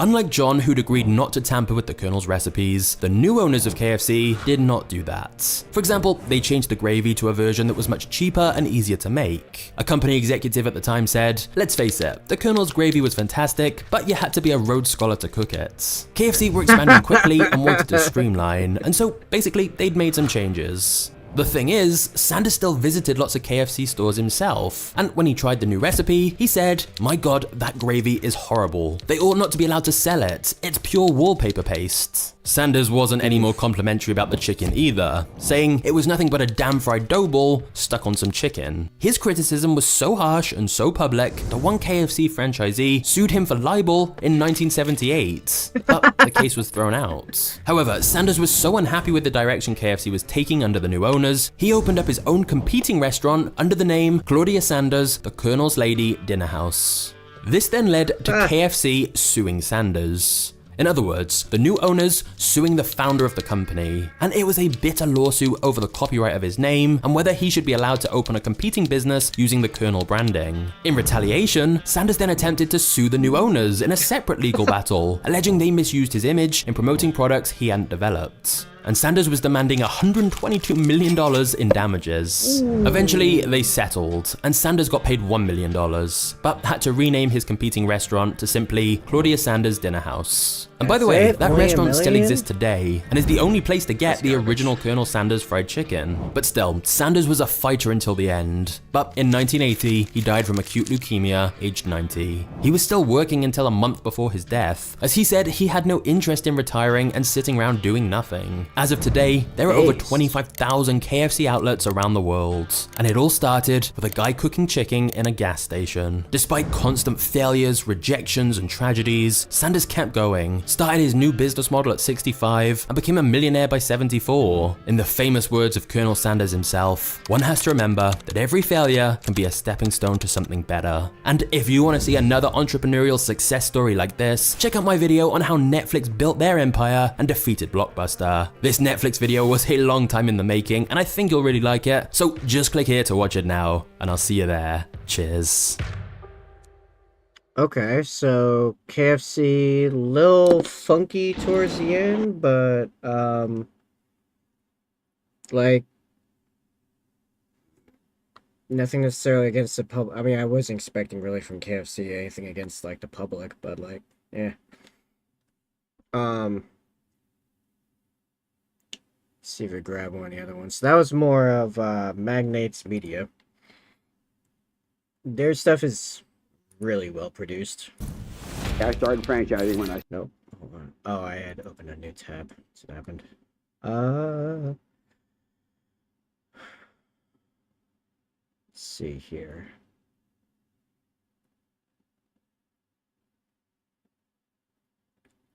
Alright. Alright, do I want to do... You know what, we'll jump to this one. Fried Chicken Wars, the fall of KFC in America, from Modern MBA. Who is positing that KFC seems to be better in everywhere but the US. Fried chicken. To some, it's a comfort food that evokes precious childhood memories, and to others, it's a timeless representation of American culture. As I've gotten older, I've given up many junk foods, but fried chicken is one guilty pleasure I just can't let go. There's something magical about it, the contrasting textures, the combination of juicy chicken with crispy breading, along with its spice, salt, and fat that make for such a satisfying meal any time of the year. Fried chicken is loved around the world, and these days there are more varieties than ever before. There's classic southern bone-in buttermilk fried chicken, pub-style buffalo wings that are slathered in hot sauce, diner chicken and waffles drenched in maple syrup, boneless Japanese karaage coated in potato starch, citrus marinated fried chicken from Latin America, Nashville hot chicken that's served with pickles, Taiwanese popcorn chicken doused in 5-spice, and my personal favorite, the sticky, sweet, ultra crunchy Korean fried chicken. Beyond flavors and textures, fried chicken comes in many forms like tenders, nuggets, bone-in, wings, wraps, and sandwiches. Kentucky Fried Chicken was once widely considered to be the golden standard, the best fried chicken one could get. While I grew up on KFC and its family buckets and biscuits, KFC these days is far from the golden standard that it once was. It's nothing like the KFC from my childhood. The mashed potatoes taste like glue, the chicken is greasy, it's dry, it's expensive, and even when it's served at its best, KFC doesn't come close to the quality of other establishments like Popeyes, Chick-fil-A, Jollibee, Raising Cane's, and more. There are a variety of places nowadays to get your fried chicken fix, and Kentucky Fried Chicken is an afterthought. As fried chicken has evolved, consumer tastes have also changed. Nowadays, I prefer to pay more for less, for a product that's fresher, smaller in quantity but higher in quality, and more unique like soy garlic or honey glazed Korean fried chicken. KFC has dominated fried chicken around the world with legacy and scale, but its relevance and popularity in America has been declining for years. As the kernel has weakened, longtime rivals in Popeyes and Chick-fil-A have all laid claims to the chicken throne. Even the world's second largest investment bank, Goldman Sachs, sees this rare opportunity to upset the established order and take a piece of a booming multi-billion-dollar food category that's growing faster than burgers and fries. In 2020, Goldman Sachs acquired Zaxby's for $2 billion with the ambitions of taking the southern chain nationwide and soon international. On the other side of the world, the Eastern siege has begun. Jollibee and Kyochon, who have both dominated East Asia for decades, have now shifted their focus to the West, eager to carve out a slice of the kernel's market share for themselves. The popular narrative amongst Americans is that KFC's drop in quality over the years is the result of ruthless cost-cutting measures from out-of-touch executives looking to juice earnings per share and who wouldn't know good fried chicken if it hit them in the face. When you look at KFC in America, it's outdated, run down, cheap, and uncreative with a really boring menu. But when you look at KFC around the world, in South America, Europe, Asia, Africa, and the Middle East, KFC is a star brand that's known for its quality chicken, great service, and unique offerings.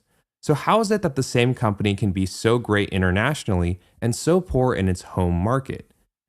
In this episode, we'll cover the fried chicken wars, the strategy and missteps that have brought KFC in America to where it is today, and how legacy and brand power can be just as much as a curse as it is a blessing in the world of business. Chicken is the world's most popular protein. As chicken consumption per capita continues to break records, and coming fresh off the chicken sandwich mania, companies and investors believe that there's still room for growth. 2 decades ago, people would have told you that a Quarter Pounder and a Whopper would be the best burger that you could get.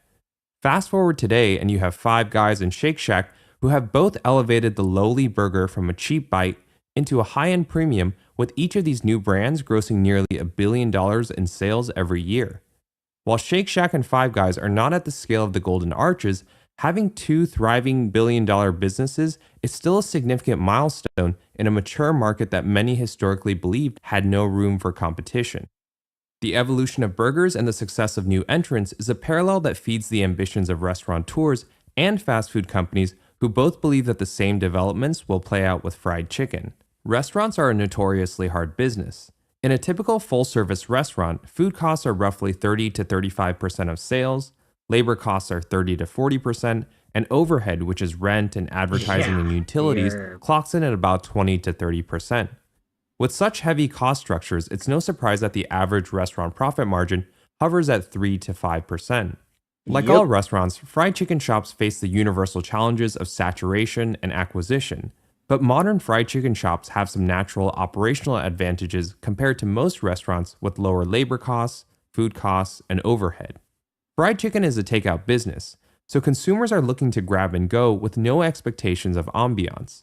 As a result, fried chicken shops have gotten smaller and more bare bones over the years, with floor plans that have little to no dine-in areas for consumers. In contrast, dining space is critical for almost every other type of restaurant, as their business is a function of how many customers they can seat and how fast they can turn over tables. Modern fried chicken shops can get away with a few tables or sometimes nothing at all, just a counter for people to order, pick up, and leave. As a place for people to stop at but not stay at, fried chicken businesses can save on overhead, fit into smaller spaces for cheaper rent, and are less dependent on location and foot traffic for business. Food costs are a function of ingredients and menu diversity. The bigger the menu, the greater the variety of dishes to choose from, the wider range of price points a restaurant can offer, and the better chance a customer will find something that they like. But on the flip side, the more items on a menu, the more ingredients that must be sourced, and the higher the food costs. Fried chicken shops, in comparison, generally have very simple, concise, easy to understand, and predictable one-page menus. Beyond the chicken itself, fried chicken shops will typically offer low-cost, high-margin fried sides like French fries or pre-made sides like mac and cheese to round out their menu. They'll sometimes have a few salad or dessert options for balance. Modern fried chicken shops lean on their sauces and marinades for differentiation. And the core ingredients that make up 90% of the menu for fried chicken shops all around the world, chicken, flour, potatoes, and oil, are all cheap, widely available, and stable in supply. While fried chicken shops can use just about every part of a chicken with little waste, restaurants who serve beef or pork generally can only use ground forms or premium cuts like ribs, chops, or ribeye. Since the customer interaction is so limited, fried chicken shops don't need a proper front of house and wait staff and servers. Some shops these days are so operationally lean that the person frying the chicken can be the same person who takes the order from the customer. For the back of the house, most shops fry in batches in advance of customer orders. And since nearly everything on the menu is fried, cooks just need to be trained on how to fry something. When it comes to cooking, fried chicken shops just need fryers, ovens, and warmers. In contrast, restaurants need ranges, flat tops, fryers, ovens, warmers, microwaves, steamers, salamanders, boilers, along with a space to operate such equipment. While the modern fried chicken shop has evolved to become smaller and leaner while offering better quality over the years, KFC has struggled to adapt. To set the stage, KFC is owned by Yum Brands, who also owns Pizza Hut, Taco Bell, and the Habit Burger Grill in its portfolio. In portfolio companies, investment is never evenly distributed across all brands. Just like in a family with multiple kids, in every portfolio there's always a golden child, a brand that executives have the most hope for and consequently gets the most attention, prioritization, and investment. On the flip side, there are neglected brands who chug along with really minimal investment and attention. KFC for decades has been that golden child. In the past 10 years, KFC has made over double the amount of sales of Taco Bell and Pizza Hut combined. KFC made over $30 billion in 2021 and single-handedly contributes over 50% of Yum Brand's annual revenue. Pizza Hut having and single-handedly a hard time. contributes over 50% of. Alright, this is my favorite part of these breakdowns. I love stats. Taco Bell making slow growth, but chugging along. Pizza Hut's like barely maintaining in comparison. In fact, if I were to adjust all these for inflation, that's nearly a decade. Pizza Hut's probably not even breaking even right now. Are these are global sales. This is not profit. Alright, sorry, not break even. It's not correct. They are not growing. They might be barely maintaining, which is pretty bad, actually. That's rough. Pizza Hut's having a real hard time.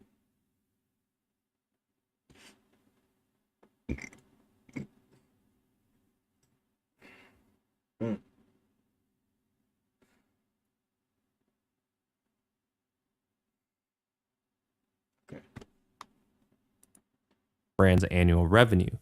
In calls and presentations, KFC is always featured or mentioned first. Knowing this, it would be unfair to attribute KFC's regression in America over the years as the result of underinvestment or a lack of care. Right. On paper, KFC looks like a solid business. When we look at all the traditional metrics that a fast food chain would be evaluated by, KFC, by that definition, is successful.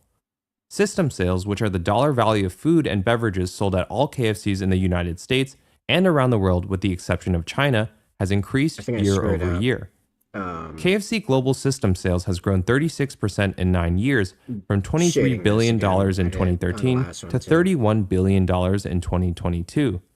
Just like McDonald's and other fast food corporations, KFC has moved away from being an operator and franchisor to becoming just a pure franchisor. By operating fewer stores, KFC gives up any sales upside in exchange for franchise fees, which are a lower but more stable form of reoccurring revenue. Franchise fees are made up of two components, the first being one-time, fixed, upfront payments that franchisees must pay upfront for the right to operate a store and whenever they renew or transfer those rights to someone else. These one-time fees range from thousands to tens of thousands of dollars. The second and more lucrative fee for KFC is the royalty. Every month, franchisees have to pay up 4 to 6% of their gross sales or a fixed minimum, whichever is greater. Under this pure franchisor strategy, KFC reduces its own overhead and places all the operating risk on its franchisees. In 2013, 9 out of every 10 KFC stores were franchised. As of 2022, 99% of all KFC stores around the world have been franchised.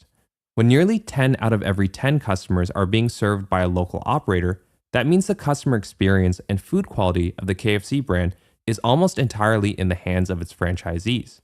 If we put ourselves in the Colonel's shoes as the franchisor, while we can sit back and count our cash safely every month in our ivory tower, we have to maintain our relationships with our franchisees and maintain consumer demand so we can keep the royalties flowing in. The more stores we open, the more franchisees we get, and the more fees we can collect.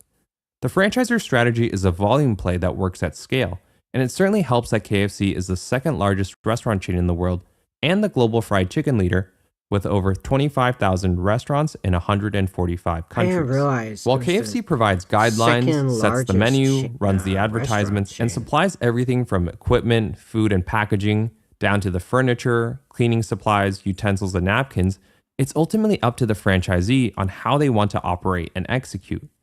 Franchisees can set their own prices, staff as many people or as few as they want, and establish their own hours of operation for each location.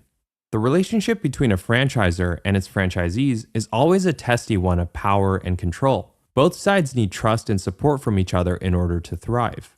But when they don't get along, things can get nasty. And when 99% of stores are franchised like they are with KFC, the power dynamics naturally shift away from corporate and towards the favor of the franchisees. When we break down KFC's revenue over the years, we can see the powerful results from its franchisor strategy. Back in 2013, franchise fees accounted for 28% of revenue, while sales from locations that KFC directly operated accounted for 72% of revenue. By 2022, these two revenue streams have flipped, with franchise fees representing 56% of revenue and self-operated store sales accounting for 21%. This same inflection point can be seen when graphed by dollar value, where KFC franchise fees have grown from $800 million to $1.5 billion, and self-operated sales have decreased from $2 billion down to $600 million over the same time frame. In the same period, KFC's annual operating margin with less overhead has improved significantly, almost doubling from 23% to 42%. As KFC has opened and franchised more stores worldwide, food and beverage at franchised locations have also grown over the years. System sales at franchised KFCs have grown from $20 billion in 2013 to $30 billion in 2022. At the same time, KFC has successfully demanded a higher cut over the years from its franchisees. In 2013, a KFC franchise paid out on average 4% royalty. Fast forward 9 years and the average KFC franchise now pays out a little over 5%, which is a sign of brand and franchisor strength. Along the way, KFC has doubled its stores worldwide, going from 13,000 locations in 2013 to over 26,000 locations in 2022. Same-store sales, which is a measure of if and how many customers are coming back to the restaurants every year, has also remained steady, averaging at 2% every year both before and during COVID. Cannibalization, saturation, and retention don't seem to be issues for the world's largest fried chicken shop.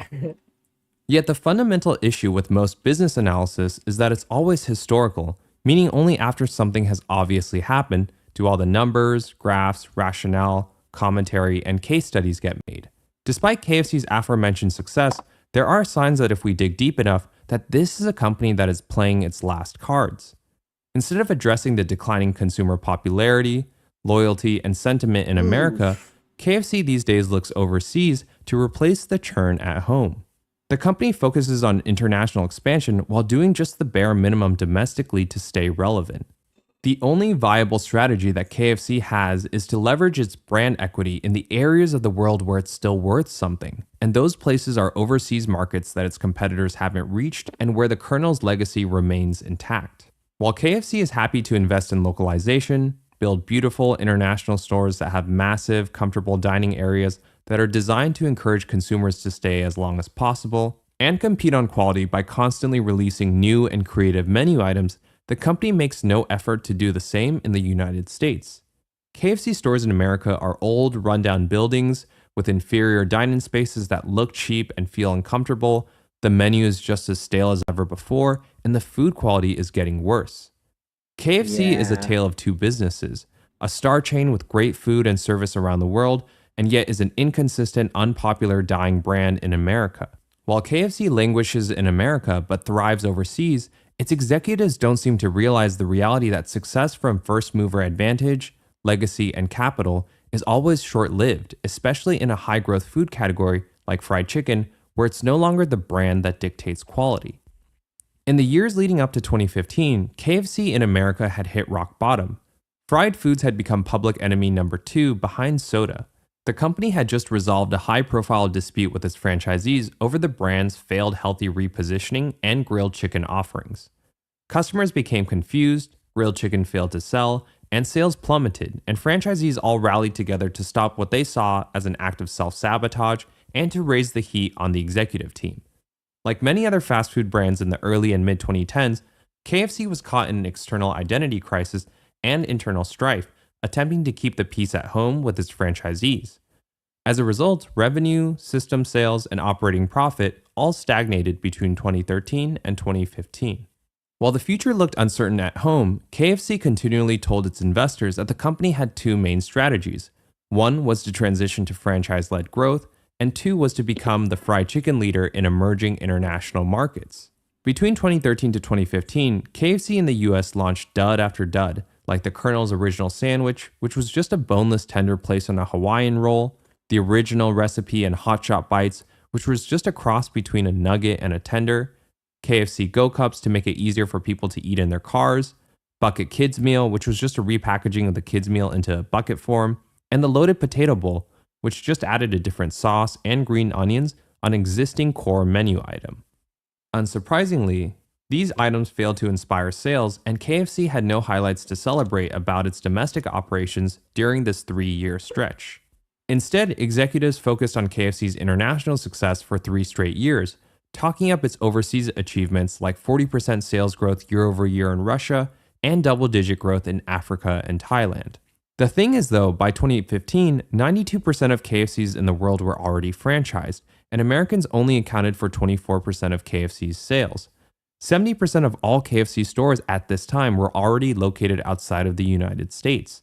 So international expansion and franchise-led growth were not some new goals for KFC. These were initiatives that the company had already been doing for decades.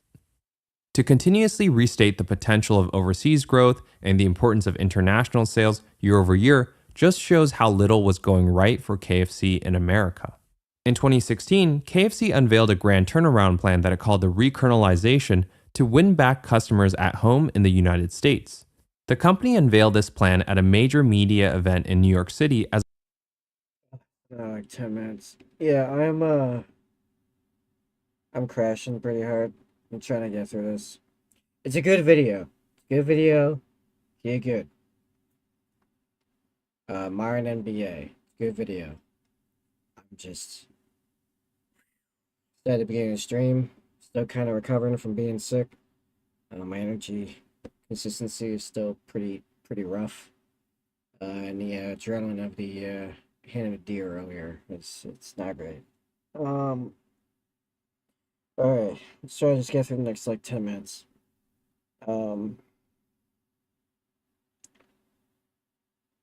Okay.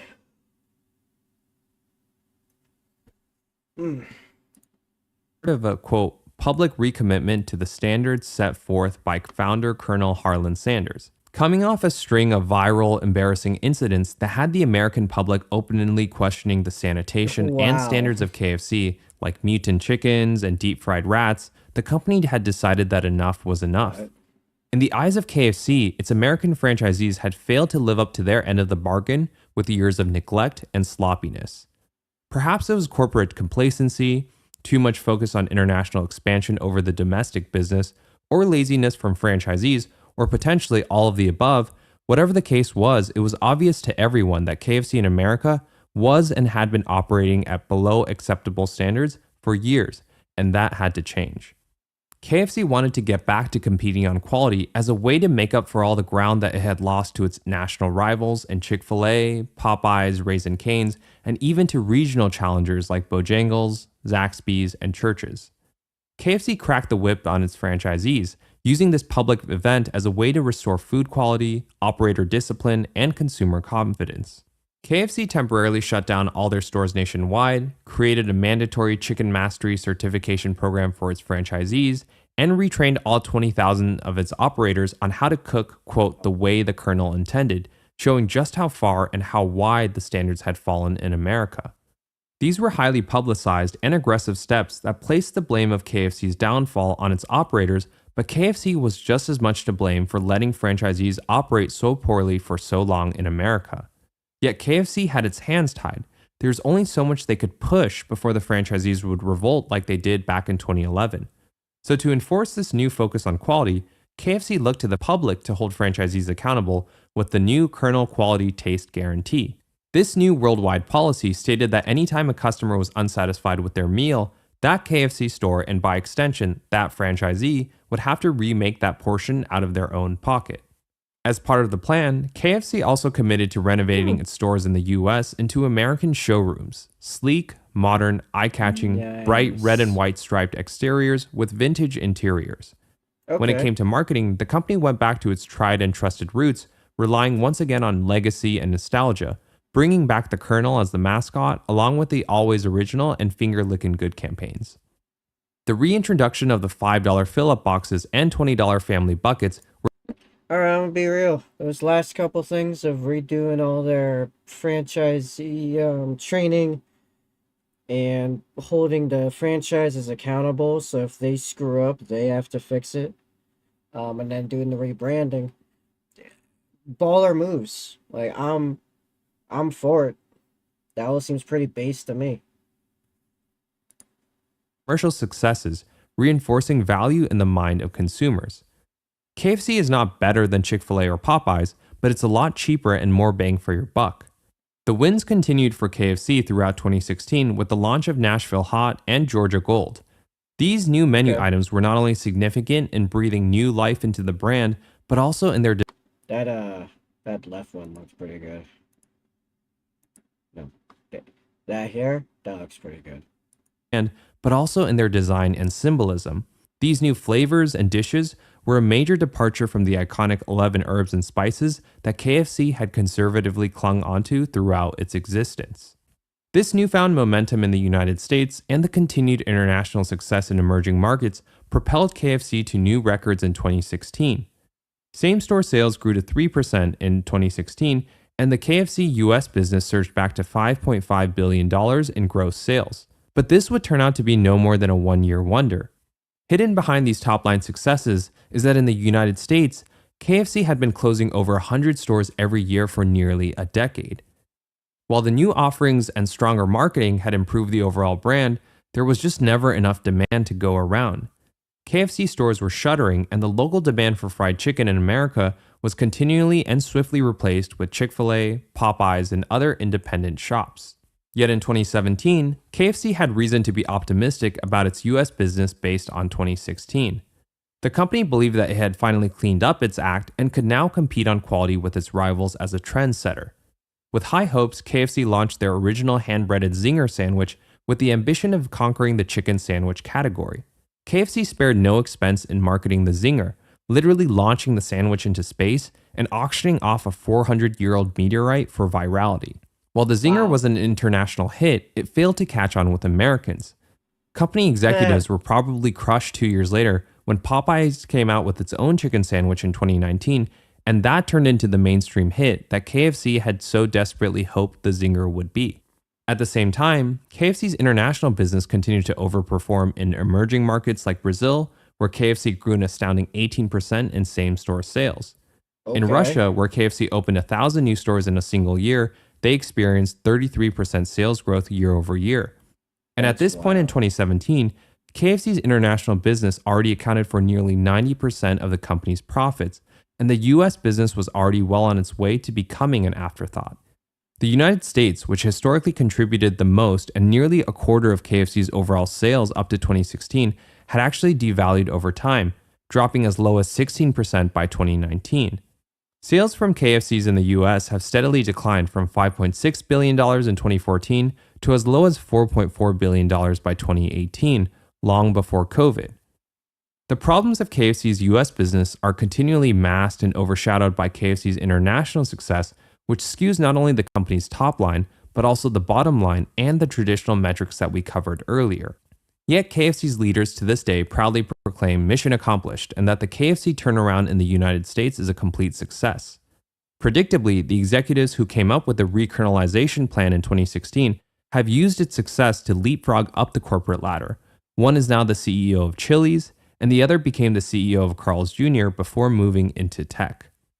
Sometime between 2017 and 2019, KFC executives must have gone over these same numbers and arrived at an obvious decision to cut losses and quietly deprioritize the US business.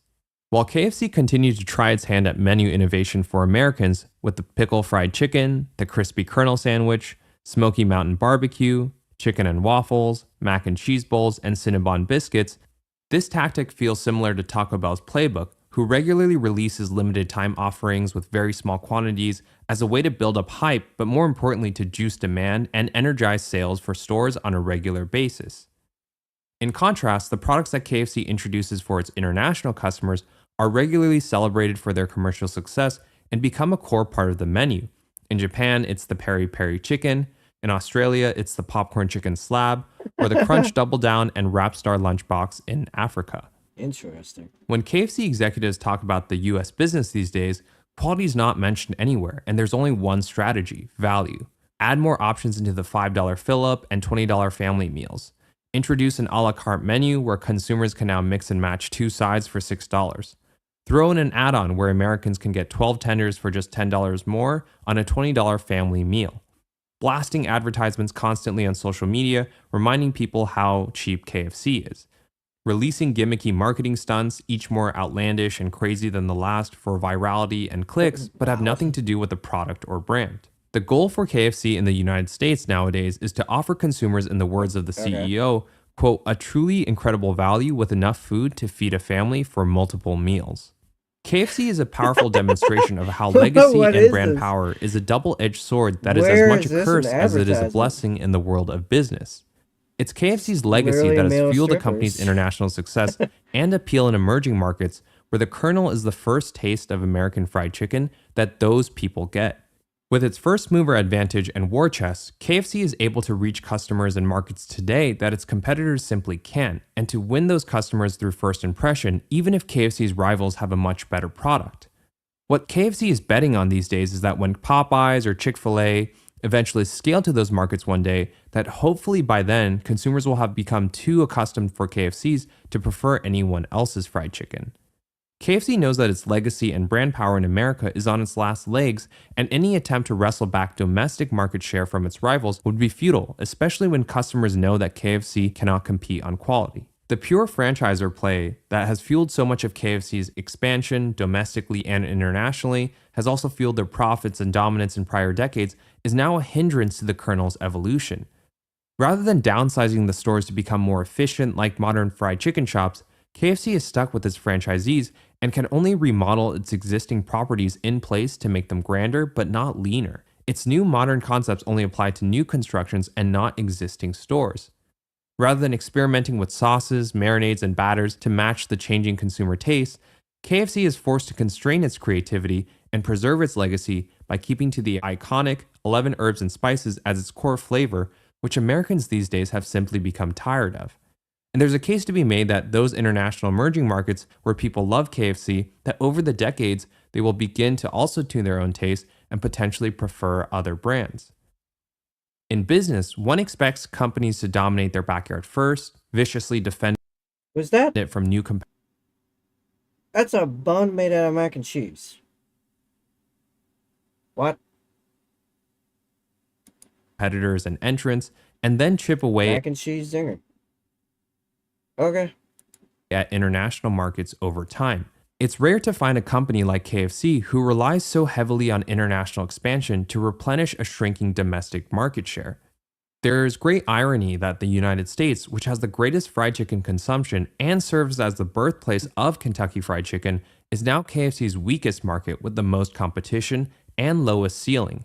As an American who grew up pigging out on buckets of KFC, it's sad to see the Colonel regress to a discount volume brand. Businesses, like humans, must adapt or die. For KFC in America, adaptation came too little, too late.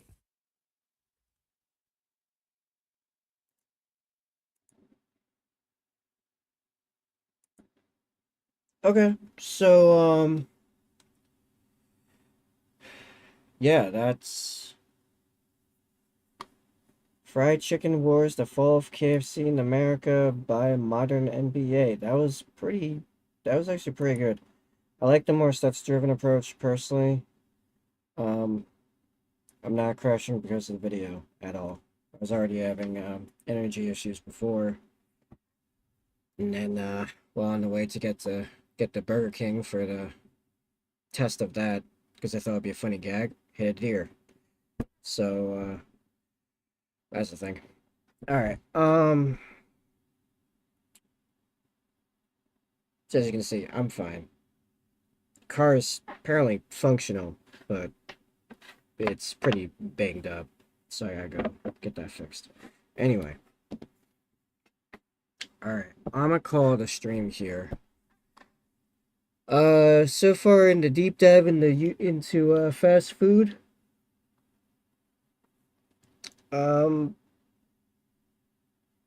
yeah, thus far it just kind of seems to be what it is. Like, it just the food business.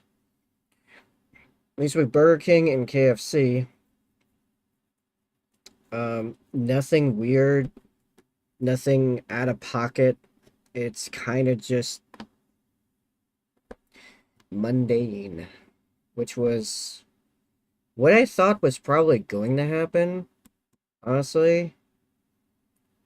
But, yeah, tomorrow we'll look into McDonald's and maybe, like, Wendy's. However,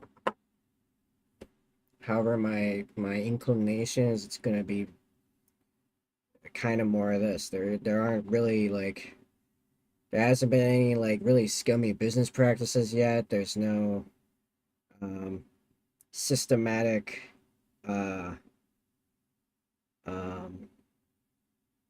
systematic, like, danger to the public or anything like that.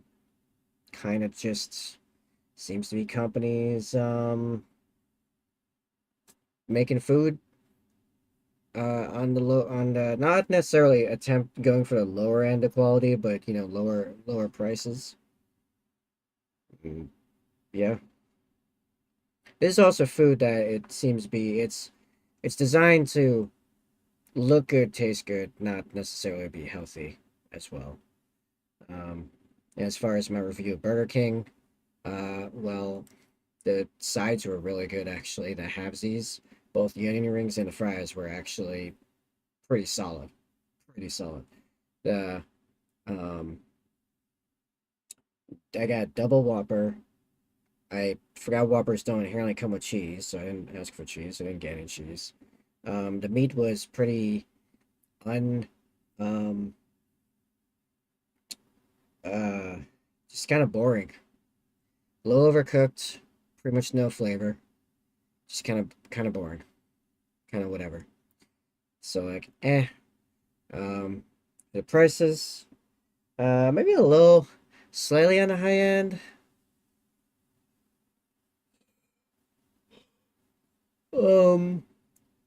For large halvesies, for $5, plus like taxes, but like taxes are gonna change depending on where you are. So it'd probably be like $6 or $7 for me. Maybe I'd spend that to get the fries. If I was on the road and needed something quick, I don't know. But yeah. Anyway, all right. This has been today's time at the table with table. I don't know if I'm gonna keep using that, but yeah. I hope everyone has a good night, and eventually these will be on in pieces on YouTube and Rumble as their own standalone things. Yeah, have a good one.